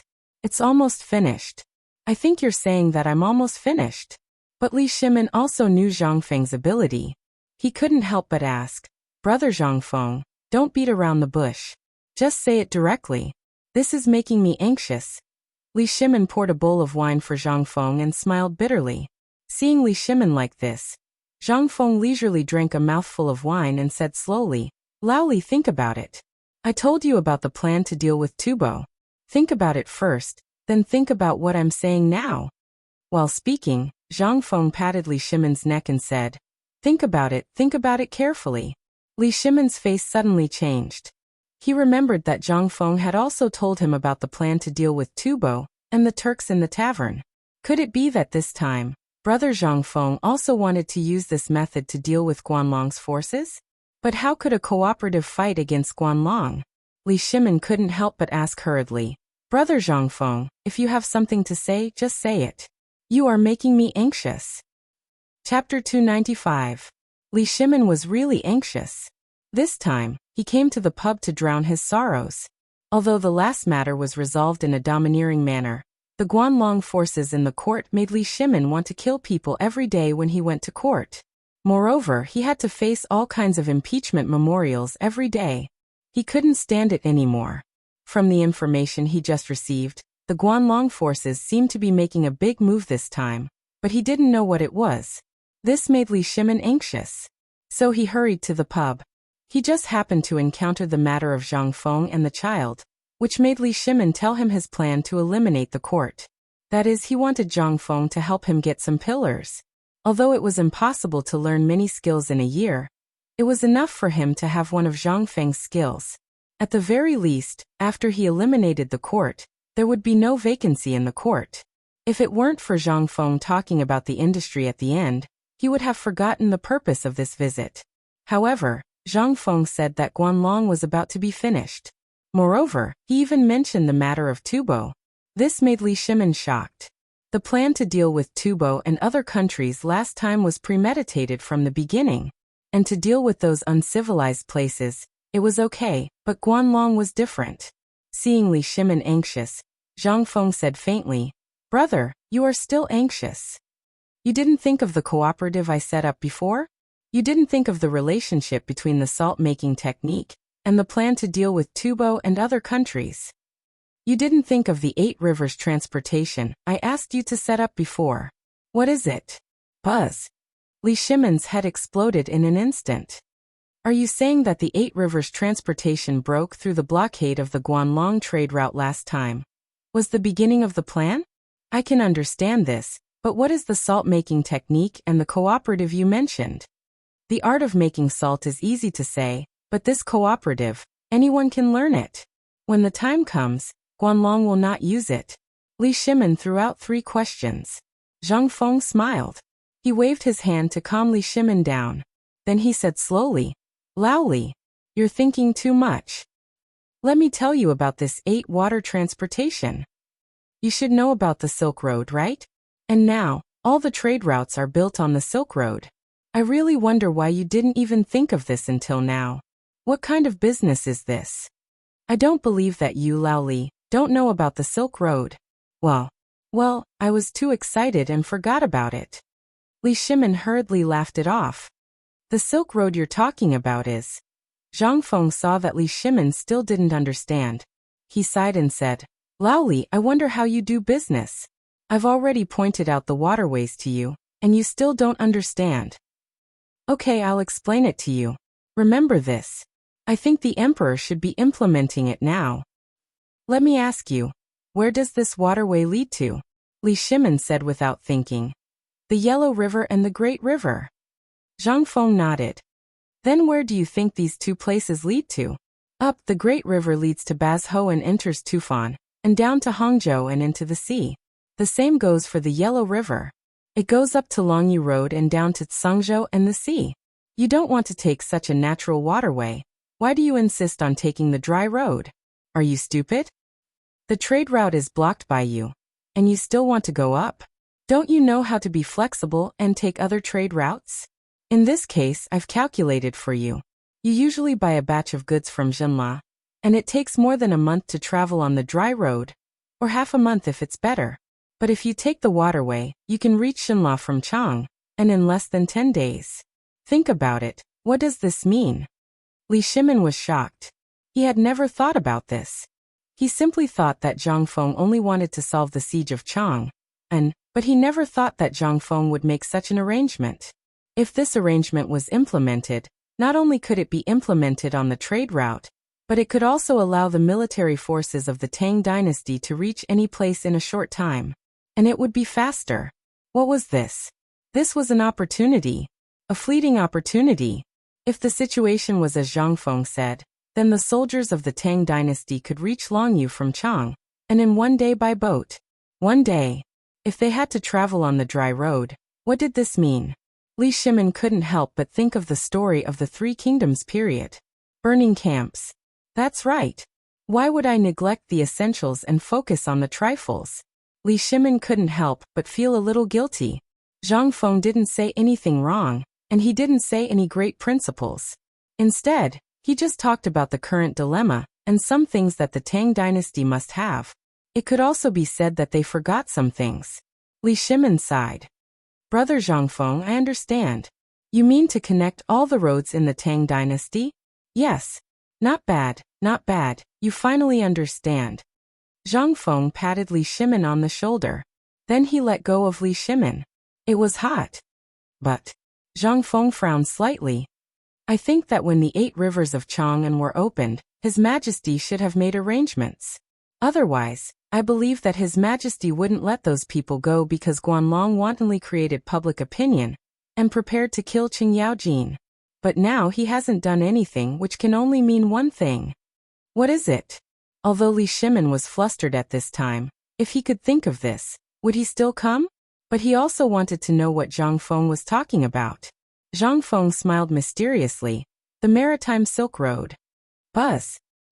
Chapter 296. Brother Zhang Feng, are you telling the truth? You're saying that His Majesty has already thought of this? Li Shimin really wanted to ask why he didn't know about this. But in the end he held himself back. When Zhang Feng saw Li Shimin grabbing his hand excitedly, he shook it off in disgust. He said speechlessly, "Do you think everyone is as stupid as you? If His Majesty can't even think of this, then he doesn't deserve to be His Majesty." Puffed. When Li Shimin heard this, he almost spat a mouthful of wine on Zhang Feng's face. This bastard, he's taking every opportunity to insult me. Brother Zhang Feng, you're being ridiculous. Just tell me, what does this waterway have to do with maritime navigation? And as far as I know, the seaside is basically a piece of land with nothing to show for it. How could such a poor place form a new trade route? Zhang Feng was speechless. Tell me, how did the western region become a golden trade route when it's filled with King sand? He really wanted to bring Lao Li to the modern world, and let him see Shenzhen and other places. At that time, he probably wouldn't say this. Lao Li, no matter what, as long as someone walks on it, it will form a route. Let me ask you, since you often go to the various countries in the western region to do business, where did the merchants of the Tang dynasty go on the furthest route? Li Shimin frowned, and a map of the western region flashed in his mind. As far as I know, the furthest route is the black-clad Abbasid Caliphate. After that, it seems to be a sea. Yes, the sea. Zhang Feng patted Li Shimin. Let me ask you, you've been doing business for many years. Can you calculate how long it will take to reach the black-clad Abbasid Caliphate, if there are no natural disasters blocking the way? Probably at least half a year?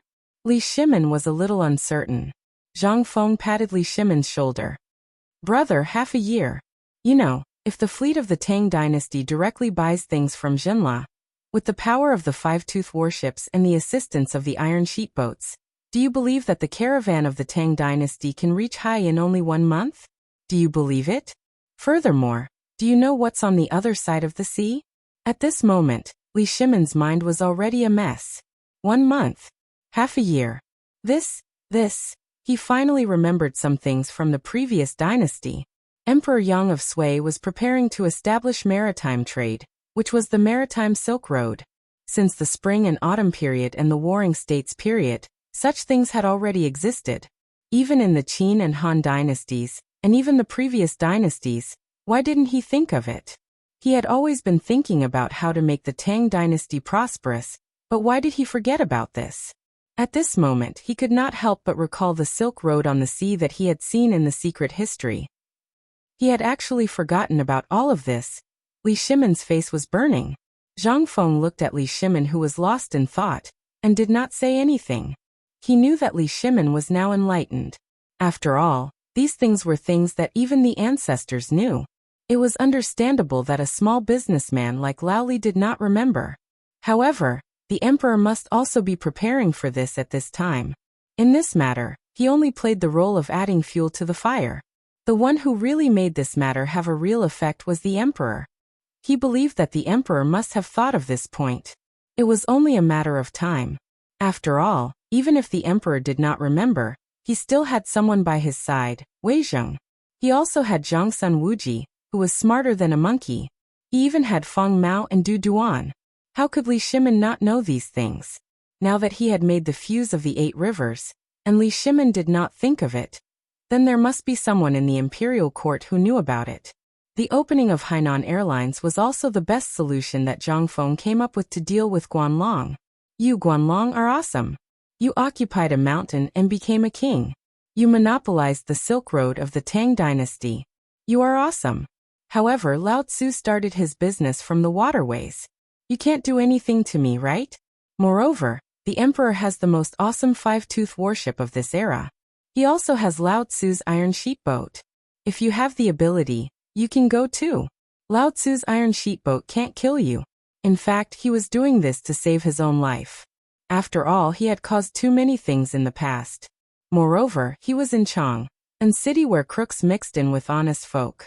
Although his appearance was inconspicuous now, as long as Guanlong wanted to find out the manufacturing method of the official salt and his information, it would be as simple as crushing an ant. Even if he did not make a move now, when he went to the imperial court, Guanlong would make a move on him. This was why Zhang Feng was not willing to enter the imperial court in the beginning. Instead, he had to wait for that broken system to be activated.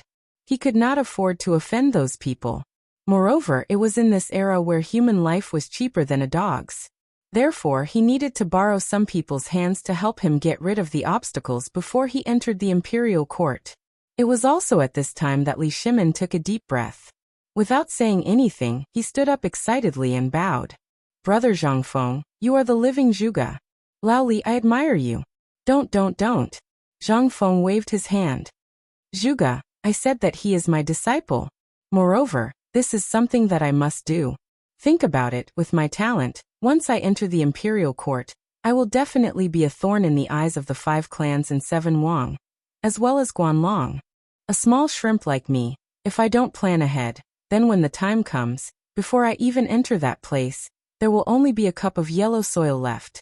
But, Li Shimon asked doubtfully, although you said so, but the matter of the cooperative, isn't it also helping Guanlong's arrogance?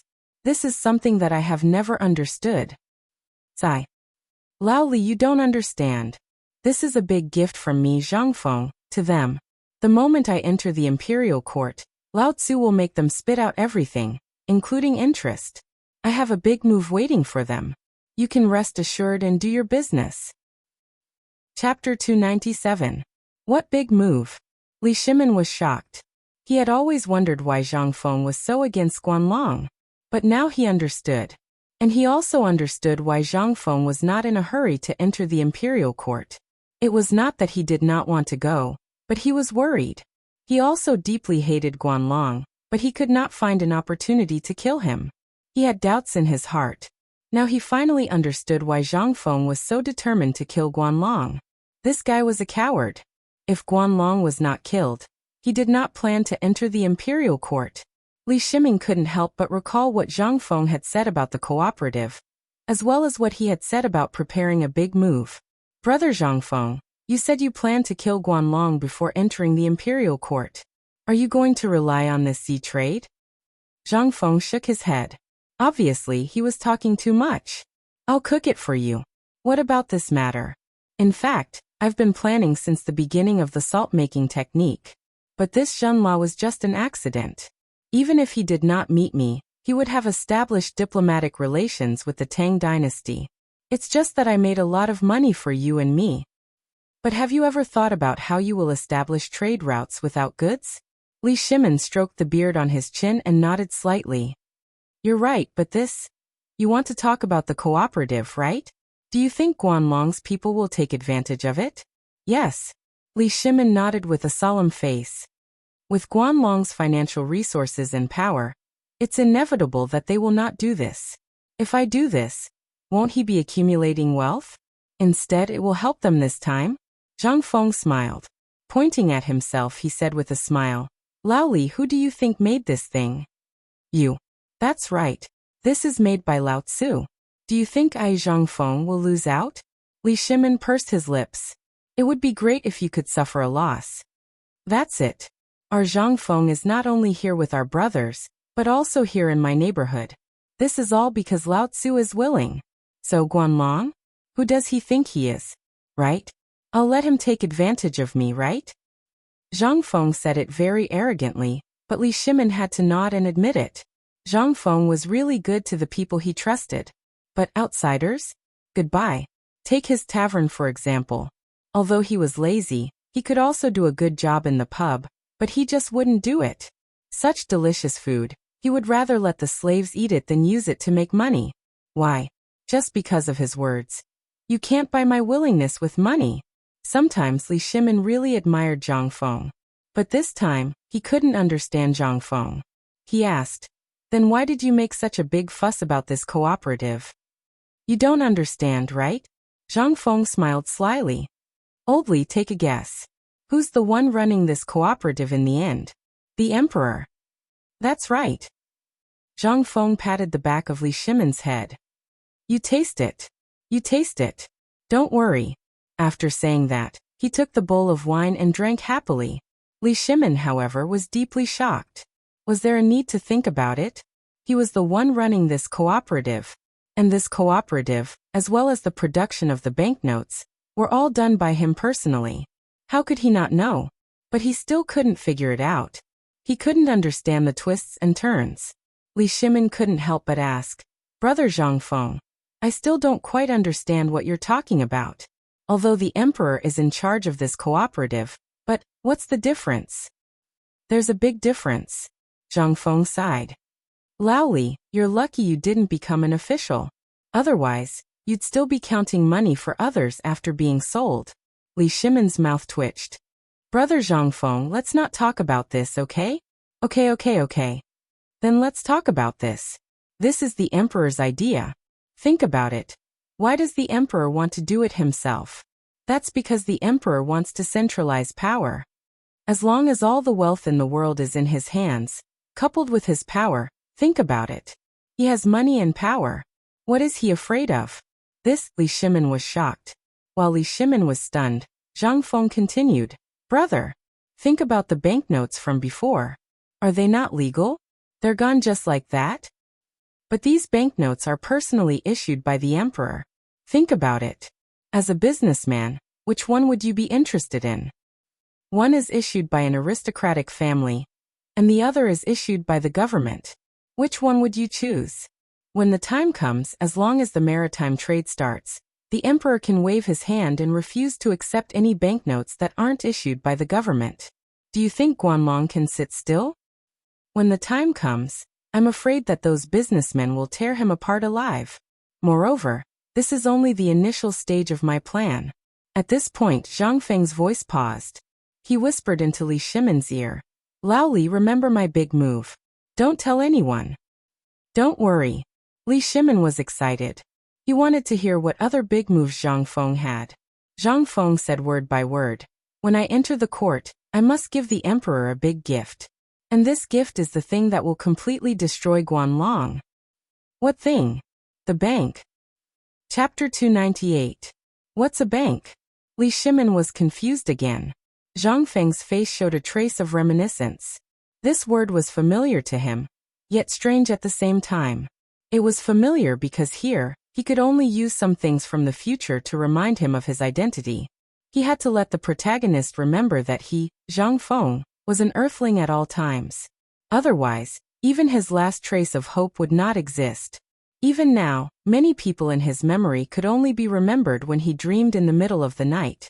However, he could only remember their voices and smiles, or some familiar yet strange names. However, the blurry faces made him panic. He screamed desperately in his dreams, trying to remember the faces that flashed past quickly.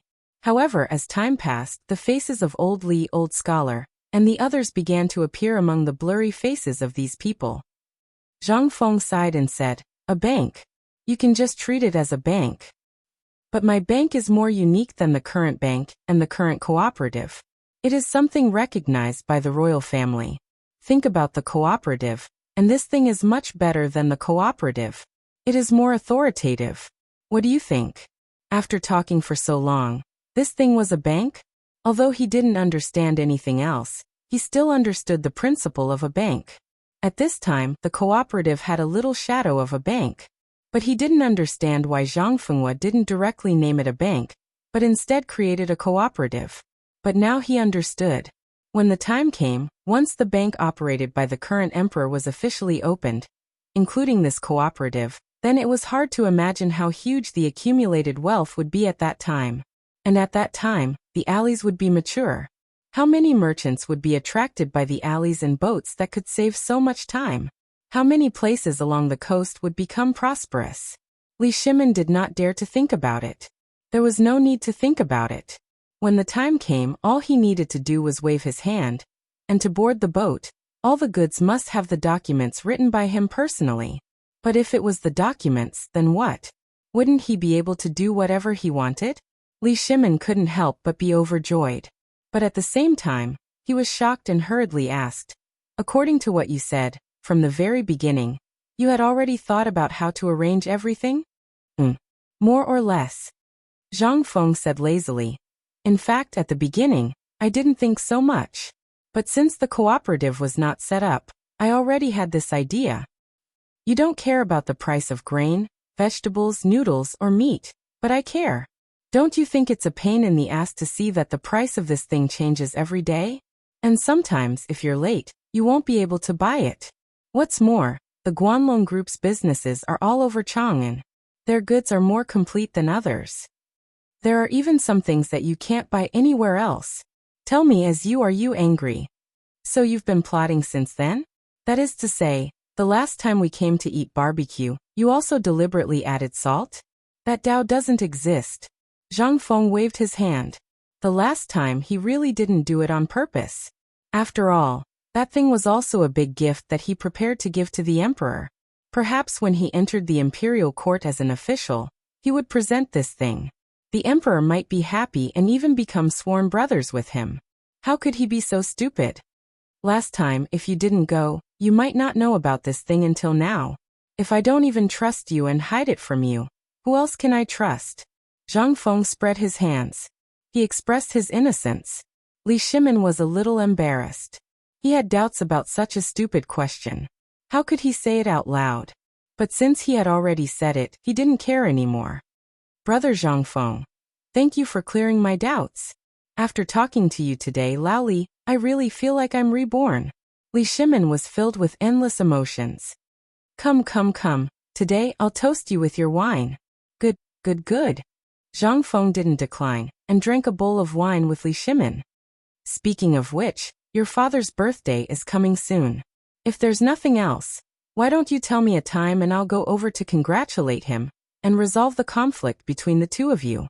Li Shimin was shocked when he heard that. He hurriedly prevaricated. "Well, isn't it because of Guanlong's matter? I've already arranged for my father to go to Longyu Road, so I'm not going to do it this year." "Is that so?" Zhang Feng didn't care when he heard that. "I was thinking of going to your house to get acquainted with it, but now it seems that I can only wait for the next time. All right, when I leave later, I'll bring those 10 jars of wine back. That's the congratulatory gift I prepared for your father. What do you think? I'm a good brother, right?" Li Shimin's face turned red. Tears rolled in his eyes. He wanted to reveal his identity, but after thinking about it, he could only slap Zhang Feng's shoulder hard. "Good brother, come. Let's drink this bowl of wine." Chapter 299. In the end, Li Shimin still left. Because tomorrow was his father's birthday, and he still had a lot of things to prepare. Today, it was precisely because he was overly worried about Guanlong that he had come here. But now, with Zhang Feng's reassurance, Li Shimin's courage had been boosted. Through the curtain, looking at the busy people in the imperial city, He couldn't help but feel a little emotional. Wait. Next year, he would be able to travel around Chang, and with Zhang Feng in the truest sense of the word. He might even be able to accompany Zhang Feng to the other side of the ocean. As long as Guanlong was eliminated, how far would it be? As long as the cooperatives, banks, and Hainan Airlines were opened, what did Li Shimin have to fear? At this time, the cooperation with Tubo had officially begun. Batch after batch of food swarmed in. Li Shimin also knew that on tomorrow's birthday, Xieli's youngest son, the little Khan, would definitely use this as an excuse. But he had already made a trap, and it would firmly be on the neck of the Tujue. Food was fine. Lao Tzu didn't want money, but Lao Tzu wanted your cattle and sheep.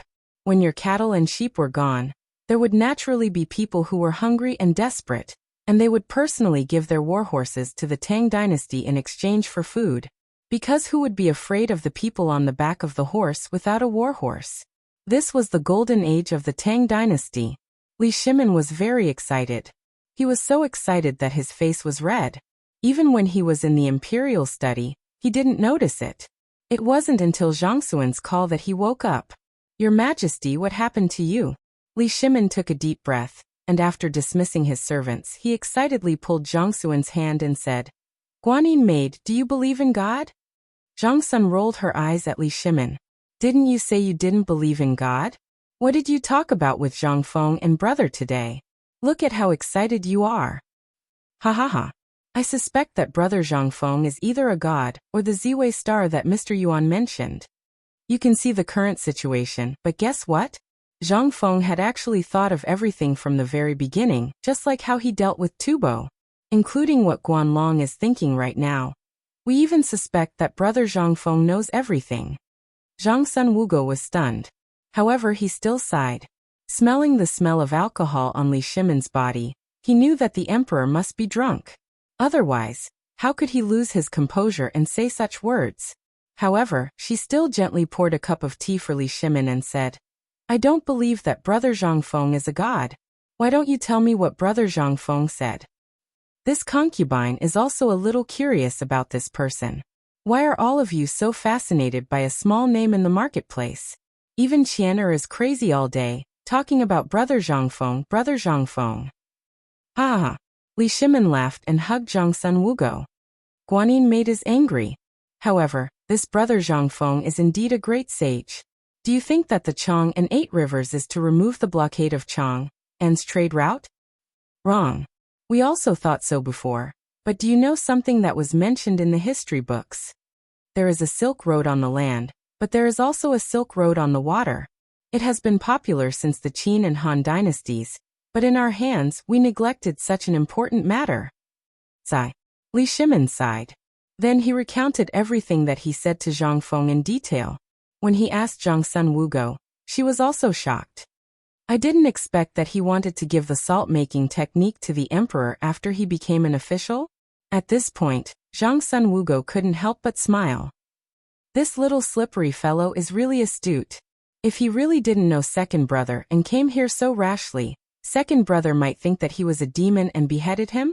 Li Shimin heard this and cut Zhang Sun Wugo's nose. He said, Am I so unbearable in Guanyin maid's heart? Hearing this, the two of them laughed out loud. Guanyin maid is wrong. We will really do as brother Zhang Feng said, and take him to be sworn brothers. Ha ha ha.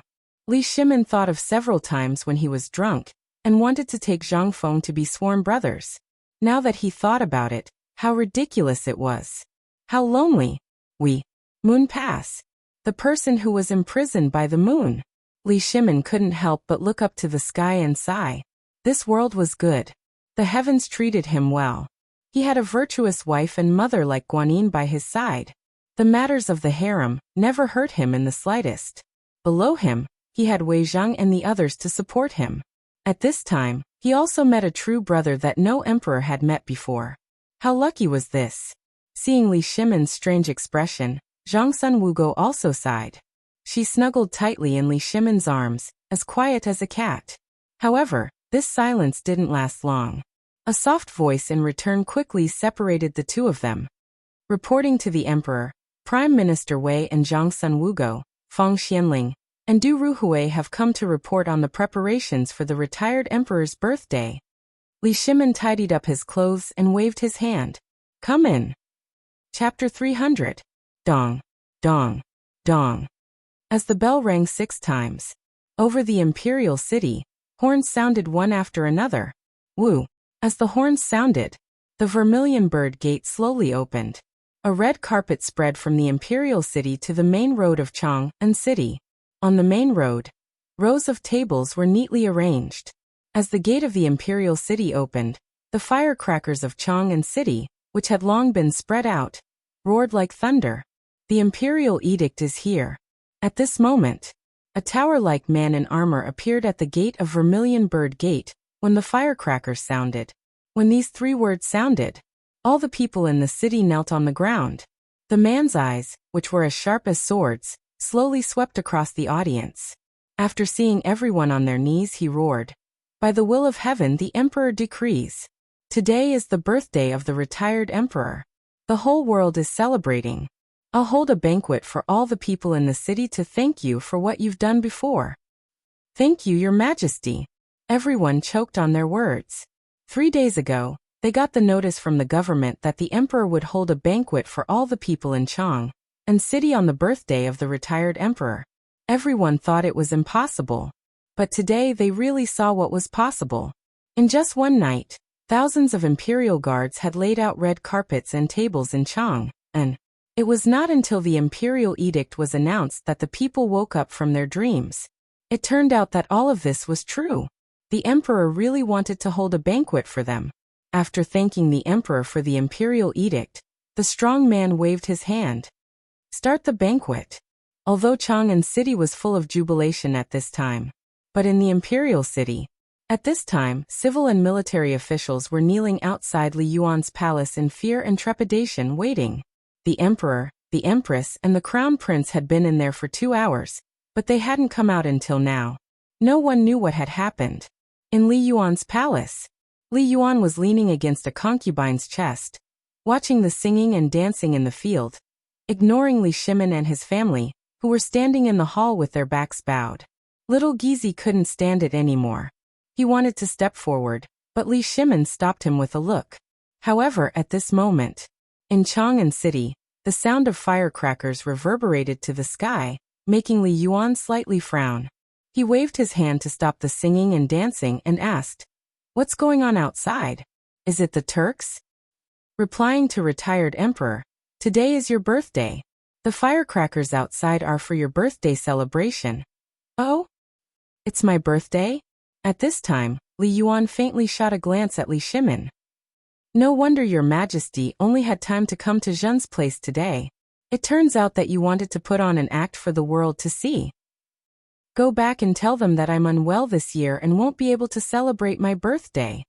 This. The old eunuch by Li Yuan's side was instantly embarrassed. Looking at Li Shimin, he didn't know what to do. Li Shimin slightly shook his head, indicating the old eunuch to not act. He then took a deep breath and stepped forward, saying, "Father Emperor, this child. You still know that Zhen is your father emperor." Li Yuan didn't give him any face. With a wave of his sleeve, he didn't even look at Li Shimin. Li Shimin wanted to say something, but was pulled by Zhang Sun Wugo, who said, "Father Emperor, don't be angry. I know that you don't feel well, but it's all in the past. Moreover, this daughter-in-law also knows that you can't bear to see the common people suffer. So in this short period of time, I also know that a lot of rumors have reached your ears, but please listen to this daughter-in-law." While speaking, Empress Zhang Sun nodded at Li Shimin. She stepped forward and whispered in Li Yuan's ear. Li Yuan's expression changed from disdain at the beginning to surprise at the end, and then there was even some expectation. Li Shimin was stunned. Everyone was stunned. And right at this moment, Li Yuan was like a child, laughing out loud. "Is what you said true?" Zhang Sun Wugo nodded gently and elegantly. "Father Emperor, why would this daughter-in-law lie to you about this kind of thing?" "Good, good, good." Li Yuan's excited eyes were burning. "Someone come. Change Zhen's clothes. What are you still standing here for? If you miss the good time, Zhen won't forgive you. Ha ha ha, daughter-in-law is still the best." As Li Yuan laughed loudly, he hurriedly walked out. As he walked, he shouted, "Daughter-in-law, is there really such good wine in this world?" "Really, second brother knows that you like to drink, so he prepared 20 jars for you. Moreover, he also prepared a table of delicacies that you've never eaten before for you alone. Really? Would this daughter-in-law lie to you?" Li Shimin was stunned. This is also possible? But this is already not the time to care about this. He hurriedly followed Li Yuan's footsteps and stepped out of the palace gate. Once out of Li Yuan's palace, the hundreds of officials whose legs were numb from standing instantly saw Li Yuan rushing out of the palace in a hurry, and with a face full of joy. All the ministers were stunned. They hurriedly knelt and said, "Welcome, retired emperor." Chapter 301. Li Yuan's birthday was very grand. Li Shimin also put in some effort. First, it was to worship the ancestors. After worshipping the heavens, he was accompanied by all the officials and strolled around the imperial city gate. However, because of the matter of worshipping the heavens, Li Shimin did not go with him. Li Yuan was also unwilling to go with Li Shimin. Li Yuan simply brought a group of old officials he was familiar with, and talked to the people at the imperial city gate. After seeing the extravagance that Li Shimin prepared for him, Li Yuan also gave a lot of face and did not smash Li Shimin's face. In the end, the officials and Li Shimin and the others received the envoys of various countries in the Great Ming Palace. Li Yuan also learned from the reports of various departments that Li Shimin actually obtained the guidance of an expert and obtained a new type of salt-making technique.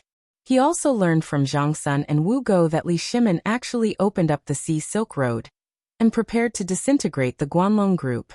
Regarding this, Li Yuan also gave a lot of face and did not say anything. He glanced at Li Shimin and for the first time truly looked at Li Shimin. "You are very good. We are relieved." Dealing with Guanlong and wanting to get rid of the Guanlong gentry was actually a sore point for Li Yuan. The reason why he could not bear to see Li Shimin was that the Tang dynasty's rivers and mountains were, after all, fought by himself. Although he and Li Shimin had a gap, that was all family matters. Compared to the Tang dynasty's rivers and mountains, it was not enough to be used as a basis. However, Li Yuan was very concerned about that eccentric person. However, Zhang Sun, Wu Go, and the others also knew the significance of Zhang Feng to the Tang dynasty. Therefore, they just made a careless mistake and passed by. Seeing that he could not get an answer, Li Yuan sighed and did not say anything else. However, everyone was pleasantly surprised to find that the gap between Li Shimin and Li Yuan was actually eliminated on this matter. At the banquet, when Li Yuan looked at the table full of dishes that he had never seen before, as well as the civil and military officials, as well as the constantly twitching noses of the outsiders, Li Yuan could not help but be greatly pleased. What is this?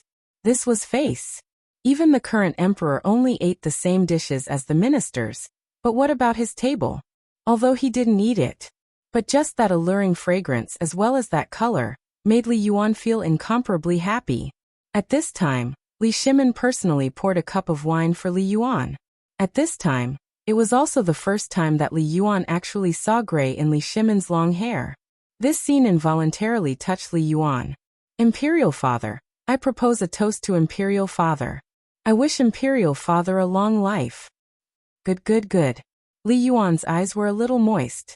He lowered his head and tried hard not to let his tears flow out.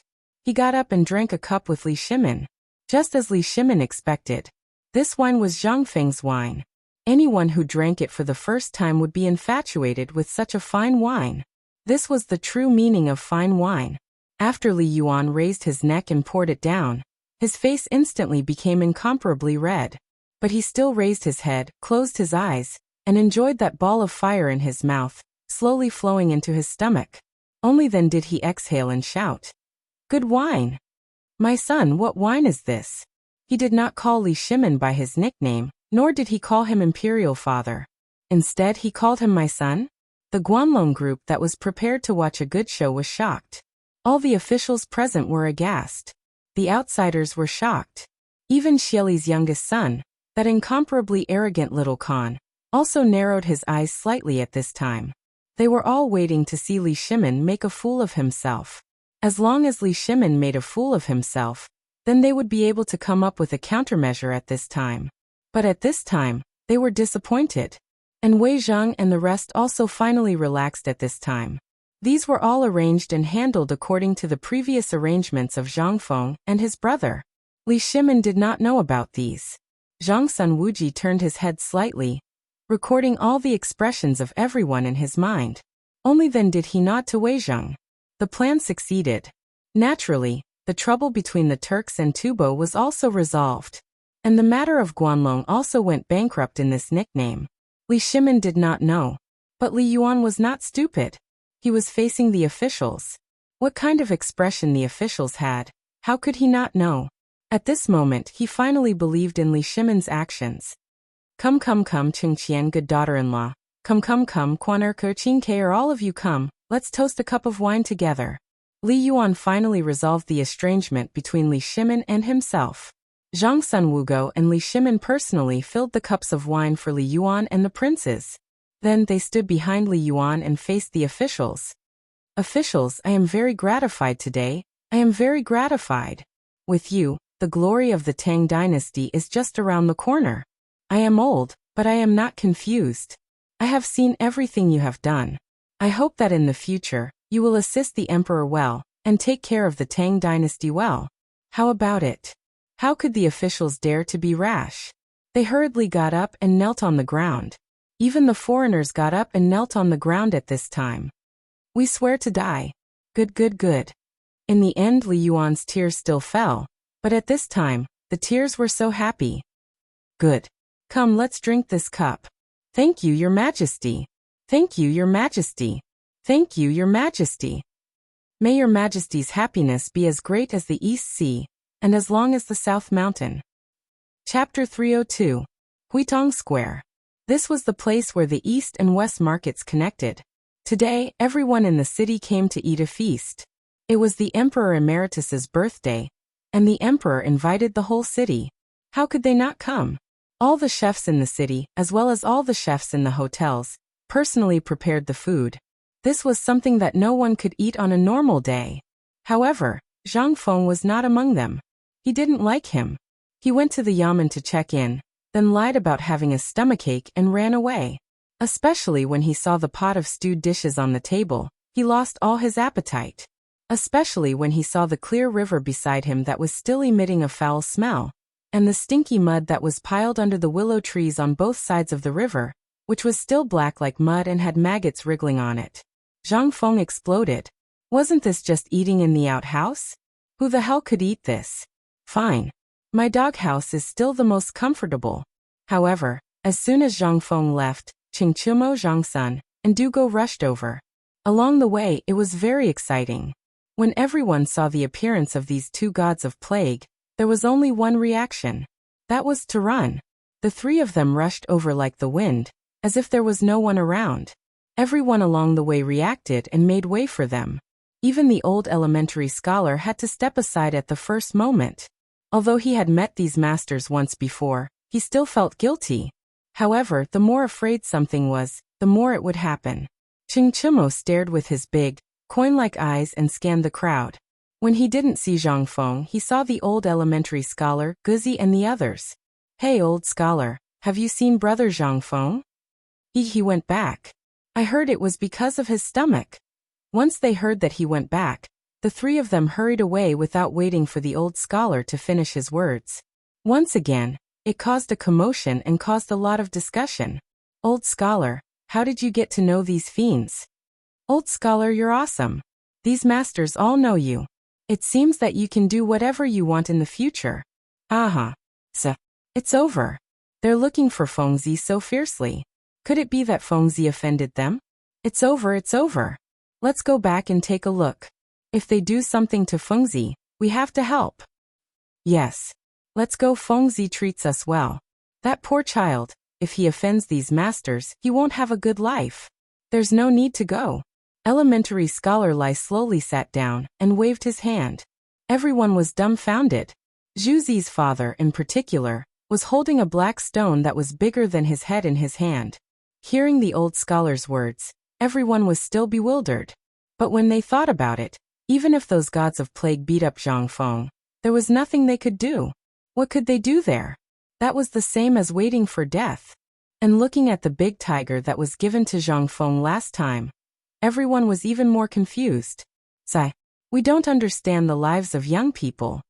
As they spoke, everyone sat down again. On the other side, Zhang Feng had just laid down on the recliner and was about to go meet the Lord of Zhou. But at this moment, a loud noise came from outside the door, causing him to sit up involuntarily. Bang! Fengzi, we're here to eat the rich. Come out and receive the guests. What the F***ck? Lao Tzu's door. Bastard, don't be so arrogant. Pay for Lao Tzu's door first. Zhang Feng went crazy. Looking at the door that was kicked to pieces by Chingchimo, his eyes turned red. What the F***ck? Did he grow up eating stones? One kick. Lao Tzu's door. Zhang Feng's heart ached. His head hurt. His whole body hurt. That. I used a little too much force. But don't worry, I'll change it for you. I'll change it to a Phoebe Jinan door. Chingchimo saw Zhang Feng's face as black as the bottom of a pot and knew that he was in trouble. But he was excited. Today, his father and the others knew that Zhang Feng was not used to the common goods on the street, and was sure that he would come back to hide. So he asked the three of them to come and accompany Zhang Feng, lest the magistrate court came to settle the score with him. At this moment, the few of them were excited. They had wanted to look for Zhang Feng for a long time. Zhang Feng once said that heavy cavalry, light cavalry, and what was learning? How could the three of them resist? If it weren't for the recent major incident in Chang and City and their father's order for everyone to help, they would have come long ago. Originally, Wei Shiyu wanted to come too, but today he had to protect the emperor, so he could only tearfully ask the three of them to come and ask when they could learn that thing. Zhang Sunchong was quite tactful. Seeing that Zhang Feng was still angry, he hurriedly took out a book from his chest and said with a sneaky smile, "Brother Feng, come, let me show you a good treasure. You'll know why Iron Bull is so excited. That animal has been holding back for a long time." Zhang Feng was suspicious, but seeing that even Du Dabing was looking at it from the corner of his eyes, he couldn't help but be interested. "What is it? Come on. Sit and watch. Brother, I guarantee that you'll like it when you see it, hee. Damn. Too wretched. This must be." Zhang Feng smiled disdainfully. Just as he was about to say that he was a gentleman and not that kind of person, he flipped open the first page of the thread-bound red book without any cover. His eyeballs almost popped out. What the F***ck this is? Jinping Mei? Chapter 303. Zhang Feng was shocked. Isn't this Jinping Mei? F***ck. This? Zhang Feng was a little stunned. Looking at the book in front of him, he felt like he was secretly reading a novel when he was in school. What shocked him the most was that this thing actually appeared in the hands of Chen Tiniu, and the other two. This was interesting. "I say, Brother Zhang Feng, what do you think of this thing? Is it a good thing?" Chen Tiniu looked at Zhang Feng with a sly smile and asked. Even Du Go had a strange expression at this time. Zhang Feng was a little angry. It was said that this thing did look interesting, but F***ck, why did you give it to me? Zhang Feng couldn't help but be angry. "I say, Tiniu, F***ck, where did you get this thing? Aren't you afraid that your father will break your legs? And today is the Emperor Emeritus's birthday, you actually..." Okay, stop talking. I'm asking you, what do you think of this thing?" Chen Tiniu didn't say anything, but Zhang Sun hooked his arm around Zhang Feng's neck and asked with a smile. "Didn't I hear that you're going to get married? Aren't we brothers? So we'll explain it to you now so that when the time comes you..." Zhang Feng's face darkened. He glared and slapped away Zhang Suan's dog paw. F***ck off. What the F***ck are you talking about? Who said that Lao Tzu is going to get married? Why the F***ck? Do you have nothing better to do and ask about this thing? Lao Tzu knows more than you, okay? Seeing Zhang Feng anxious, Chingchimo and Zhang Sun looked at Zhang Feng with a playful expression. Du Go couldn't stand it anymore and stepped forward elegantly. He cupped his fist and said, "Brother Zhang Feng, both of them have encountered this situation before, but it's better to marry a few wives.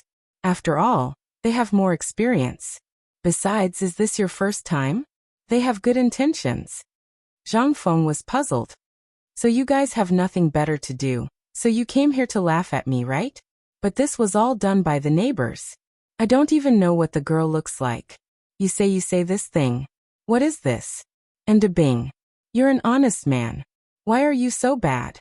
Could it be that you're King faking it? Hearing this, Dugo's face immediately stiffened. Brother Zhangfeng, what are you talking about? I am someone who has read the books of the sages. How can I put on an act? Also, we heard from our fathers that you're going to get married. Did you know? When father found out that your wife was the only daughter of the shopkeeper of the Zhang family's Yixing bakery, do you remember how shocked we were? You don't know, but although that girl never goes out, there are rumors that she is as beautiful as a fairy. You don't know this, but I once accompanied my father to the imperial palace. That was a good fellow. Do you know that the concubines in the imperial palace, and even the princess, are not as beautiful as that girl? Zhang Feng couldn't help but be confused. He hurriedly asked, could it be that you've seen that girl? No. The three of them shook their heads in unison. However, Zhang Sun continued, although we haven't seen her, but someone from our residence had once bought some pastries from the Yixing bakery. I heard from the servants that once, a servant had coincidentally seen the beauty of the Zhang family's young lady. I heard that good fellow. Then to be honest, if you really don't want to marry her, then tell brother. Brother will immediately go and propose marriage. What do you think? Zhang Suan's expression instantly changed into one of eagerness. He even seemed a little impatient, as if he couldn't wait to capture that Zhang family's young lady. This made Zhang Feng a little mad and speechless. He hurriedly changed the topic. I remember that it was the retired emperor's doing today. Everyone has to eat properly. What's the matter with you guys? Why are you here? The three of them sighed in unison. Sigh. Isn't this all because of you, you brat? Chief Laoli knew that you would definitely be restless. You definitely wouldn't be able to eat such a meal. So he concluded that you would definitely come back. However, you should know that this is an official's treat. If anyone dares to secretly go back and not eat at this university, that would be looking down on the emperor. If you're caught by the officials, you'll definitely be punished. That's why Chief Laoli asked us to come and take a look. Oh no, it's our father. He wanted us to come and take a look. If we really can't do it, then we'll just pretend to be careless. After all, we have people in the palace now, so there's nothing to be afraid of. Hearing this, Zhang Feng heaved a deep sigh of relief. Fine. It seemed that he had thought too much. However, he was still a little scared. Just now he had casually made up a lie and ran away. He didn't expect that there would be such a rule when it came to an official's treat. Whether Lao Tzu eats or not, it's none of your business. If he doesn't eat, he'll be punished? Defy the imperial edict? Zhang Feng was a little speechless, but he didn't think too much about it. He waved his hand and said, all right. Since the three of you are here today, then let's drink until we're drunk. Lao Tzu has been very annoyed recently, so you three bastards, don't ever mention anything about blind dates to me. Otherwise, this little tavern won't be able to accommodate you in the future. Chapter 304. When Qing Chumo and the other two heard this, how would they dare to fart? Their happiness for the rest of their lives was in Zhang Feng's hands. Moreover, Zhang Feng had preached and taught them things before. They seriously suspected that Zhang Feng was fooling them. It had been so long, but he did not mention it. Although a lot of things had happened in Chang and city during this period and they had to help deal with some things, the more they thought about it, the more they felt that something was wrong. They were more and more happy that Zhang Feng was fooling them. Otherwise, why did they feel that this grandson was just idling around in the pub and had no intention of teaching them? Coincidentally, they also took advantage of today's matter. Therefore, the three of them hurriedly rushed over to this place with gratitude. That was why the scene just now happened. When the Devil King went to war, not even a blade of grass would survive. Zhang Feng did not think too much about it. His head was hurting during this period. If anyone talked about this marriage, he would have a headache. Damn it, he would feel like he was going to be a bachelor. 20 years old, 20 years old, 20 years old, this damn it. When Zhang Feng thought of this, he felt an impulse to bang his head against the wall. Moreover, when he saw a person all day long, he felt that that person was talking about him. He was very depressed. When he met Laoli, He wanted to complain to him. However, this time, he was either egging him on to mess with the school or encouraging him to do this and that. It was not easy to persuade Laoli to leave. Good heavens, he waited for these fools to come. Unexpectedly, this group of old men was not reliable at all. When they came up, they said that if they could not talk to him, they should not jump out. Moreover, when they came in, they even broke the door with a kick. Damn it, Lao Tzu is not closing the door tonight? If I lose something, will you pay for it? Zhang Feng cursed in his heart as he walked into the kitchen and knocked on the wok with a clanking sound. However, he could not afford to offend them with his small body. A slap from them almost took his life. How could he dare to offend these old men? He looked at the big skewer of tiger meat hanging on the stove, and then looked at the new smoked chickens. They carelessly cut off a pig's hind leg from the stove with a chopper and put it in the pot. They brushed it fiercely, and then set up a fierce fire to cook it. In any case, this group of people were all rough men. Eating meat and drinking wine was not a problem for them. Therefore, he didn't choose the meat carefully. Instead, he cooked it all in one pot, scooped it out, and chopped it into several large pieces. With pepper and other condiments in his mouth and a pot of chopped smoked meat in his hand, he slowly walked into the front hall and threw it on the table with a bang. Instantly, the natural fragrance of the smoked meat attracted the attention of the three people. Zhang Feng's food was simple and crude. Although it looked bad, it had a different kind of forthright feeling. Moreover, although it was simple cooking, whether it was the smell or the taste, it was better than pig food. Ever since the three of them had eaten Zhang Feng's food, they felt like vomiting when they tried their own food. It couldn't be helped. They were picky. At this time, they couldn't care about other things. Each of them picked up a piece of meat that was not much smaller than their heads and gnawed on it. While gnawing, the three of them even stepped on the stool with one foot. Brother Zhangfeng, brother, where is the wine? Bring the wine, bring the good wine. After the three of them ate a few mouthfuls, they found that Zhang Feng was actually squatting there and gnawing on a pig's leg. He didn't have the consciousness to take the wine. This made the three of them unable to sit still. They wanted to take it themselves, but when they thought of the aftereffects after drinking the so-called alcohol last time, they were afraid. If they took that thing out again, it would kill them. Zhang Feng heard this and got up reluctantly. He went to the wine cabinet and deliberately knocked out 3 jars of strong liquor with a degree of 65, and threw them to the three of them. He then took out a jar of liquor from the bottom of the wine cabinet. It was only a dozen degrees of liquor, but the three of them were also thieves.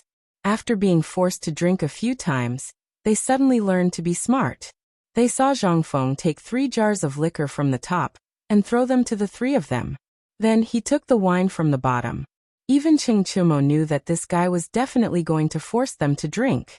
How could this be? The three of them were not fools. They were also good at drinking. Seeing this, the three of them laughed. You don't want to take the wine, right? Fine, then I'll take it myself. Cheng Chumo snatched the jug of wine from Zhang Sunchang's arms and slapped the mud seal off the jug. He gulped it down like water and threw it to Zhang Sunchang after gulping down a few mouthfuls. Only then did he let out a deep sigh. Good wine. Ha ha ha, this is good wine. But isn't this a little too King bland? Zhang Feng's eyes twitched when he heard that. He had a bad feeling about this. While Zhang Feng was dumbfounded, Chen Chimo took a jar of wine from the top of the wine cabinet and squatted in front of the dumbfounded Zhang Feng. Zhang Feng's legs started to tremble. The wine on the top. Damn, that was liquor with more than 70 degrees. He was finally being pecked in the eyes by an eagle. He slapped his eyes and didn't want to look at Chen Chimo and the other two. He said painfully, "Brother, I've been heady recently. I can't drink this stuff. Are you trying to kill me?" Hearing this, Chen Chimo didn't know what Zhang Feng was going to do. He glared and straightened his back. He kicked Zhang Feng's stool and shouted, "Brother, we're brothers. We're brothers in life and death, aren't we? Just tell me whether you think highly of us or not. Although you're about the same age as us, you're a little older than us. You have the nerve to take the wine from the bottom? As an elder brother, you should have the consciousness of an elder brother. Come on, don't talk nonsense. Drink." What else could Zhang Feng say? He gritted his teeth. He closed his eyes and slapped the mud seal off. He shouted as if he was going up a mountain of knives. Drink. Who doesn't drink? Who's the grandson? Chapter 305. Sometimes when it came to alcohol, it was a good thing. Just like that. Zhang Feng, Cheng Chumo and the other two were drinking merrily as if nothing had happened. Cheng Chumo and Zhang Sunchong were veterans at drinking. Today, they came prepared. They wanted to drink Zhang Feng until he was drunk. Revenge for last time. No matter how Du Go tried to persuade them, it was useless. After Du Go tried to persuade them a few times, he gave up. It was not that he did not want to persuade them, but he was drunk now. What was the most important thing? Zhang Sunchumo whispered in Du Go's ear. If you want to learn Zhang Feng's skills, then you have to drink. And you have to serve Zhang Feng well. Otherwise, who knew what kind of trouble this kid would cause? They were afraid. At this time, Zhang Feng drank half a jar of wine in one breath. He did not even know his surname. Brother, you are awesome. Lao Tzu can't drink anymore. Burp. You guys drink. Brother, I'll lie down for a while. Lie down for a while. As Zhang Feng spoke, he wanted to get up. But before he could get up, he lay down on the table. Du Go, who could not wait any longer, hurriedly asked, Brother Zhang Feng, didn't you say last time that you wanted to teach me mathematics? You see, Zhang Feng was annoyed by Du Go. He waved his hand and said, What's the rush? Why the F***ck are you grumbling like a monk? Come. You want to learn mathematics, right? Come. Bring me paper. Du Go, Zhang Sunchong and the other two heard this and their eyes flashed with joy. They hurriedly took a pen and ink from the counter. Zhang Feng also dizzily dipped some ink. He bit the tip of the pen and thought for a while. Then he wrote on the paper, 9 to divide. 1 to 1, 1 to 10, 2 to 5, 2 to 10, 3 to 31. 9 to 1, 9 to 10, 9 to 10. In front of Du Go and Zhang Sunchong's dumbfounded gazes, Zhang Feng spent almost an hour and a daze before he finally managed to figure out the division table. Halfway through, he drank a bowl of soup made with green oranges and eggs. Only then did he sober up a little. Otherwise, he would have fallen asleep long ago. And at this time, could Du Go let him sleep? He could not. Therefore, after he finished writing the division table, Zhang Feng ran to the backyard, grabbed his throat with his fingers, and forcefully spat out everything in his stomach. Only then did he feel slightly better, and most of his drunkenness sobered him up. But he was still a little scared. Damn it. Luckily, he had a deeper memory of this era. Moreover, ever since he confirmed with Lao Li that he wanted to set up this school, he had made preparations beforehand. Only then did he subconsciously write the division table. He picked up a bucket of water and poured it over his head. Instantly, his whole body trembled and he woke up from his drunkenness. Drenched in water, Zhang Feng leisurely walked into the hall, while Du Go and the others stuck there, butts out to study the division table. Seeing Zhang Feng come in, Du Go hurriedly grabbed Zhang Feng and asked, Brother, this is mathematics? Yes. Let me tell you.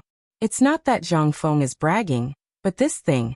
As long as you can memorize it and combine these numbers to make the correct division, when you reach 3 digits, you can instantly calculate it in your mind. Then you can F***king graduate. So simple? Du Go was stunned. Mathematics. He had only seen it in some books, and there were only a few records. But this was the first time he saw such a complete division table. What was this? This thing. Let's not talk about whether it could be as awesome as Zhang Feng said. Once this thing was announced, then Zhang Feng could become a great master in mathematics. He gave it to me just like that? Du Go doubted the authenticity of this thing. Not for other reasons, but because Zhang Feng was too F***king bragging. He seriously doubted whether this thing was as simple as it seemed. No. He was not drunk yet.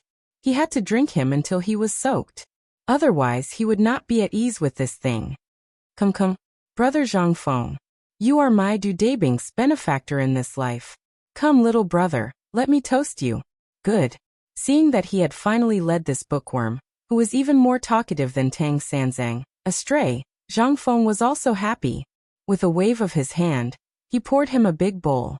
And with the division table, if Du Go could really calculate the division within 3 digits in an instant, Zhang Feng dared to guarantee that Du Go would definitely become the most awesome existence in this era.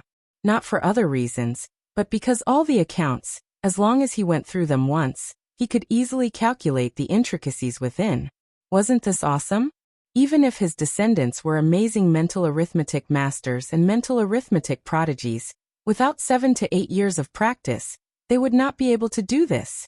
Although Zhang Sun and Qing Chimo were not too interested in these things, seeing that Du Go had gotten what he wanted, they could not help but feel anxious again. Brother. Come, big brother will toast you too. Okay. Iron Bowl. Big brother, I am not boasting with you. If you want to learn mathematics, then forget it. I still have something here. That thing, big brother, I did not intend to tell you. That is a life-saving measure when I enter the imperial court in the future. What? The three of them were dumbfounded. Physics department. That is something that surpasses mathematics. And it is something that encompasses all things in the world. Do you want to learn it or not? Learn. You don't want to teach your grandson? Qing Chimo's eyes were red. Damn it. He directly set a trap for Zhang Feng. Zhang Feng also lost his temper. He slammed the table and roared. Good. Damn it, your grandson doesn't want to learn. Let's go, let's stop talking nonsense. Let's go find some fun. Zhang Sun was smart. He saw that Zhang Feng was almost done drinking, but he was still a little short of that realm. They still had a very important mission today. That was to bring his brother to the brothel, to break his chastity. And now was not the time to talk about this. No matter how awesome he made it sound, the other party would either be asleep or sober. In the end, everything he said would be for naught. He might as well pull him onto this pirate ship first. As long as he was on this ship, wouldn't Zhang Feng forget about home? When Qing Chimo heard this, how could he not understand the meaning behind it? He patted Zhang Feng on the shoulder. Let's go. Brother, I will bring you to a good place. A paradise on earth. Really? Zhang Feng's eyes were red, and he asked with a drunken stupor. Qing Chimo and Zhang Sun patted their chests loudly. Brother, would we lie to you? Let's go. Lead the way.